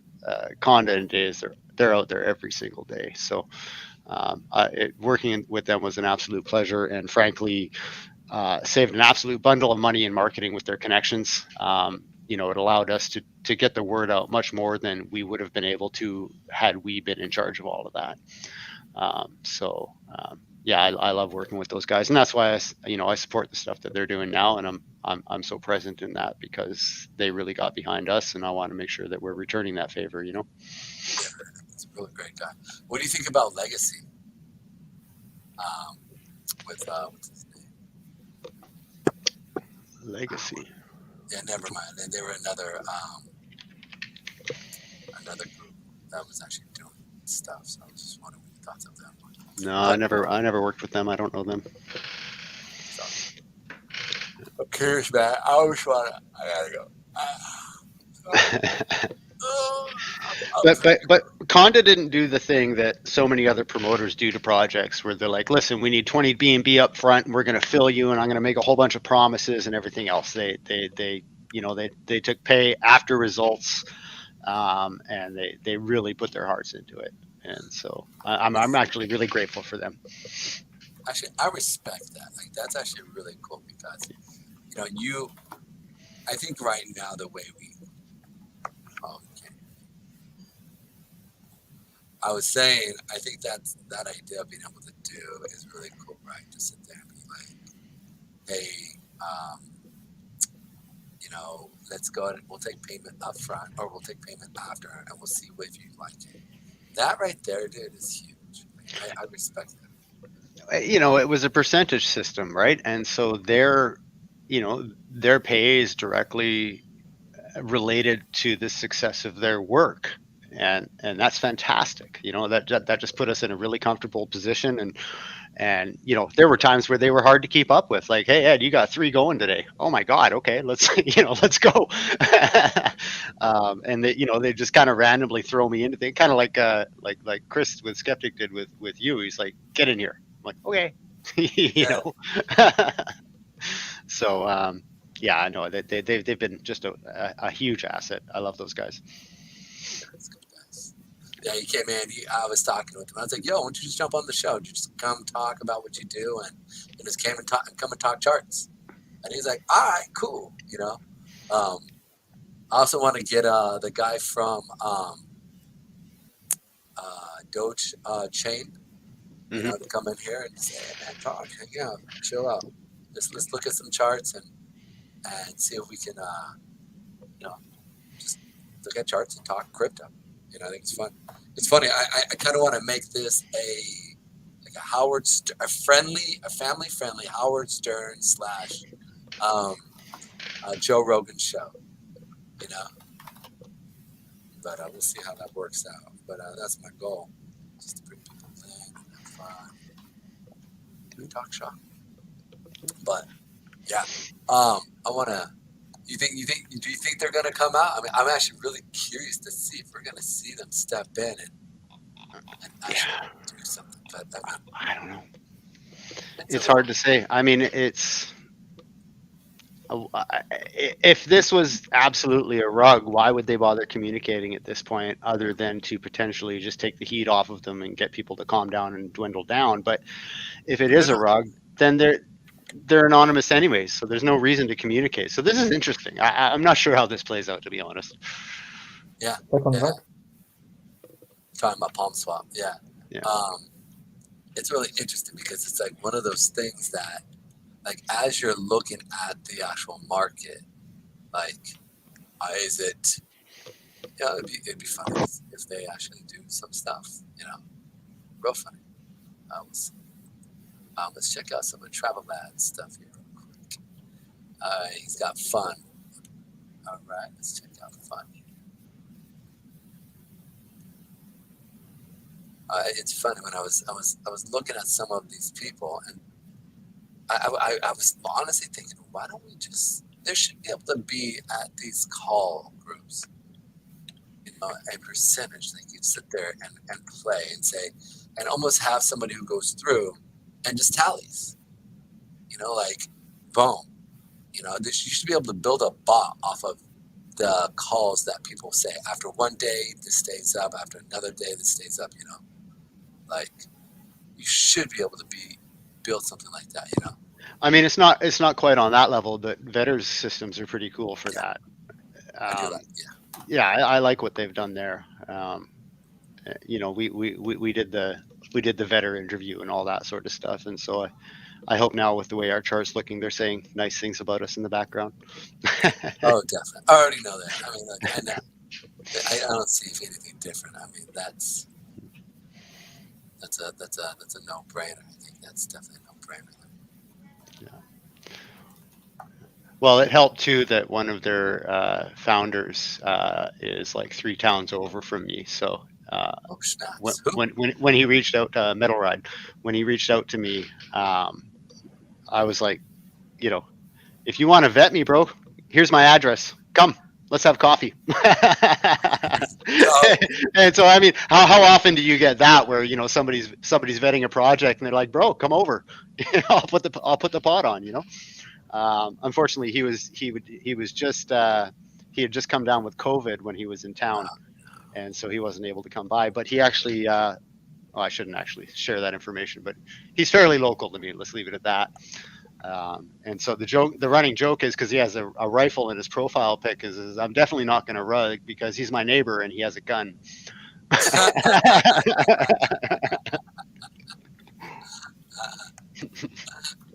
Dude, I love that. But I love it, right? Like that's beautiful. Well, and the nice thing too that I think made him realize that I wasn't somebody who quits or gives up is that he's seen my company's trucks all over town. When I told him the name of my company, he's like, "Oh, I know your trucks," because he has a vacation house in an area that I service. So he's seen my company running around for the last 20 years. So it's pretty hard for him to imagine that I'm going to dox and then put my family in danger, so I can get 77 B&B and buy rugs. That was a low shot at Palm Swap. Let's hope they recover here. Air quote. Yeah. Check the token. I just found it. I'll check it out right now. I'll check this stuff. So you just sent it to me.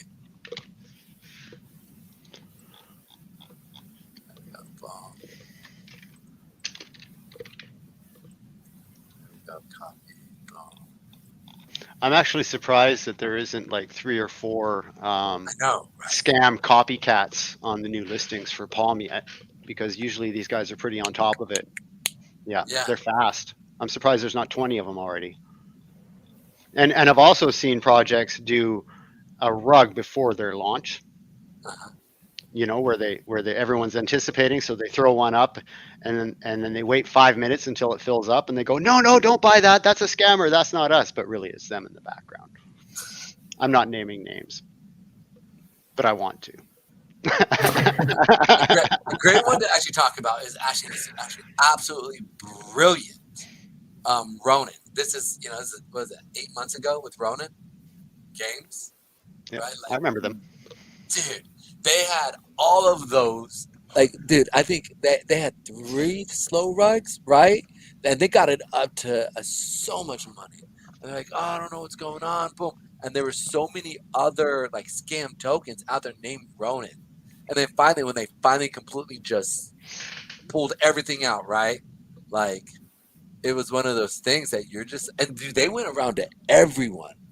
They were like, well, we can't because of what we do for a living. We can't dox ourselves, right? And you're like, but they're like, we work at XYZ company, but there's no way you could verify because you don't really know their names, right?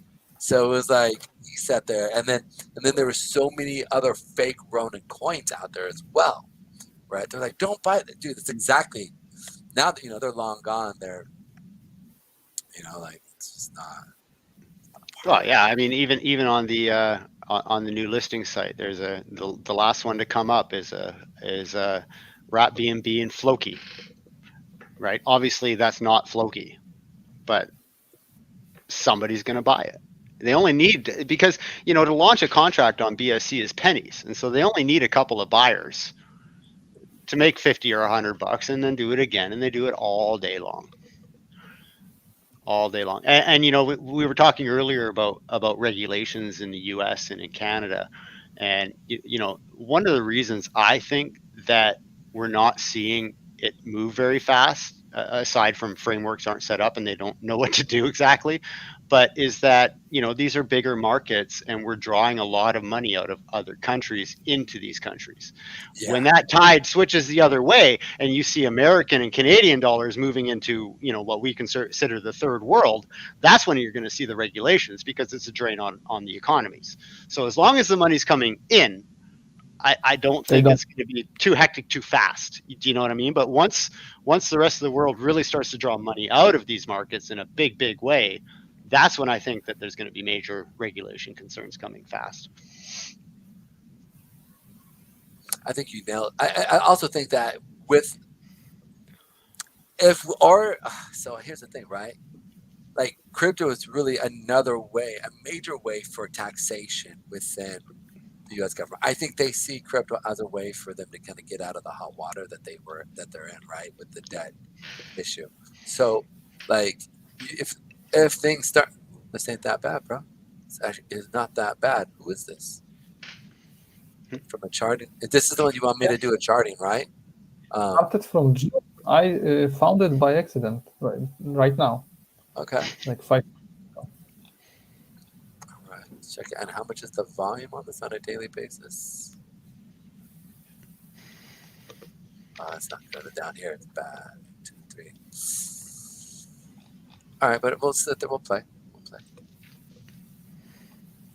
All right, so you see how we already got the push up from this morning, right? We got that push up off of that 8 period. So now we're starting to fall. So if I'm not really seeing sellers, not really any buyers. Now that we've crossed this, what we want to see, but this is strong. It's strong, like boom. Boom. Somebody's in here buying.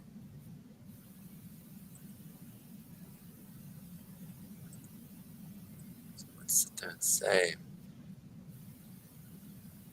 your real best bet is to play off of this move right here on that daily chart, or at least that.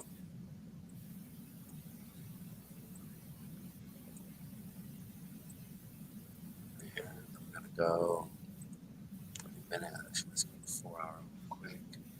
Boom, boom, boom. Seller wick came in, no buyer real quick. But we are above that 8 period moving average. That is bringing in support. Oh, this doesn't have 2 hours. God. So you can see here that we did sell off, but I found support on that 20 period moving average on the hour. Oh, why isn't it giving me a 2 hour chart? Your 2 hour chart is the key. Like it's the link-in period between moving the smaller time frames and the bigger time frames. Mm-hmm. So moving this here, bouncing off. I think you can add 2 hours. I would say. Here. No, you can't. There is no 2 hour. Yeah. It's 1 hour, 4 hour, 12 hour. It's all good. It's still. All right, so yeah, I'm sitting there looking at this going, man, I am bearish. So I would say that I would, but I need somewhere to put my stop. So I guess I could put my stop above right here. And as soon as this starts to show weakness, I do see us coming back down to this level here. Now let's check out. right here was the daily mark too as well. Was that the daily? Go back to that.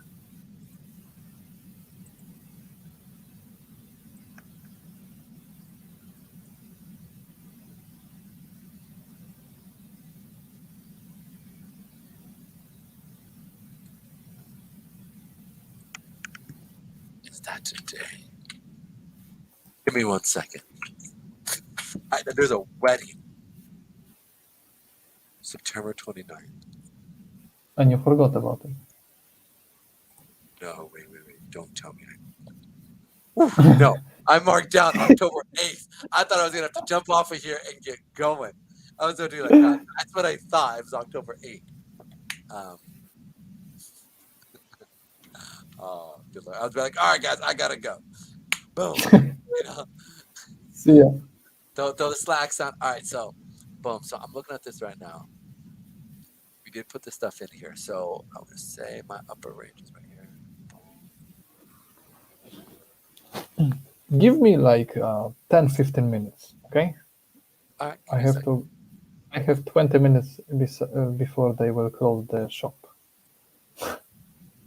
All right, so this is an area. So this would be the area that I'd be looking for a price to actually retrace right back into before we see another sell-off from the 716 mark. Maybe down into, you have a 50, you have an 89 sitting right here where it found support. So you can see this come at least down to here. So you have a 3-to-1 ratio at least from here to here. Yeah, man. So I would look to short up in this area. You could happen to go long all the way up to here, at least right now, on the smaller I time think frame. this is What's that? short table. Oh, you can't short. I forgot we can't short. Ah, this is why I hate You can only buy this one. Yeah, you can only buy this one. I always sit there and say we do have a buyer wick coming in, but there is that 20 period moving average. We want to see kind of push up, come back, find resistance or find support on this 20 and see it continue up to this level. Pretty positive we are going to see it continue up. The only issue that we have is that lower high and lower low sitting right here. So I want to see, but the fact is that we do have that buyer wick right there. It speaks more volumes to me. Quick question. What is This token. what I just found DeFi it. skeleton? It's looking for the contract of DeFi Skeptic, and typed in DeFi S or SK. It showed. It popped up. Real quick. One thing I've learned is, like I said, if this has real people sitting in at this point. Yeah, it started in June or before June. So, and it's still alive. I think it's. And it's doing decent. I mean, look, in comparison to like everything else in the market. Yeah. Unless these big weeks are just themselves. Yeah, that's what I was wondering. Like, can we find the community, or is this them playing with people? Right. The only problem is we're sitting on 160,000 market cap. Right. So that's why. And then our liquidity pool right here, right, is 17,000.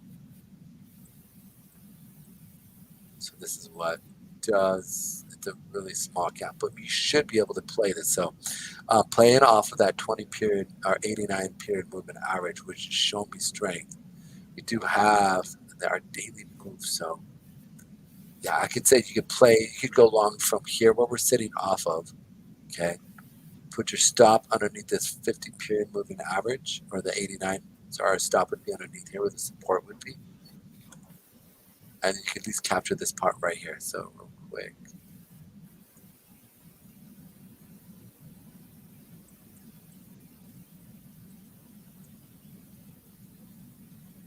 This is where I would play right here. So your 8 period.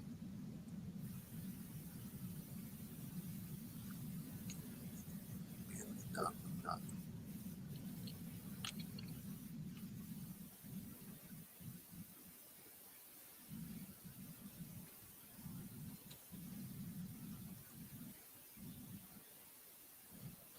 Yeah. So I would say, man, what you would want to do, if and what time is it right now? It's the 15 after. It's gonna 15-minute area here. Oh, that's weird. So we should not.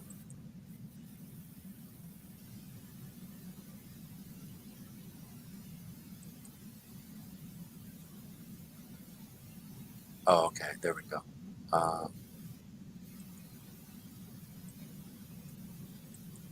Where's the price sitting at? Yeah, I think it's so small volume that it's not showing in here yet, even.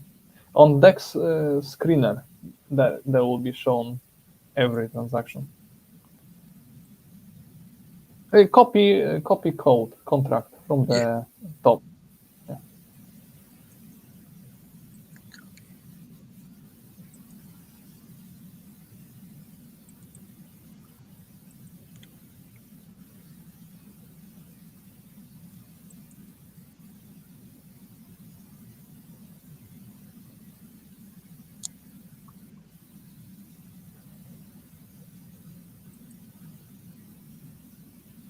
Yeah. Okay.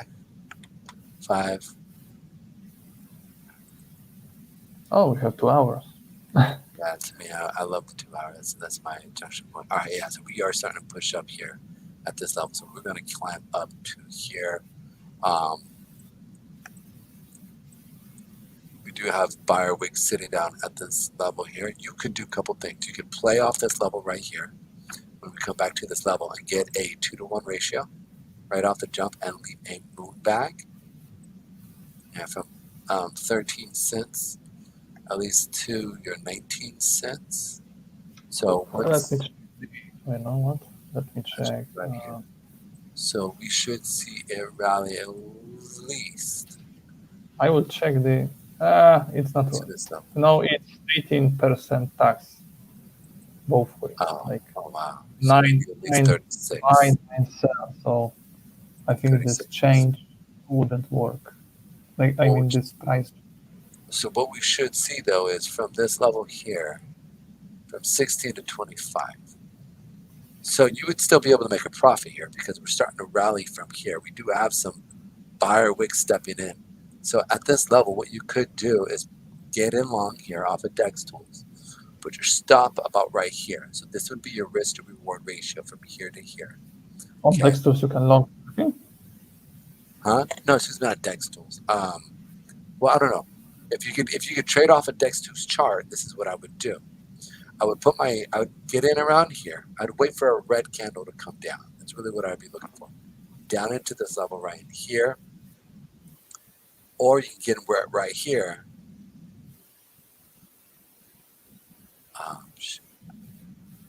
Chicken. Boom. So just hit me up on.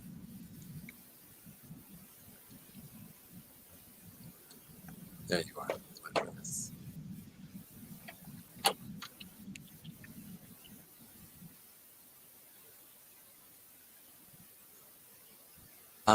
We can see here that, like, yeah, I'm definitely bullish from here up.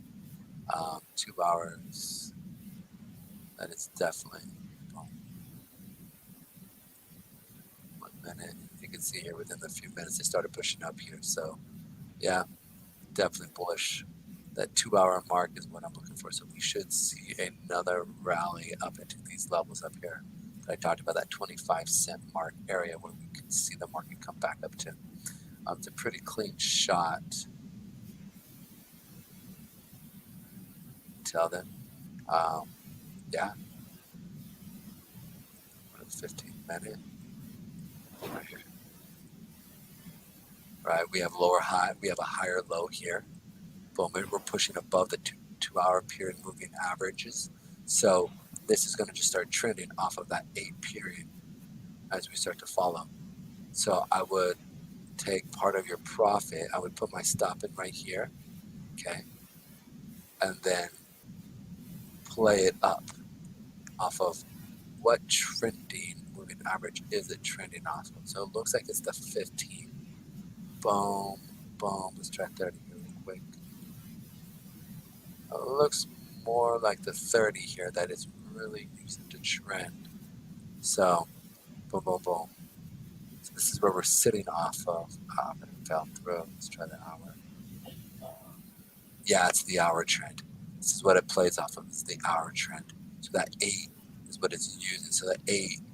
So the next time, like I said, we kind of already missed the point here already. But like I would say, get in long right here at these levels. Like back here, we were still down at these levels here before it turned.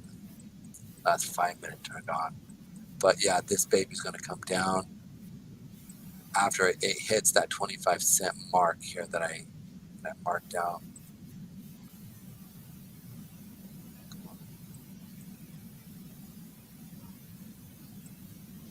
Or at least 16 cents. 16 cents would be where I would first take my first target at. Right here. And then the second target would be that 25-cent mark area here.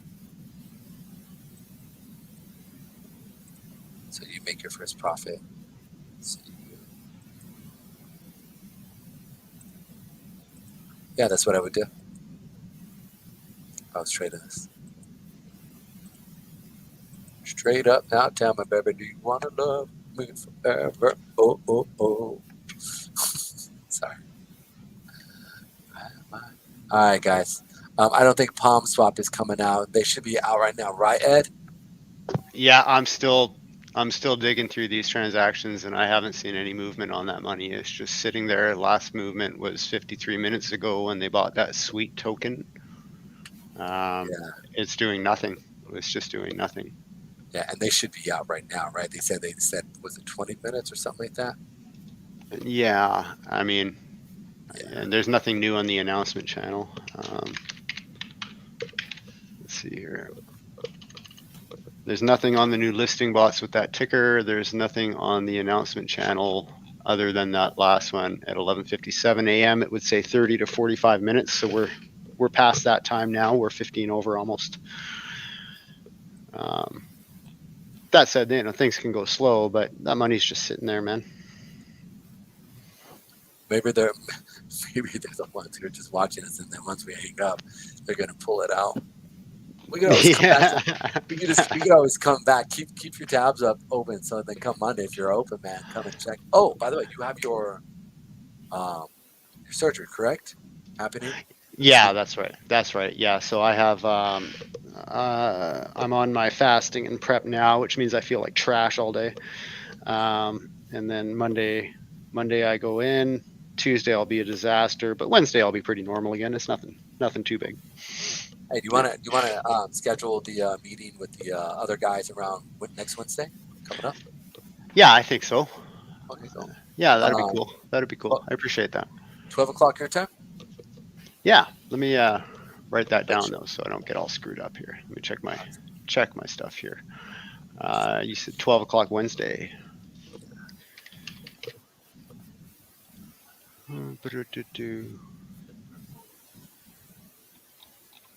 Yeah, I'm feeling free for that. Okay. Yeah. I'll let them know what's up, and then we can move forward. All right, guys. Like I said, for this Arion, we would have gotten long about right here at this level before it kind of shot up here. But when we were looking at it, because it just shot up literally, but we would have gone in around here. We would put our stop probably around this level here, okay, which is basically going to be about 1 cent. And we're looking to take off our initial profit, okay, starting, right, where we're going to be out of probably around that 16 area. So we'll be a little bit over 1 to 1, which is going to be right here. I have 9% buy and 9% sell tax, so you wouldn't take any profit. Oh, yeah. So then I guess you would want to wait until, because I do expect this to go up at least to that 25-cent mark.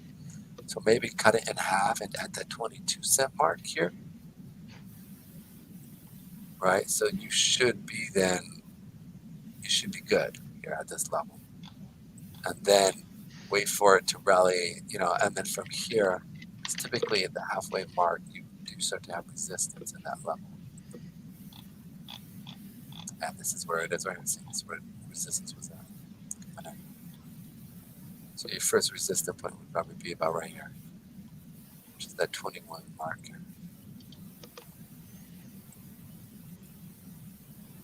Yeah, it's the 21 area. This is what. So this is how I would trade this though. If I was going to trade it. You know. So buy now and sell at 21. Yeah. Well, your first sell will be at 21. Your second sell will be at 24, 25. Ah. And then your stop will be about right here, between here. So it'd be between here. So you're looking more at a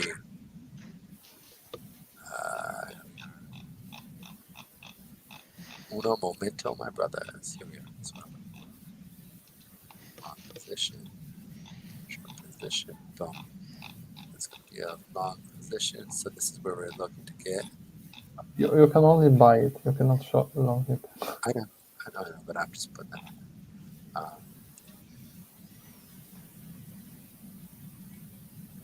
Unless you can short it somehow or long it on Dextools. No, I don't think you can. And so your first target will be here, and then your second target or your first up. So I would say the majority, about 55% of your bag, sell off right up in here, and then the second part of your bag sell off right here. All right. Or if you want a third, if you want a moon bag, you could play this right here and sell off, let's say 55% off right here, and then 75, the last, out of the last 45%, you would want to sell off 15% right here, right?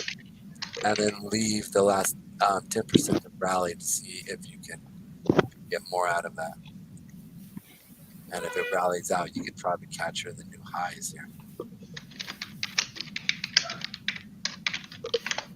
I mean, just the fact that it's defying the market so hard right here says, it says volumes. It says volumes about whatever they're doing here. This is a real project. Like what they're doing is good. Now, granted, it's only 30,000 for the liquidity pool and $400 for the daily volume. So they could easily, somebody come in with like $3,000-$4,000, you can move this. Like legit.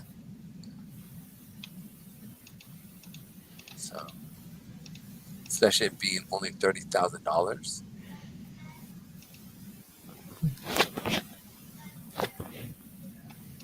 Started at what price?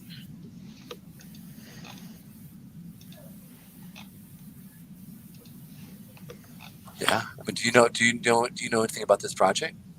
No, I was looking for the DeFi Skeptic token. I want a contract, and this one showed first. That's why I find it today. So the first one would be like this right here, and then the second one you're looking for up here. This is how I would trade this if I was going to trade it.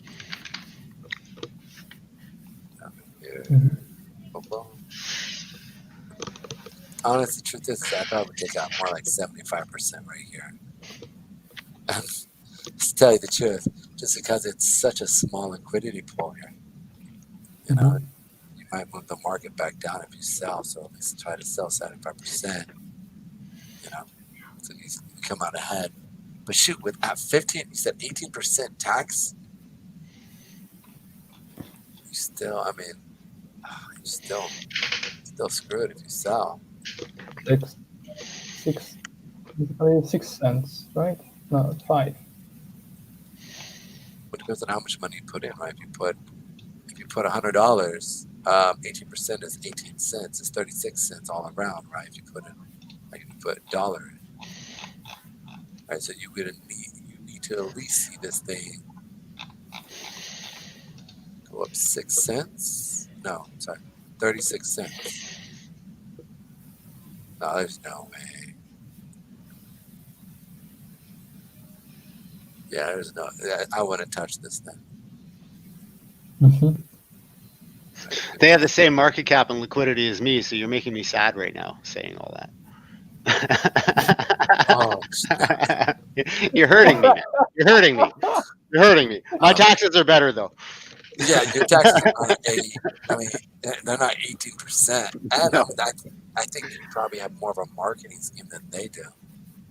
Yeah. You know, I don't know. I don't know what these guys do, but you know, our utility is really real as well, and we have the staking stuff to keep people entertained for now. So, but yeah, it's like seriously, it's the same amount of BNB, it's the same market cap. I'm gonna keep an eye on these guys.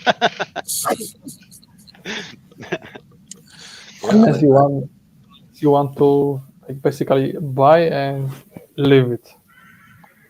Yeah, I mean, to see High what, I mean, it's impressive. Like, look, just the fact is that it came from here, came back down, we consolidated, right? Then we saw it rally, and now we're consolidating it again.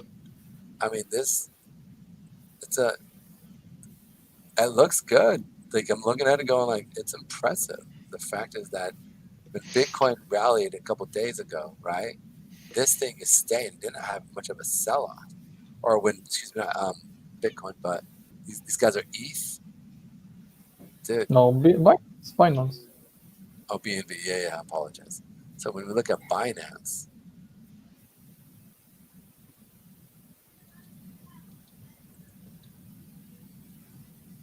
right? Like Binance sold off 3 days ago. I was like, wait, that doesn't seem right. I was like, wait, what's going on? Yeah, Binance had that big old buy, boom, right? And now we're seeing, and if you look at these guys, it's a pair.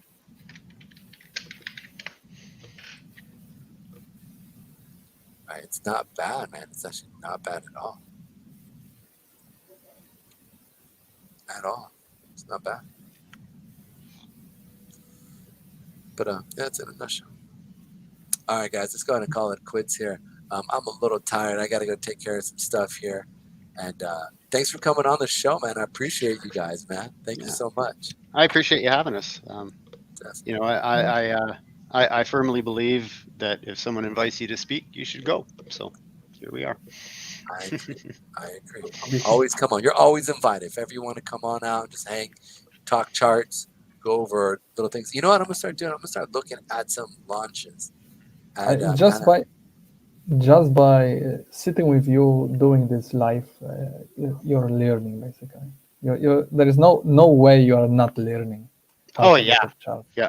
You know, my thought is that, you know, I've been in crypto since 2017, and the learning curve has never ever stopped.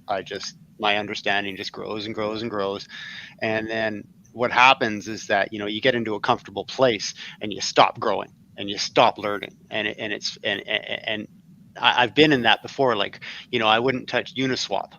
Oh, that's just shady, decentralized craziness. I'm going to say, you know, there's no way.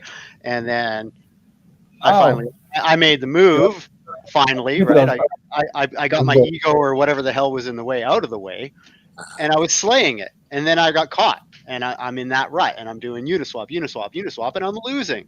And everybody's moving over to BSC, and I'm like, oh, I'm not going there. And so now I'm starting to recognize those patterns in my head where I say, you know what, I'm not going to do this. And I go, you know what, I am going to do it, because a lot of the things in my life that I didn't like at one point, I love now. So like, I didn't like rap. I love rap. I didn't like heavy metal. I love heavy metal. You know what I mean? And so you've got to watch that you don't get yourself into these cycles where you stop learning, because if you stop learning in crypto, it's because you quit. Yeah. There's always something to learn. Yes. Dude.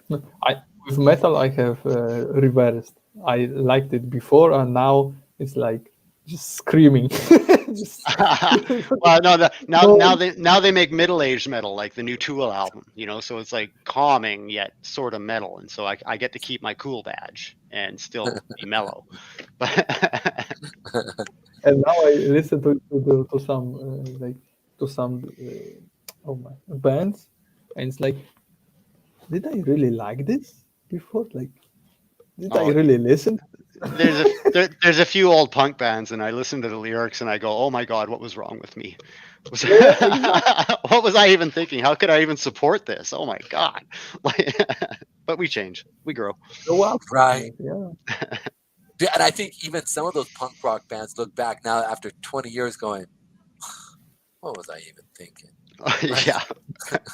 I saw one thing. I saw an interview with Rage Against the Machine, and you know, they were big Bill Clinton supporters, but that was also in the middle of their, you know, I won't, family friendly, I won't do what you tell me, you know, and they're all this anti-political stuff, and he was saying, you know, it was actually really tough because I actually liked the president at that time, but I had to go on stage, you know, 3 times a month and scream about how bad politics are, right? And like, you know, whatever your opinion on Clinton is aside, but, you know, it's just interesting that, you know, they do look back and say, you know, that was image stuff, you know, and they're all, at least they're open about it, right? Like, you know, you know, but doing all this anti-establishment stuff when you're a fan of the current establishment is just a massive irony, right? Pretty much. It's interesting. I mean, I don't like right now. I mean, as of right now, my political leaning is more of a libertarian, right? And I just don't want to have the government up in my business. You know what I'm saying? Like, that's my biggest thing. And that's just not even, I mean, I'm huge on, you know, American freedoms. I'm huge on, hey, if you have a gun, then let them have a gun. If you don't believe in guns, well, don't oppose your thing on somebody else, right? If that's what you believe, cool. But keep the government out of my backyard. You know, like I don't want Big Brother looking over my shoulder. That's one of those conversations that as a Canadian, there's not a pole long enough for me to touch it.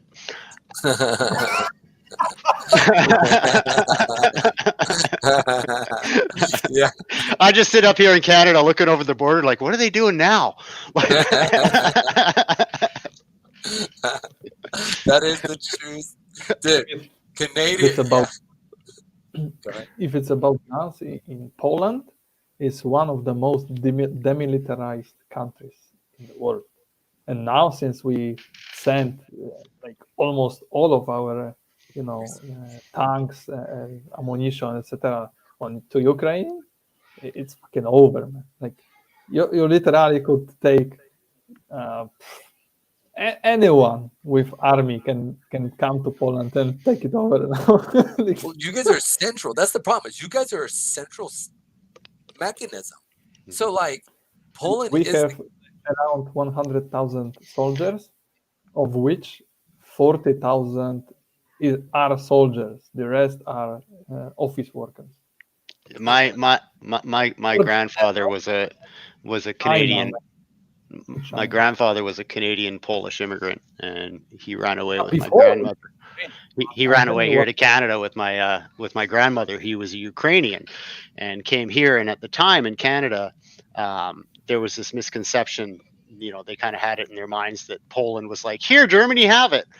And that wasn't the case at all. But so if you notice, like, my name is Kurvan, but it's actually Canadianized from Kurvenki, because my grandfather was trying to fit in here and fit into Canadian culture at a time where there was a lot of really negative stigma, not only against the Polish, but also against the Ukrainian. And his, you know, my grandmother was Ukrainian, but the combination of the two was also unpopular.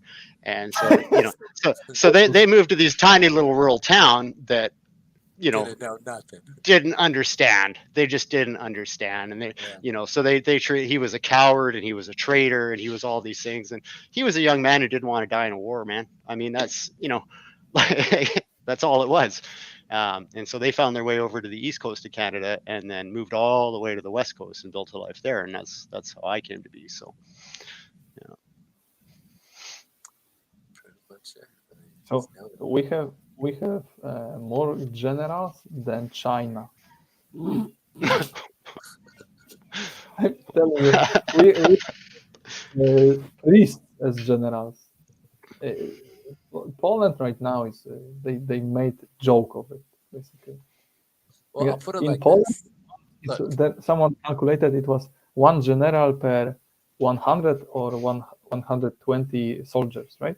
In China, it's one general per 11,000 soldiers. Wow. Do you guys have, you know, like the Swiss, when you turn 18, you join the military? Does Poland do that as well? No, they stopped it. Yeah. They stopped it. It was before, but they stopped it around Look at Well, this. 14 years ago, I think. So if let's just say, so Poland has no warriors right now. We have, Ukraine. but we don't have ammunition. I have a Right. friend as a soldier, so we have ammunition for like 5 to 15 minutes of fighting, of shooting. 15 minutes of shooting. That's it. It's over, man. It's over. they Yo, I should start calling you Russian, bro. You're no longer Polish. You're Russian. That's just how it is, dude. it's over. I am telling people it's over, Oh, and they are like, what I'm talking about. It's all right over. here. And dude, and with the idea that we know that Russia is sending gas over into Ukraine, which you have this little can't say the word I don't know, partnership where you guys are literally selling your coal or sending coal for free into Ukraine, and Ukraine is selling you their coal. Basically, Poland, they are bankrupting Poland. I consider this not war with Ukraine, but this is robbery, war by proxy with Poland. Because if you will look at the amount of money and whatever we do, actually, not only money, right? But at the sheer amount of it, it's like literally bankrupting Poland. Well, I want to bring this up here real quick. So you can see here that for Western Europe, Poland and Ukraine are the two primary countries that keep really the East or Russia, right, from actually going through and attacking. So you see here, Poland and Ukraine. Actually, on this over to the north of Poland, you can see this between Poland and Lithuania. Yes. Right? You have this land there. Yep, right here. No, lower. Lithuania and Poland, and there you have a land near the sea. No, to the left. To the left. This one. Right. This small right amount. Yeah. No, not Latvia. Not Latvia? I'm talking about between Lithuania and Poland. Okay, right here then. Yeah, in here. See? To the north. Right. Yeah, over there. This part is Russian. Really? Yeah, it's That's like they're all Russian. They're all literally from Moscow. Like, are they like diehard Russians, or are we talking like? I don't know. It belongs to Russia.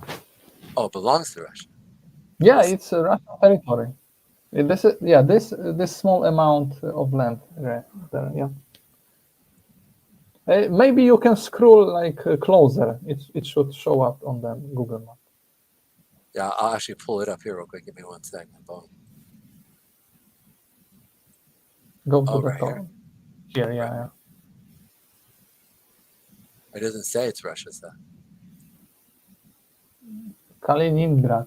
No, wait a second. It's Kaliningrad. Yeah, it's Russia. You can just tell by name. It's interesting. This right here is Russia. It left after, I think, after the Cold War, right? Got it.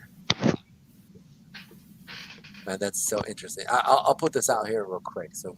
So this right here then. So what you're telling me is this, and this is the part that's crazy, right? Mm-hmm. It would not need. So this right here is Russian. This. Yeah. We've got right here where this is. I mean, I can say this. You know, I don't think you're Russian, but if Russia really wants to, they can come and attack from this level right here, take you guys out because you literally have no like fighting. Literally, you're done. You're done. Like you're literally done. And I know it. It's like I think this is just one big scam, one big slow rock. You know. They've added liquidity back to the Palm swap. Really? There's 36 BNB in liquidity on Palm swap right now. Oh, you're saying for real? Oh, I thought you were bringing the Sorry, I didn't mean to cut in. I was just like, holy crap. Oh, let's do it. Let's talk about it. Now I'm engaged. Let's do this. Oh, here, share your screen. I'd love to see it. What's up? All right. Close it off here. I'll stop sharing. God. Where'd we go? Oh, it's too bad about me trying to leave. About to go grab something to eat real quick. Boom. I was actually going to make myself up. I don't know if anybody's ever done this, but it's phenomenal. You take avocados, and then you take it just 2x'd. It was like at a 200,000 market cap. It's a 403 now. 37 BNB in liquidity, unlocked. Oh, shut up! So they are there. Are we talking? This might be a real project, Or it's hard to say. I mean, what's the token, or what's the contract? Do you have the contract? Yeah, I do. One sec. Nice. Put it in it. I got so many browsers open, I'm lost. There we go. Yeah. So they just literally put it in. So it is shining. It is moving here. Let's go ahead and pull it up. Oh, it's fucking dumb. What the fuck? They already dropped it?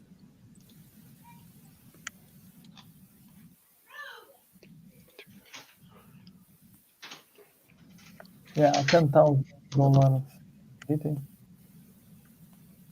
Show 1 minute because it's 1 hour. That's why we don't see.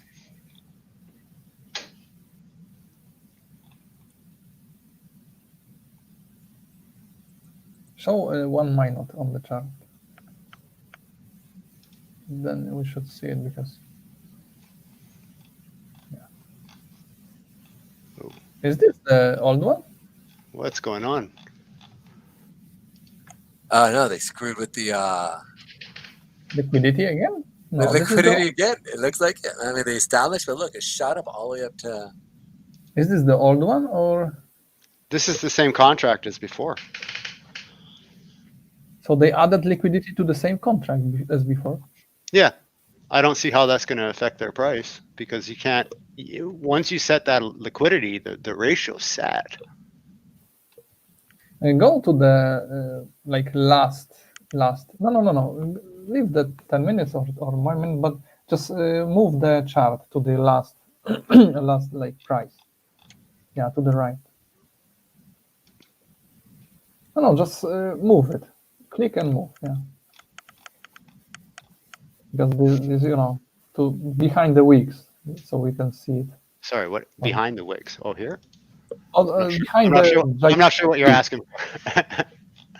Just he means this right here. on the chart and move to the left. Yeah, it's Click. too. Yeah, more. Do it again. I'll show you here real quick. Not sure what you're driving at, bro. I'll do Yeah. it. Give me a second. Share. Well, if you're gonna share, I'll just pull down. Whoa! So they- Here we go. This is what you mean. Oh, okay. Right? Yeah. Yeah. That's better. It's the same contract though. It doesn't make sense. They just added liquidity back to the contract in which I don't think they know what they're doing. I mean, they might be actual legit project and just screwing things up royally. Because they don't know what they're doing. They might be in desperation mode here because they've worked hard and it's not going their way. And they put a year. They might have and they're just trying to keep the FUD down, and they're trying to keep everything calm, and they just don't know how to do it. Yeah, could be that, man. It very much could be that. Yeah, and they screwed up, and they added liquidity. They added all the liquidity back into the old contract. isn't that weird? Yeah, that doesn't make sense. You would have thought they. And now they're at 694 addresses. They've had a whole bunch of token claims. So people did claim their stuff. Why aren't they opening up to the public? You would think that if they're that legit of a project, that they would. Dude, Yeah. I would be all about communication at this stage. I mean, that would be my whole mission in life, is just to make everybody understand that we're working. You know what I mean? Yep. That would be huge. I would think. I still can't. I'm like, am I even? I can't even get to. It's bizarre. This whole thing has been bizarre. I think still that these big weeks are liquidity manipulations. Oh, absolutely. Yeah. Absolutely. No way. There's no way this is normal. I saw it a few times before, and it was once up, and other times it went go down. That depends on the contract. I don't know what's the difference, but So somehow are people staking this? Because you said there were tokens claimed, right? maybe from you're right. Maybe from some staking. Yeah, market cap now jumped down to 30, and you have your liquidity pool sit at 12,000. So they are adding. What the fuck? They added another 2,000.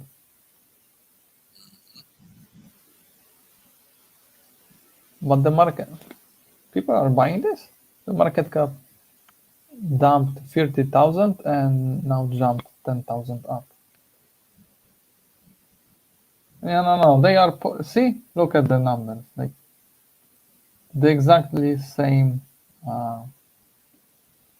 movement, like fake movement.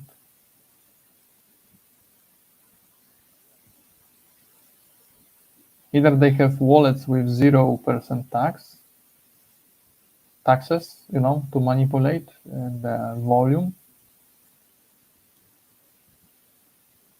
Yeah, it's botted as fuck. Unless this is some kind of There's no taxes on this. Did they have Unless taxes? Go top. The PooCoin shows taxes. Go up. In here it should be. Right here? It should be show trades, and there should be. Give me. What is the? Yeah, I'll send it to you right now. Here you go. Yeah, I have it. Yeah, share your screen. No, I'm just gonna to check if this has taxes. No, on PooCoin it's also no taxes. So they have no taxes on the trading. Wait a sec. Let me check. You know what it could be? I mean, it literally could be them if there's no taxes. How they want to grow liquidity without taxes? Impossible.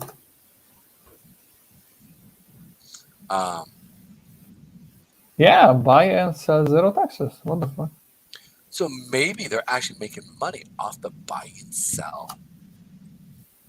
Like if this thing is really rallying from 1 cent to 30 cents, right? They're making good money. Like if they can really buy and sell at these levels, if other people, but like you said, like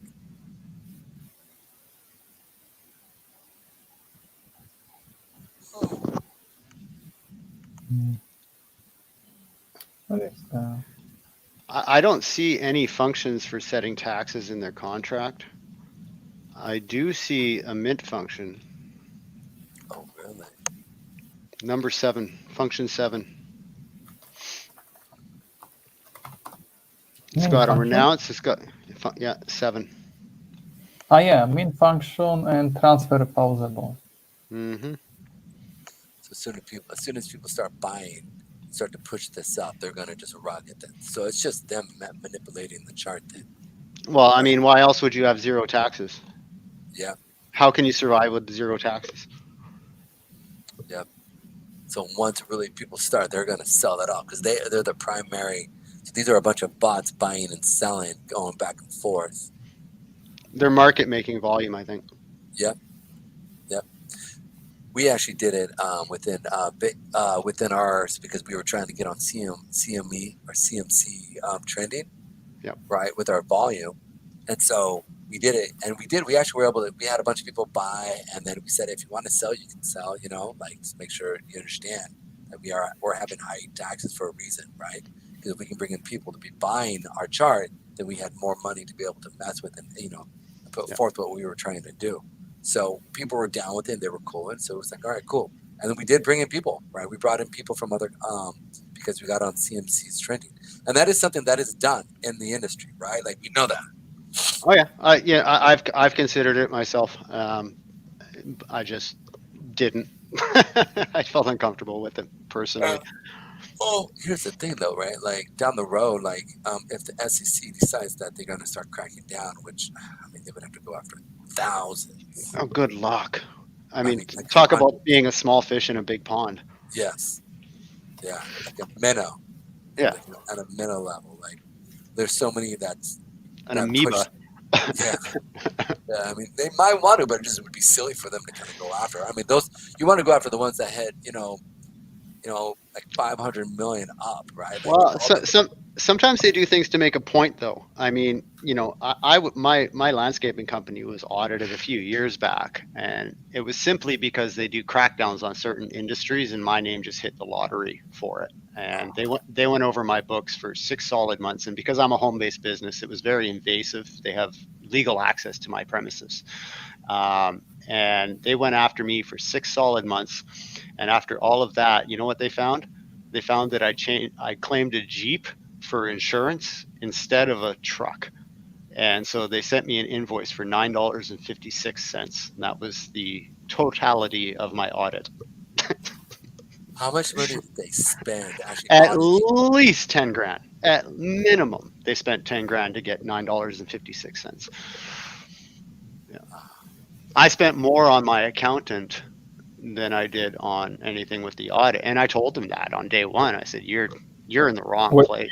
I'm paranoid. Everything I do is by the book. So come, do what you're going to do. Wait. How much they spent on audit? I would say they spent at least 10 grand. They had to come from, she would come up here twice a week to ride my ass about whatever thing she thought she had on me. And she would drive from Victoria and stay in a hotel room down here every single time. So twice a week, she was doing a 4-hour drive and staying in a hotel room, so as to be able to audit me. Here you go, 6 cents or $6.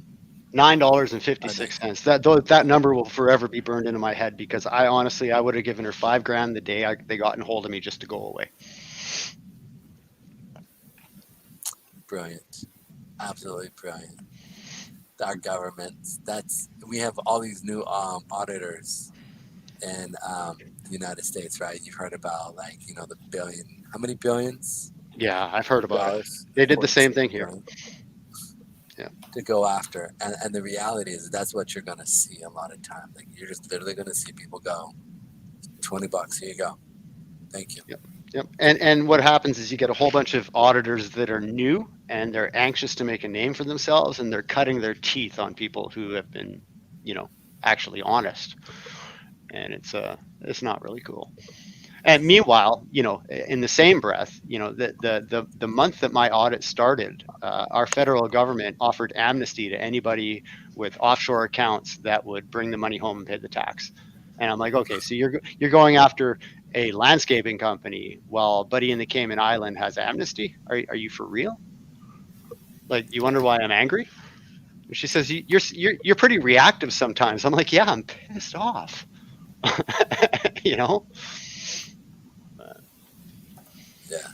Yeah, it's sad. It's pretty sad when you see what's actually going on. You know why this chat is closed? Just because they don't want anybody coming in asking about that mint function.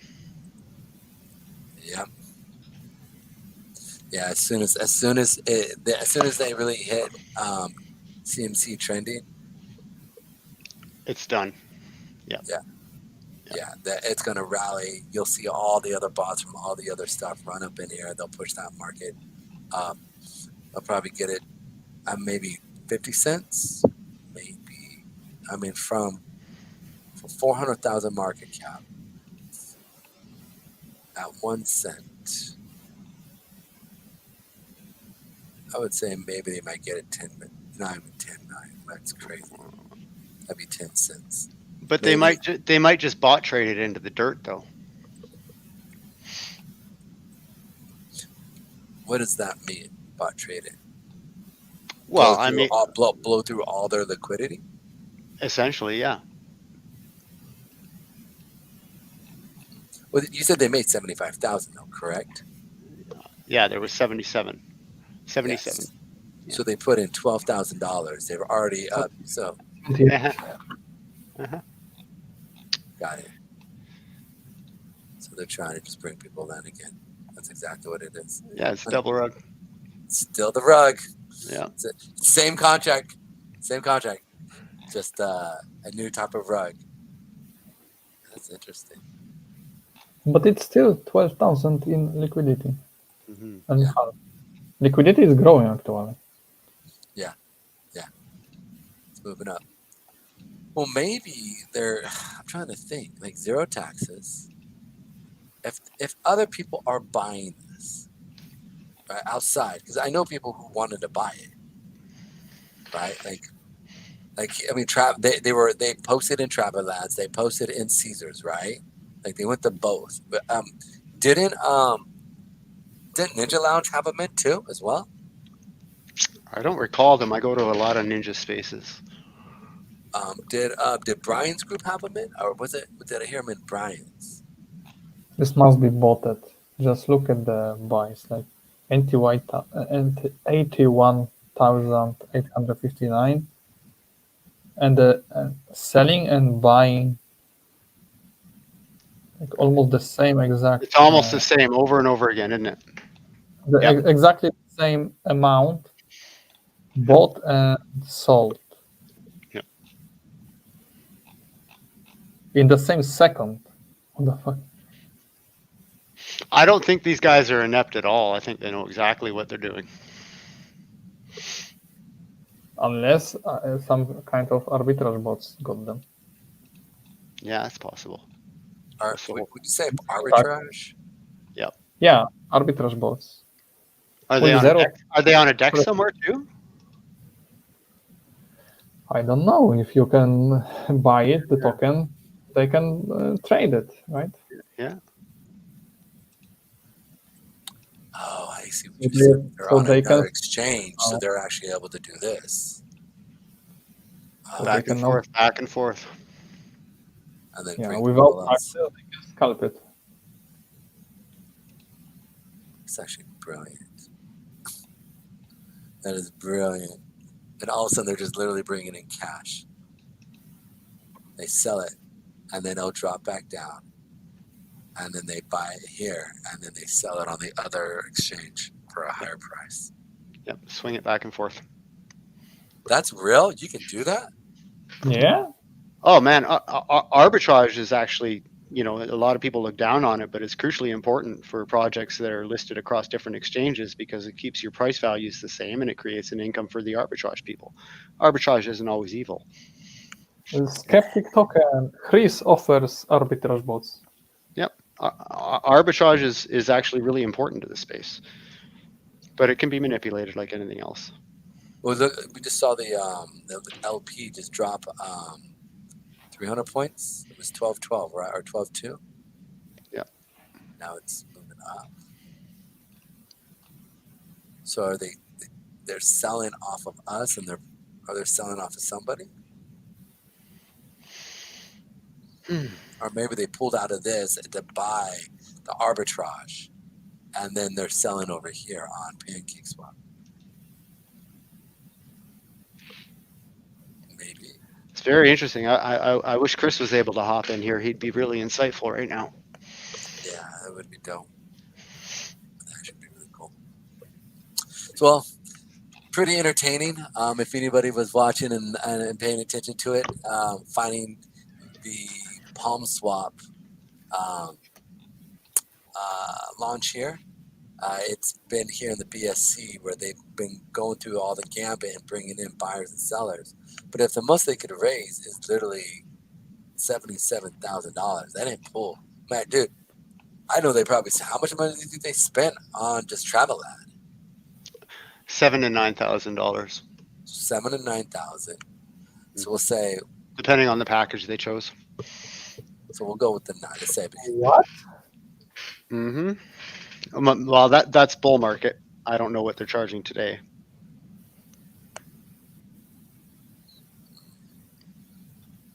well, we'll just say 7,000. Okay. So 5,000. Let's give them the benefit of the doubt. 5,000. Brian's group. I would say, how much? Brian's 1,500, right? At least I think he'd be in that range. 1,500 to what's the top rate? So 15? So then let's say 7,000. Unless it 8,000. was negotiated. But- Huh? unless it was negotiated, but the regular cost is for BNB. Okay, and then I think we're about 1,000 with the Ninja Lounge, something like that. And then I don't know the details of it, but I mean I know that at least 500 to 1,000. So I mean altogether, man, and I'm assuming they probably went to other ones. Maybe they spent 20,000, 30,000. So out of the 70,000, they brought in 30,000, 40,000. And they're going to do this over the next. But I think you nailed the other point. Is they were at this for a full year. They had a whole entire complicated thing.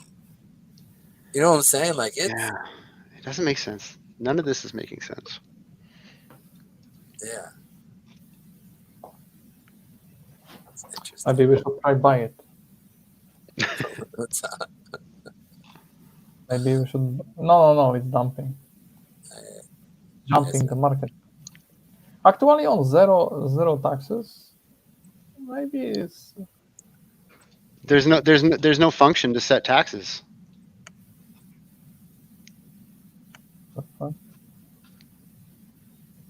There's no way to set taxes in this contract.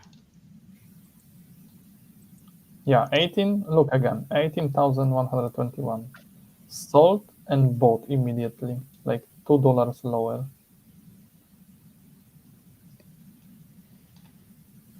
In the same second. And these guys got listed on CMC pre-launch. That I'm not sure how that functions nowadays, but that's some fast track stuff. That costs money. Maybe that's why they don't taxes. Isn't it necessity? Zero taxes? Nope. Not for CMC. No. Oh, okay.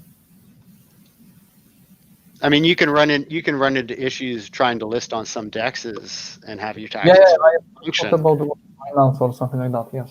Yeah. I mean, I know Hubai has started doing taxes, but they're not,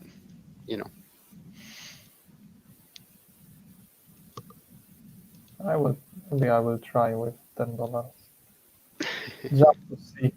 You're brave. Right, man. Make sure you put it into a completely different wallet, man.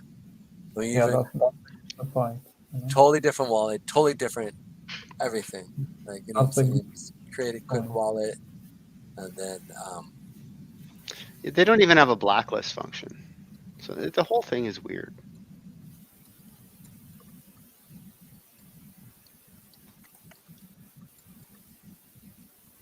I mean, I don't know. I don't know. I don't even understand. I don't fully even understand this stuff 100. I mean, I get it, like from a bit of a tech view, but I don't really get why you're going to spend X amount of money, go through a whole entire year's worth of stuff. Like, let's say, I mean, they had a full-on website. I guess you could actually trade on too. Like they built a whole entire website. I think it was like Palm. But is it a clone? I mean, anyone can make a PCS clone. It really doesn't take that much. That's why there's so many exchanges like that. What do you mean? I mean, you can clone the code for PancakeSwap and make your own version of it really, really quickly. It's not. If it's just a PancakeSwap clone, It's a literal joke to put together.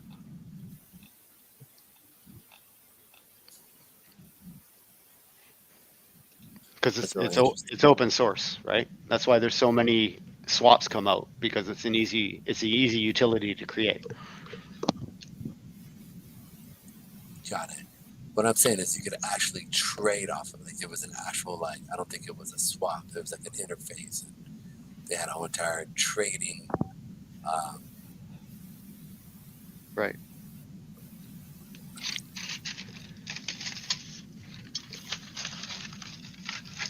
Oh, snaps. How the liquidity is growing if they have zero taxes? How is it possible? Source code right here.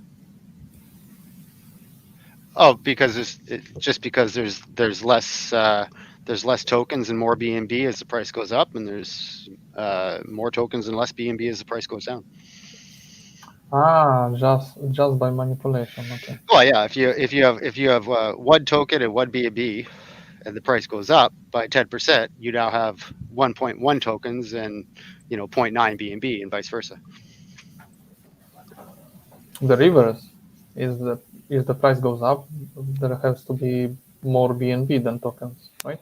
That's right. That's why with LP staking, moderators' life is difficult, because they have to constantly explain impermanent loss to people. Should I put scam in this or no? What happens if they pull it out and we're wrong, and they're doing big brain stuff that we're not understanding? Then respect. Then respect. Yeah, fair enough. Yeah. Respect. Well, then you back down. I mean, listen, if they've got their chat closed so that you can't publicly ask them questions or criticize them. Yeah. If you were to post something about my project that was demonstrably incorrect, I would be all over you.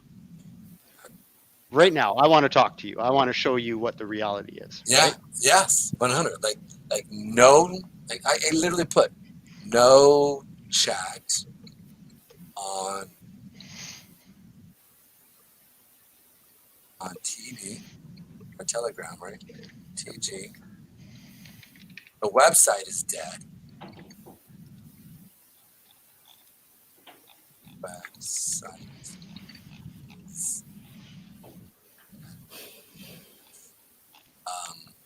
Let's check out a few of their other stuff. See if we can find white paper, or let's check out their Twitter.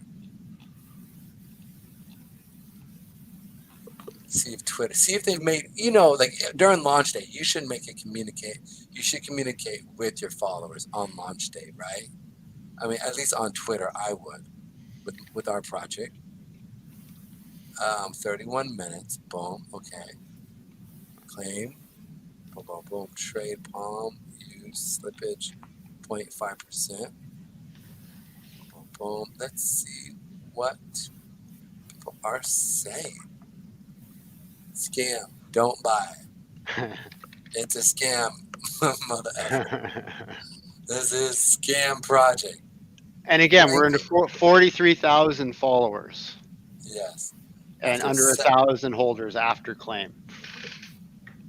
Remain the same and the price below our buying price. Absolutely brilliant. I couldn't have done it better myself.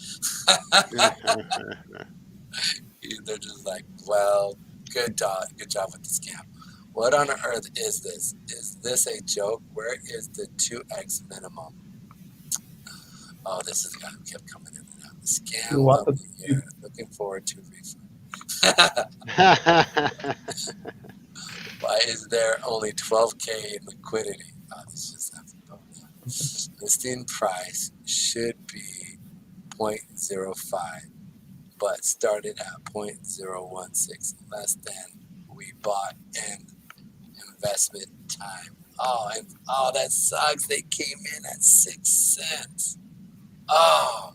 And that's what I was saying about it being a potential poor liquidity pairing to start. I've experienced it myself. I had to do an airdrop because I was working with old math in my head. I was under launch pressure and everything else, and and I airdropped everybody, and I realized that what I sent them was half the value of their investment.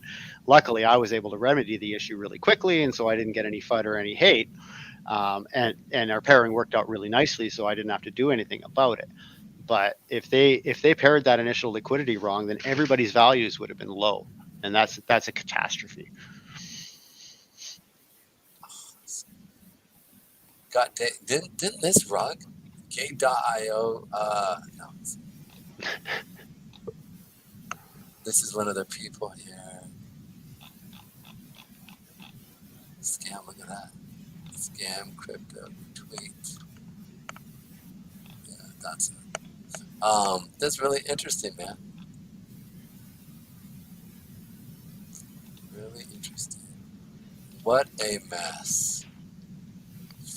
And this is how scam people also, you get 25% of them not unlocked 30 days later. Thanks for scamming people. Boom, boom, boom. Yeah, good job, Paul. Give it up for you guys. Boom. Here we go. I am trying this with 0.01. Well, I mean, one thing I notice is that I mean, this is, you know, the Twitter's clearly modded, right? It's got over 40,000 followers. The people in the chat who are saying that it's not a scam, look at their follower count: 8 followers, 25 followers. You know, I wonder if you started reverse image searching some of these faces, right? Notice they all have faces, right? Yeah. A lot of crypto people don't put faces on their profiles. Not a lot. No one. Almost no one. Almost no one, right? What are you saying? I'm saying I'm gonna copy this image. Let's reverse Actually, image. just share your screen.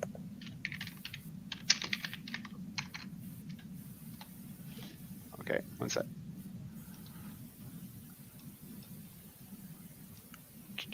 Yeah, I was gonna say the website doesn't even work. It might not play out, but I'll check it. Oh, this is definitely a scam. I have no doubt, and this is definitely a scam. If I'm wrong, I'll bow and be like, "Props to you, dude. My bad." They can actually even come on and just curse me out. That, you know, be like, "Bye." Okay, so there's no matches on that face. See that there was another one. Let me check it out.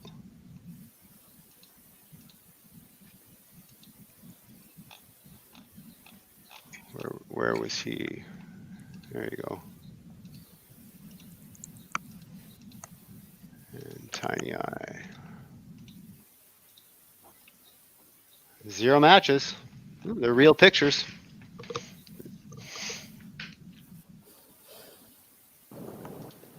What else we got?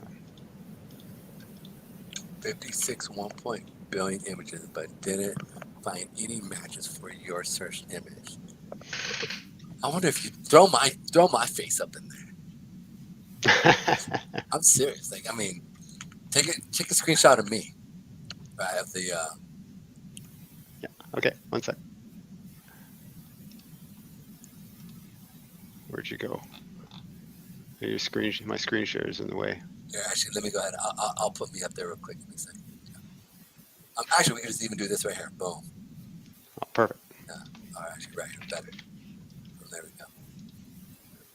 Oh no, wrong one. Sorry. There we are. There you are. Let's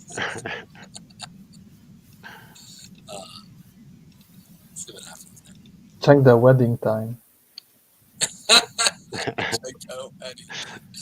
Man, I do have to admit. You're one of a kind. Am I really? Yeah, 56.1 billion images and no matches. Wait, give me 1 second. Not even. Really? Well, yeah, but that's a picture that just got taken, right? Oh, Like, yeah, so you're right. If you have an old picture that's been online, it should show up. Actually, I do. Give me 1 second. So, actually, you know what? I just realized if they just took their stuff off of. Yeah, never mind. So they just probably did it some random person. Yeah.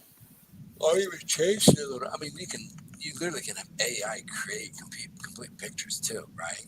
Yeah, it's getting wild. It's getting hard to differentiate. I mean, even with even in movies now, I used to be really good at picking out backgrounds and green scenes and things like that, and now, no, they fool me. They get me.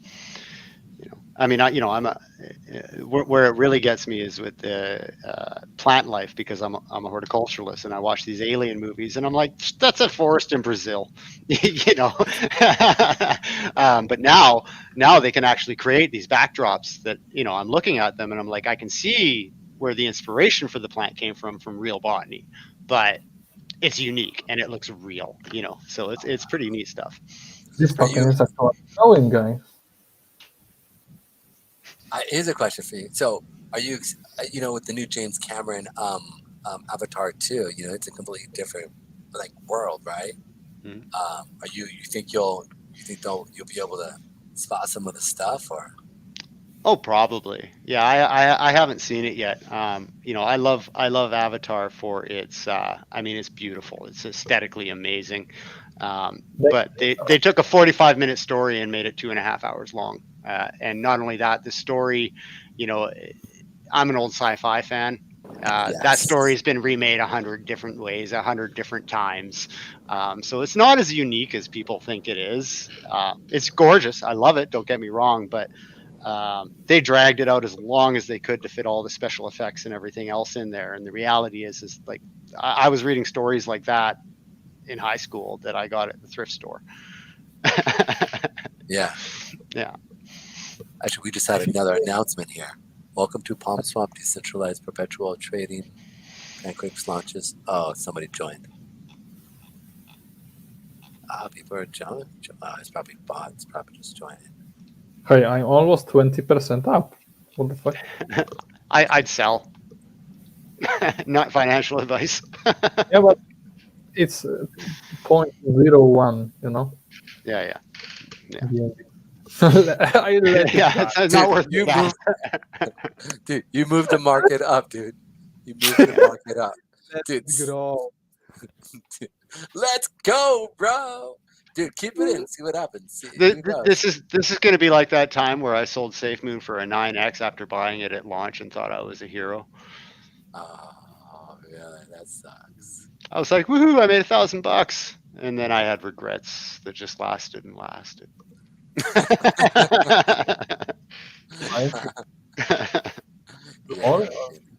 That would be an understatement. I did the same thing with Pig Token. I did the same thing with SHIB. I bought them both on day one. SHIB? Yeah, I bought SHIB on day one, man. I aped that off of the new listing bot, and it X'd, and I took my money. And then I never even joined the Telegram or anything, man. $100 worth of SHIB on launch. Do you know what that's worth right now? Oh, I'm curious. What is it? What is it worth? I don't know. It's terrifying, man. I don't even want to know. Wait, I know. During the bull run, I would have been ridiculously retired. Like I wouldn't have enough fingers to count all the money. Wow. Yeah. And so then I learned my lesson, and I bought into another project, and I held it to $250,000, and then back down to my initial. So you just don't know what you're doing. Moon bag. I know. Moon bag. Yo, and once you reach $1 million or $2 million, yo, cut it and then let that other $1 million run if it decides to run. Like, moon bags are real, man. Take your initial run, boom, let it run, or take your initial push. I mean, but so I'm assuming, man. Now I'm curious. What do you remember? What would that be worth? I don't remember how many tokens I had. I just know that I aped it on launch. I sold it for a few X's. I had no concept of it. I didn't even join the TG. I knew nothing about it. I just aped it. You would have to wait 5 years. Almost no one holds that long. Yeah. Dude, I mean, I still have stuff right now. Like I have such a moon bag. Like, dude, like, but I've been sitting there. I buy and sell, and then I wait for it to move. Our moon, and then I grab part of that profit, boom, I get out. Like, so it's real interesting to sit there and see. I mean, I had, I was a top buyer. I was full retail in 2017, and I still hold a lot of the utility projects that I DCA'd over 4 years, and they've treated me well. You know, the patience has definitely paid off. And if I'm feeling a little light on this end, I can always pull a little bit out of that because it's all profit now, right? And so, it's nice. But the bull run took my patience from me, right? That's one of the lessons I took from the bull run is that instant dopamine hit that, and moving too quickly from one thing to another, not really focus, because you could throw a dart and make X's. It was just too easy. Yeah. And again, getting back into that, you get comfortable in a certain space, you act a certain way, it's been successful. And then when it stops being successful, you don't change. And that's where that for me anyways, that's where I would get caught. And so now I'm acutely aware of when I'm in a cycle where I'm doing the same thing over and over again. Do you know what I mean? Because the psychology gets to you. I mean, it doesn't matter who you are, it gets to you.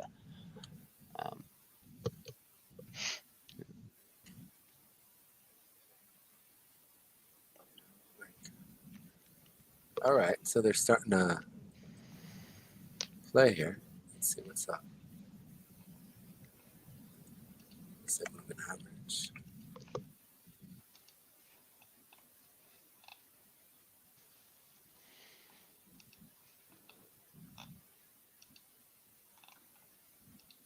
See if, who knows? I mean, they're showing some strength on the 1. So let's see what's going on the 5. All right. Pull this up.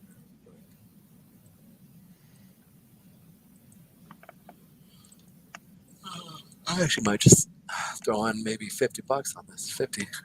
Let's see what's up. You know what I'm saying? I mean, it ain't not. I mean, watch it be just like something stupid like 3 days. You're just like,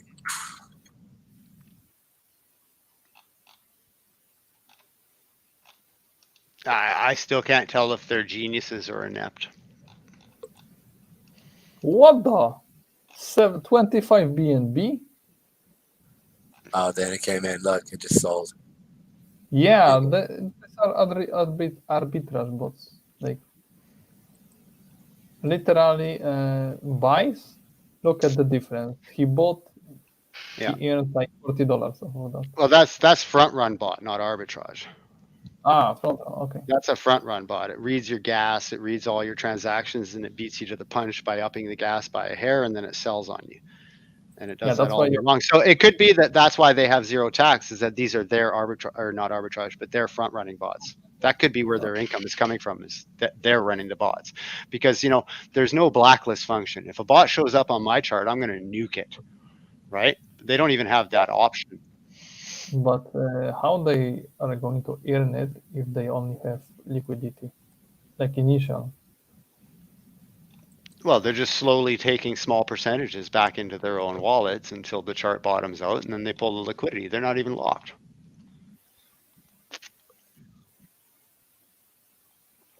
But if they would do just 1%, just to liquidity, they would earn way more, right?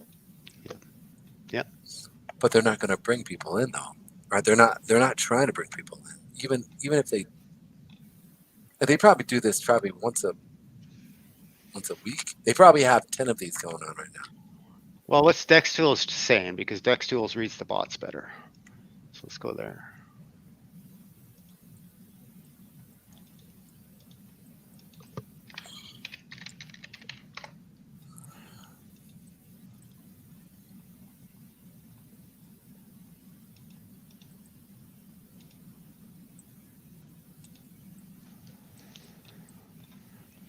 Man, Shiba Inu, dude, on day 1, man. That just blows me away, dude. Oh, yeah. That's all I have to say about that. Even if it was $1 million, dude, I think they're at 10. Let's say that their launch price, which back then, there's no way for a crap coin. What's that, brother? There was one for $1,000 that became billionaire because he held. Who was this? What happened? There was this one guy that became billionaire because of it. Because he bought for $1,000 and just left it in his wallet, right?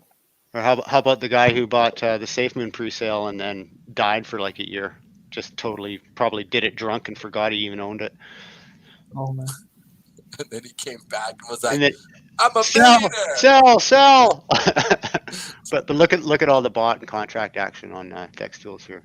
Bot smart contract. This one's done 191 transactions, 205 So transactions. Hmm. So front running bot basically. Yeah. So On the price. but again, Right. they don't have the ability to stop them. So I mean, to me, that's a major oversight for a year in the making, unless they're bots. Right? But the price is steadily rising. Man, dude, I just calculated what you would have. 30% up. Like, They're Okay. sitting at $6 billion. Let me just check my How heart many? monitor. how much? Your heart monitor. Yeah. Somebody put me on the heart mapping machine. I think I'm collapsing. Stop. I can't handle the pain. All right, so let's do the numbers. Right? Let's say they're $1 million, right? You said you put 100? About $100. Yep. $100. All right. At $1 million, so we're gonna throw $1 million. One. All right. Divide. Oh no, I'm sorry. 6. Sorry, I gotta do this. Sorry, my bad. Let's call 6 point. Just simple numbers. All right. 6 billion divided by 100 million, or 100, or we'll say, let's say, I don't think you even started at 1 million, right? You probably got in at 60,000, 70,000, right? There were less than 100 holders, man. Oh, I was gonna say 100,000 too. I was gonna say 100,000. How many would you buy at launch for it? I'm actually trying to see if I can find the transaction record of it, but it's going to be deep in an old wallet. All right, so I'm gonna say 100,000. Boom. So we're saying 61,000x. So let's multiply that times 100. It's not bad. It's not bad. 6 million. Not bad at all. I'd be fishing right now That's right. and napping. I'd be a professional napper. This token is growing 50% right now.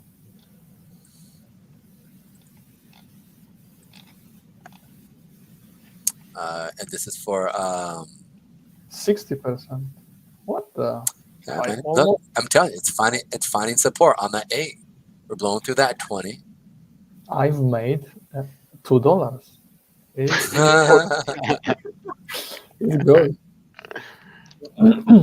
But not actually made. I didn't sold it. It's true. It's true. We're starting to go through that 20 period, but we don't have any. Well, we do have a bunch of buyer wigs here. What you got? 1, 2. Where is that? It could get to 6, man. Who knows? $6?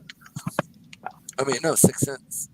I mean, that's what we have here. You know?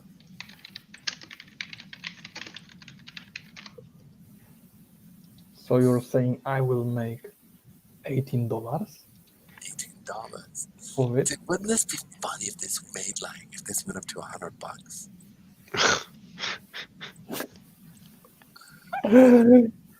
Like we're sitting there, we're making fun, dude. This would go down. This video would go down in infamy.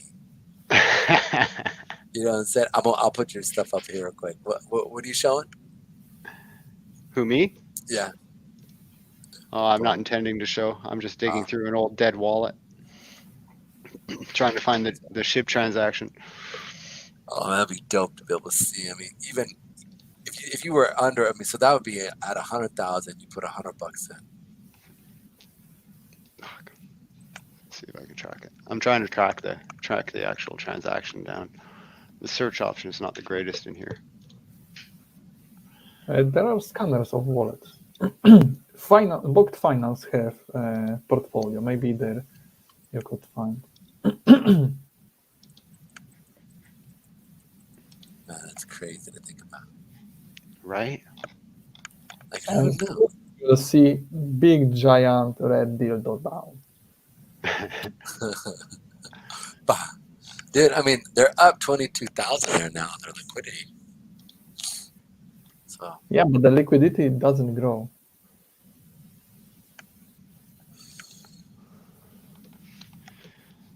$21,627. Ah.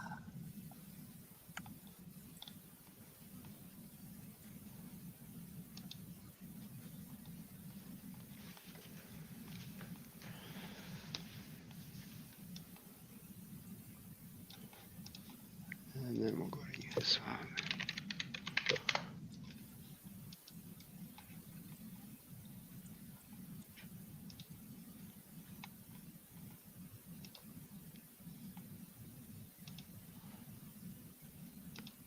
There it is. Find support.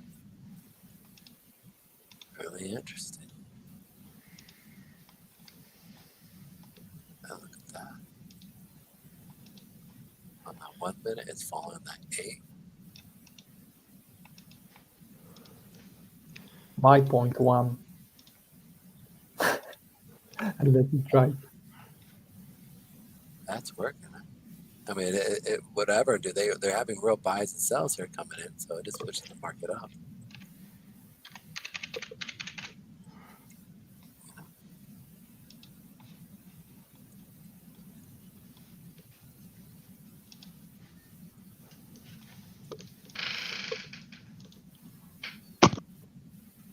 Yeah, it's a good recovery right there.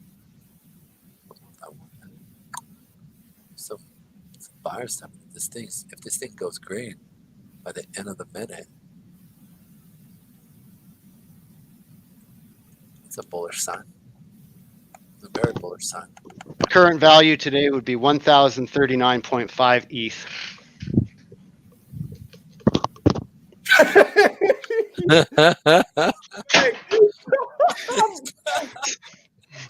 Don't do it. Fucking shoot me. Sorry, swearing again. Family friendly. Family friendly. Don't do it. Oh, snaps. One thousand. So 1,000. So 1,000. So you'd have 100,000. What's So that? not bad. If you have 100,000. Right now, I'd be 1.38 million, and that's on the light side because I went from 28 billion. It's actually Oh, the yes.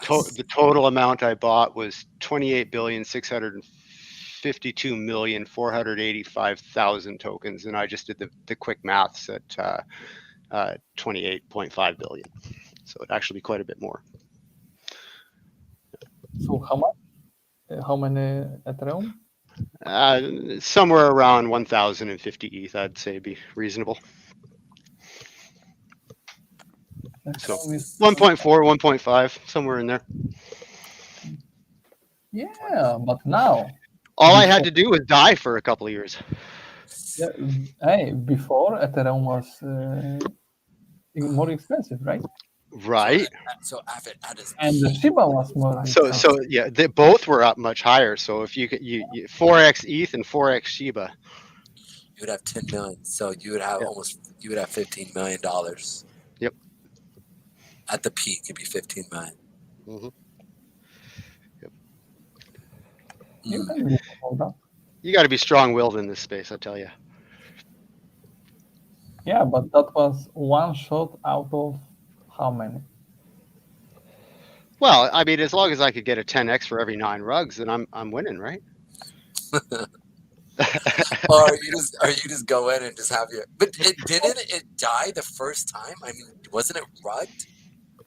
It wasn't pretty at first. No, it lagged along for quite some time, and that's why when I saw profit, I took it. Yeah, it rugged. Like it rugged. Like they dropped it. I think it was stolen. Like I think it was rugged twice. No, they sent half their supply to Vitalik, who sold it, and then donated it to COVID relief in India. It was a Vitalik rug. Oh, that's what happened? Yep. because it was popular at the time to send half your supply to Vitalik, and Vitalik was like, "Thanks." But he sold. I He think. sold it and he donated it to COVID relief in India. Oh, no, I think he sent half of what he got to Burn Wallet. Oh yeah, okay. Yeah. So I sold that. You ready for this? For what I sold it for? $182. Oh, so he made 80%. Yeah, but now you know. Back Oh, then, this is how we learn. another shitcoin, right? Yep. Dang.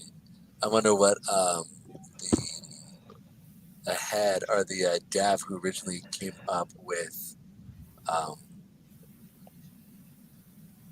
am I forgetting what it's called? The dev who came up with Dogecoin. Remember, he stepped away from it. He sold off all his coin. Oof. Yeah, and it was like 7 zeros back. Like, it was ridiculous, right? Like 7 Yeah, zeros. that's some Bitcoin pizza stuff right there. Yeah, exactly. It's the big. Yeah, it's exactly. It's exactly right. Like, and somebody started buying it. It was dead, and he just, I'm gonna sell it all off. And then, like, he had millions of coins, millions. Yeah. This is crazy to think about. Crazy, but it can happen. Dang. Yeah, how many? 600 billion? You said 28 billion or something. 28 billion coins. Wild, eh? That was Wow. 594 days ago. That is nuts. Who knows, man? You might be holding on to something that you don't even realize it. That just turns into another gold mine. You Yeah. don't know. You just don't know. I mean, there's times where I honestly just want to buy, throw 10 grand at every launch that comes out and just shut it off. No. No. Honestly, if I'd have died for a couple of years on this, it would have been good. I mean, you think about that SafeMoon guy who forgot to claim his wallet and probably just totally gapped it, Oh, what about what's his name? Crypto Masai, right? He was a what was it? He was a mailman, right? And he hadn't looked at his wallet, and this is when and he, for a while, the I forgot exactly the full details, but basically he was delivering mail. Boom, boom, boom. Pulled out his phone because he started getting these dings about Dogecoin. He's like, do I have Dogecoin? Like, he looks at his wallet and he's just like sitting at $20 million. It was something ridiculous, like $20 or $40 million, right? I think it was 40 million because he paid taxes on it, right? So he goes in and like he sees it and he's just like, sell. I mean, like sitting at a ridiculous amount, right? Like, that's just, that would be an insane amount of money to sit there and be like, this is money. Yeah, I'm selling it. There would be no mail delivery that day. There would be because you go to jail for that. In America, you can go to jail for that, so you got to be really careful. But I would drive into my wherever delivery center is and go, I'm done, I quit. And they'd be like, what? I was like, yeah, I'm a multi-millionaire now off of crypto. Deuces, sorry. And they'd be just like, what? What do you mean you're a multi-millionaire? I'm like, I'm literally a multi-millionaire. Like, right now as we speak. I just transferred $40 million into my bank account. I'm sorry. Like, have a good day. Hey, I'll come back and get you guys beers tomorrow. Like, after the transaction actually like finalizes. Yeah, party at my house, guys. Yeah, like that's exactly what it would be. Like, I'm gonna party at my house. I'm gonna blow at least $100,000 on good meats, good beer, and it's gonna be a riot. Come on over. and then from there, just chill. You know, actually, I probably wouldn't chill. I would just trade it. Just being honest. Like if some of my coins, actually half of my coins, the devs are no longer there. They were just slow rugs. Just it. You know, was it G? What's it called? GDT. I think that's what it's called.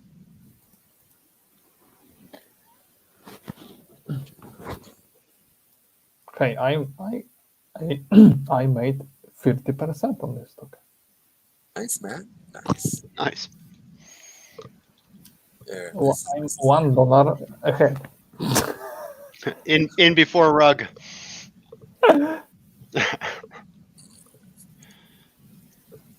These are the guys right here. And are they still around? I mean, for a minute, I think they were at 500, like a $500 million market cap at their peak. It was like ridiculous amount. It was like huge. It dropped. Get back down. Or maybe not. Maybe not. Like, but if these guys kill it, you know what I'm saying? Like, awesome. Check the wedding time. That's funny. Today. Oh, shit. I'm not too big to apologize, but I right now something smells bad here, you know, with Palm. Yeah. Dude, $45 on their freaking. Like, but who knows? This might turn into a huge winner. Yeah. You don't know. I have a few of them. I have one called American Dream. Do you guys remember them? No. Yeah. The guy was actually in hospitality, and he would cover. He was the dev, the head dev. It was really one of the first coins that I believed in. The guy wanted to create like a Bloomberg terminal where he wanted to do a launch pad, right? He was actually going through and setting it up, was paying for it. They started going through, and then just ran out of money for the actual launch pad itself, you know. And then because they wanted to kind of they wanted to do something similar to Pixel, but the difference is that you were going to actually have a community tab there, you could talk and watch the community chat going on between it, and then they actually were going to put a chart to it, so you literally just connect on the chart and it would pop below the pre-sale, you know, what's actually going on. It was all supposed to be one big thing, and I thought it was brilliant. I was like, oh, that'd be awesome, right? And this is before before I really knew about it. Was one of my first projects, and I should have just asked, do you have money reserved for this? Right? I think I put in like $200 or $100 on it just to see what would happen. I think I tripled my value. I sold out some of the bags there, right? But like, it would kind of suck because I'm sitting there and I'm like, come on, guys, you guys can do this. And then sure enough, man, they ran out of money and just died. The guy is now working in hospitality. Again, you know, that's literally what he had to do. It's kind of sad. So that happens a lot, I feel like, a lot in crypto, you know.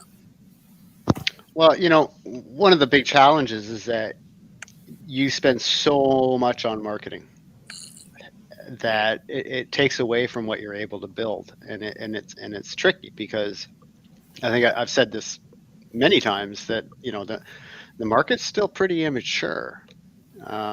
You know, you can get a lot of people to, you know, you build something real, you work with the utility, that should be a rallying cry. That should be how we get to mass adoption. But instead we chase Elon's burnt hair, you know, and it bothers me, right? Because, you know, you see these people come out of nowhere with a project they've been working on for 4 hours and they hit like a $4 million market cap. And then you got guys like me and Stefan who like try and create something genuine and real and lasting. And it's a fight. Every step is a fight. You know, and I'm not complaining. I mean, I love where we're at. We're in a good place, but, you know, I feel that we're massively undervalued, massively for what we offer. You know, we bring a real world utility into the space, and that should be something that people want to get behind, right? But people are looking for that quick turnaround, and they see better potential for quick X's in Elon's burnt hair. You know, it just, I don't know. It's baffling sometimes. It's baffling. Yeah, I like the degen stuff too, you know, but I have limits. Elon's burnt hair is one of them. What's it sitting at right now? Do you know? Oh, I have no idea. There was like 10 of them. Yeah, you're right. I didn't think about that. Looks like they're taking out the liquidity paper, selling off. So what was it? So you made a 2x or a 1x up at this level here? Gabriel, Hmm? how much of an x would you have made? Would you made 2? How about the peak here? On what? On Palm? Huh? On what? Yeah, on Palm. I did 30%. Not bad.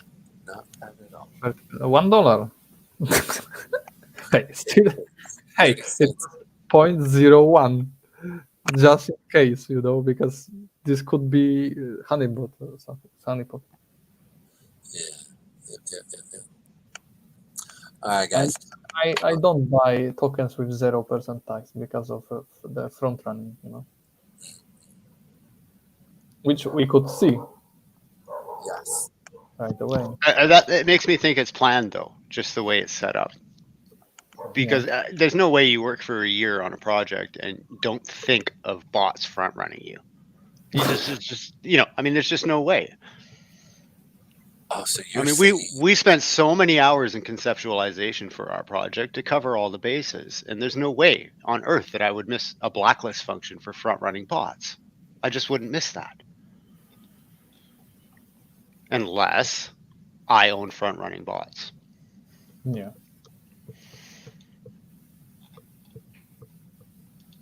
maybe they're the ones buying up the supply.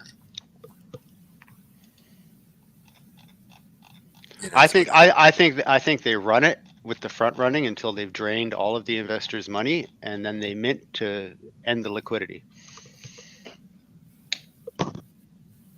there's literally no website, you know, whereas in the past, like they had a whole entire website where you could go to and you could actually trade there. I actually never traded, but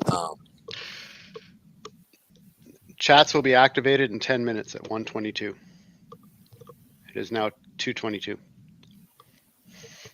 so what you're telling me is they are just late. Yeah, it could be a time zone Telegram thing. But oh, look at that. It disappeared. They had an announcement that said that they'd be live at 10 minutes for chat. And as soon as I read it to you, it vanished. Bizarre. Yeah, I wonder what they're gonna say. I wonder if they do it right. Like, I mean, Well, the first thing they're going to hear is why mint function, sir.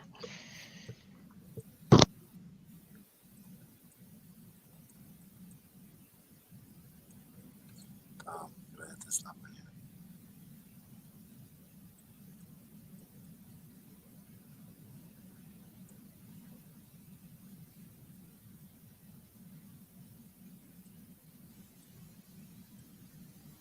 Really interesting.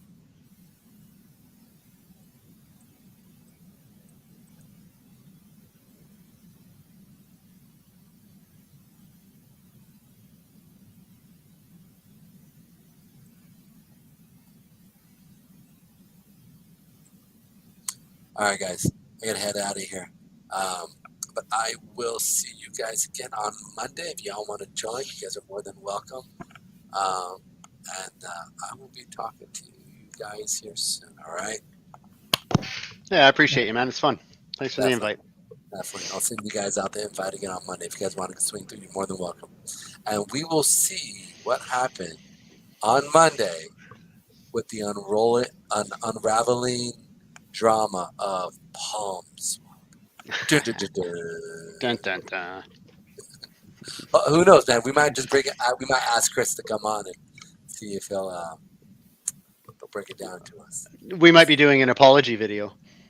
I hope, Mhm. dude. I hope. You know, like I said, I wanted to wait for a couple wait. days.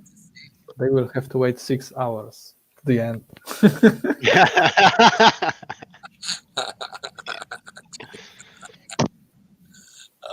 I'm gonna go make myself up a avocado pineapple juice. So I know that sounded weird, right? Not at all. No, I'm on a restricted diet. I put everything in a blender. I come up with some wonderful things.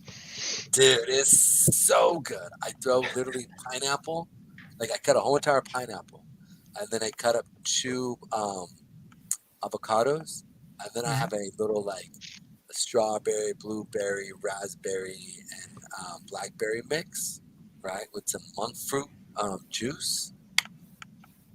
Man, you cannot. I'm just phenomenal. Tell you, man. Y'all never lived, man. And the energy that you have cleans out your body, dude. You literally feel as if like you put Vicks vapor on your chest. You know how it just cleans out your chest, right? And you just feel super for about I mean, as soon as you drink it, I'd give it 10 minutes, and then it'll last you for about maybe a day. You'll feel it for about a day, and then the next morning you drink, and typically that amount of and you don't want to juice this. This is all literally in a blender, and it is phenomenal. Like I can't. I'm telling you. I get little smoothie blend frozen packets, and so it's got cut avocado and different cut fruits in that, and I just dump it in the blender, a little bit of shake powder, some liquid, and away I go. Easy peasy, done. It really is. It really is. Yeah. And you feel phenomenal. You're like, And let's it's good. go. Yeah. Yep, love it. All right, Live guys. on it. Yeah. You literally? Yeah, I literally do. Yeah. Oh, wow. That's cool. Such a cool. Well, my friends, I got to head out of here, but I will talk to you guys soon. And if you guys can, come back on Monday, and hopefully Monday. We've been on this for 6 hours, my peoples. That's what's up. I'll like I say, I've got a minor surgery on Monday, so if I'm here, I won't be talking, but I might pop in and just listen. So if you call me out and I don't respond, it's because I'm a drugged up zombie and I don't want to speak publicly. Totally understand. No worries. All All right. right, Gabriel. I'll see you guys. Have a blessed day. We'll talk to you guys soon. Maybe too, we Bill. Cheers, look, Gabriel. Nice chatting with you. see you at. Cheers, man. I don't know. Maybe before close up, just quick glance at Bitcoin and like. Oh yeah, good point. Let's get it. It's a good point, Reagan. That's a good point. So let's go and check out Bitcoin here real quick. We did sell off of this level here. I did expect us to rally out. I'm kind of shocked that we did do a little bit of a sell off. Let's see if it came down to the area that I thought it was going to come down to. So it did come down into this area. We did sell off. We did actually see some pretty big buys step in at these levels to push it up, but it did continue up down. So it's really interesting to see. But yeah, that's in a nutshell. Like I said, you can short from here down to this area here. But yeah, I was expecting for us to come down into this level here and bounce back up. It did stop, and it would have stopped us out if you didn't take the short from here. And then Ethereum, you said? Ethereum, same thing. Ethereum did come down to the area that we thought it was going to come. Like I said, I told you I felt like it was going to come down into this area here. So you guys would have been short from this level here. BNB, let's check it out. This disclaimer. Put out disclaimer. Oh, snaps. Thank you. Yes. All this was in disclaimer. Yeah, always disclaimer. Here, we're coming down to this level here where supply becomes demand. We are seeing BNB step in at this level here. Let's check it out here real quick.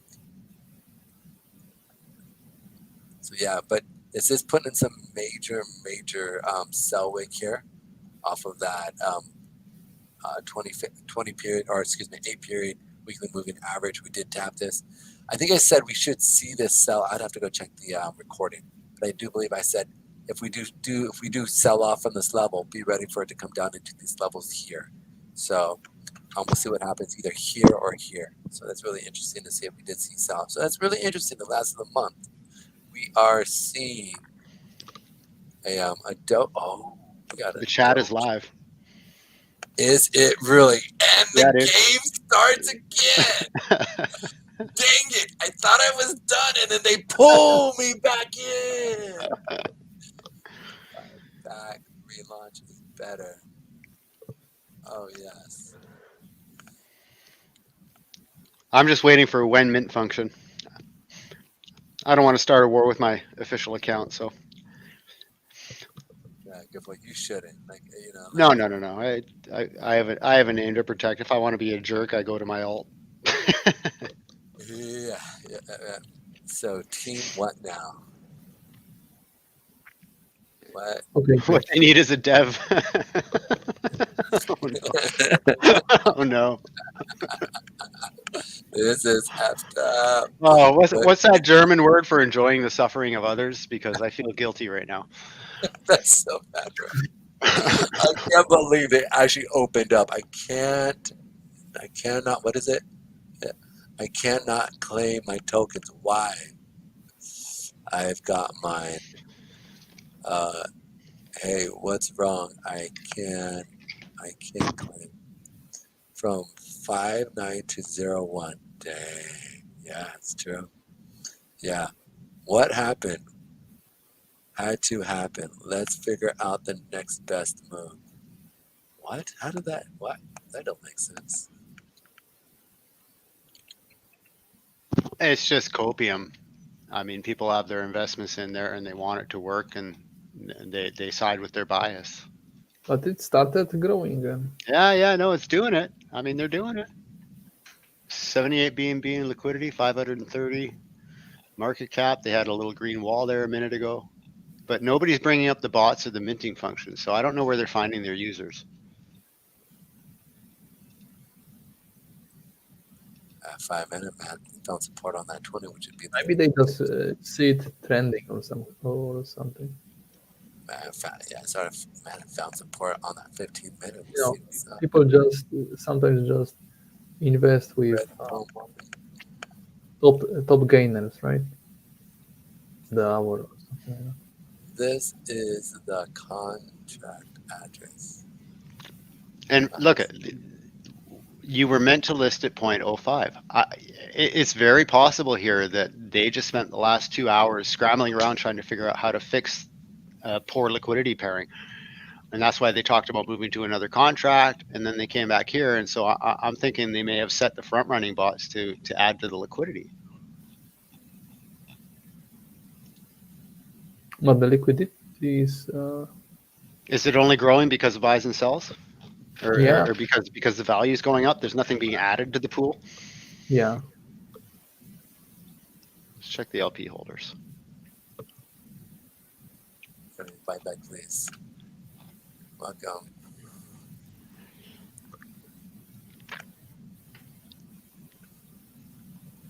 Oh, this is. You know what? I'm wondering, like, I look at the first liquidity pair, like there's a list, there's 10 liquidity holders, one's a null address, 2 are contracts, and the rest are just regular wallets. Number 9, 7 hours ago added liquidity. I wonder if they didn't have the stop trading function and they let the airdrop go out and somebody set their liquidity pairing for them. Right, because that'll absolutely screw you up. So because they won't have, they probably wouldn't. So what did they pair here? What did they pair? Yeah, they did 0.05 palm. Was there 0.05 tokens? Into liquidity? Yeah, they set that. I think that. I wonder if I can follow this wallet back and see the claim. See a claim. There's a deposit, and there's a claim. Let's go back here into their transaction. Oh wait, who's deep? First of all, Summary of my feelings, which can also be seen as the headline for the following article. I find it shameful and I am deeply disappointed. Are you serious? Such a great and innovative project. You have advertised with a listing price of 0.5 USD. In the fine print, you said 2x the average price of the fair launch. Where was the price when the community had access to it? To the moon? When? Lambo? You guys managed to not meet your minimum promise. First you launched the community fair launch during and still running audit. Then you surprisingly couldn't launch at the advertised time X. And last but not least, the icing on the cake is the launch price. Why aren't you even bringing up the fact that their website is down? Like the actual website in which all this is about is down. No one is going to the website. Yeah. They start. Where is the website and the trading platform? Ban. Watch, You I'm gonna be phobia. burned. Yeah, watch. Let's see if they do it. Where is the website and the trading platform that was up? All right, let me just stop there for a second. They're like, wait, yeah, what about that too? That's exactly what you're like. Yeah, this is the whole this whole entire thing is about. I managed to log on to palmswap.org. Oh, were you? Yeah, I'm on it. Can't you see it? I didn't see it. It was. How many people watched us today? Do you have like statistics?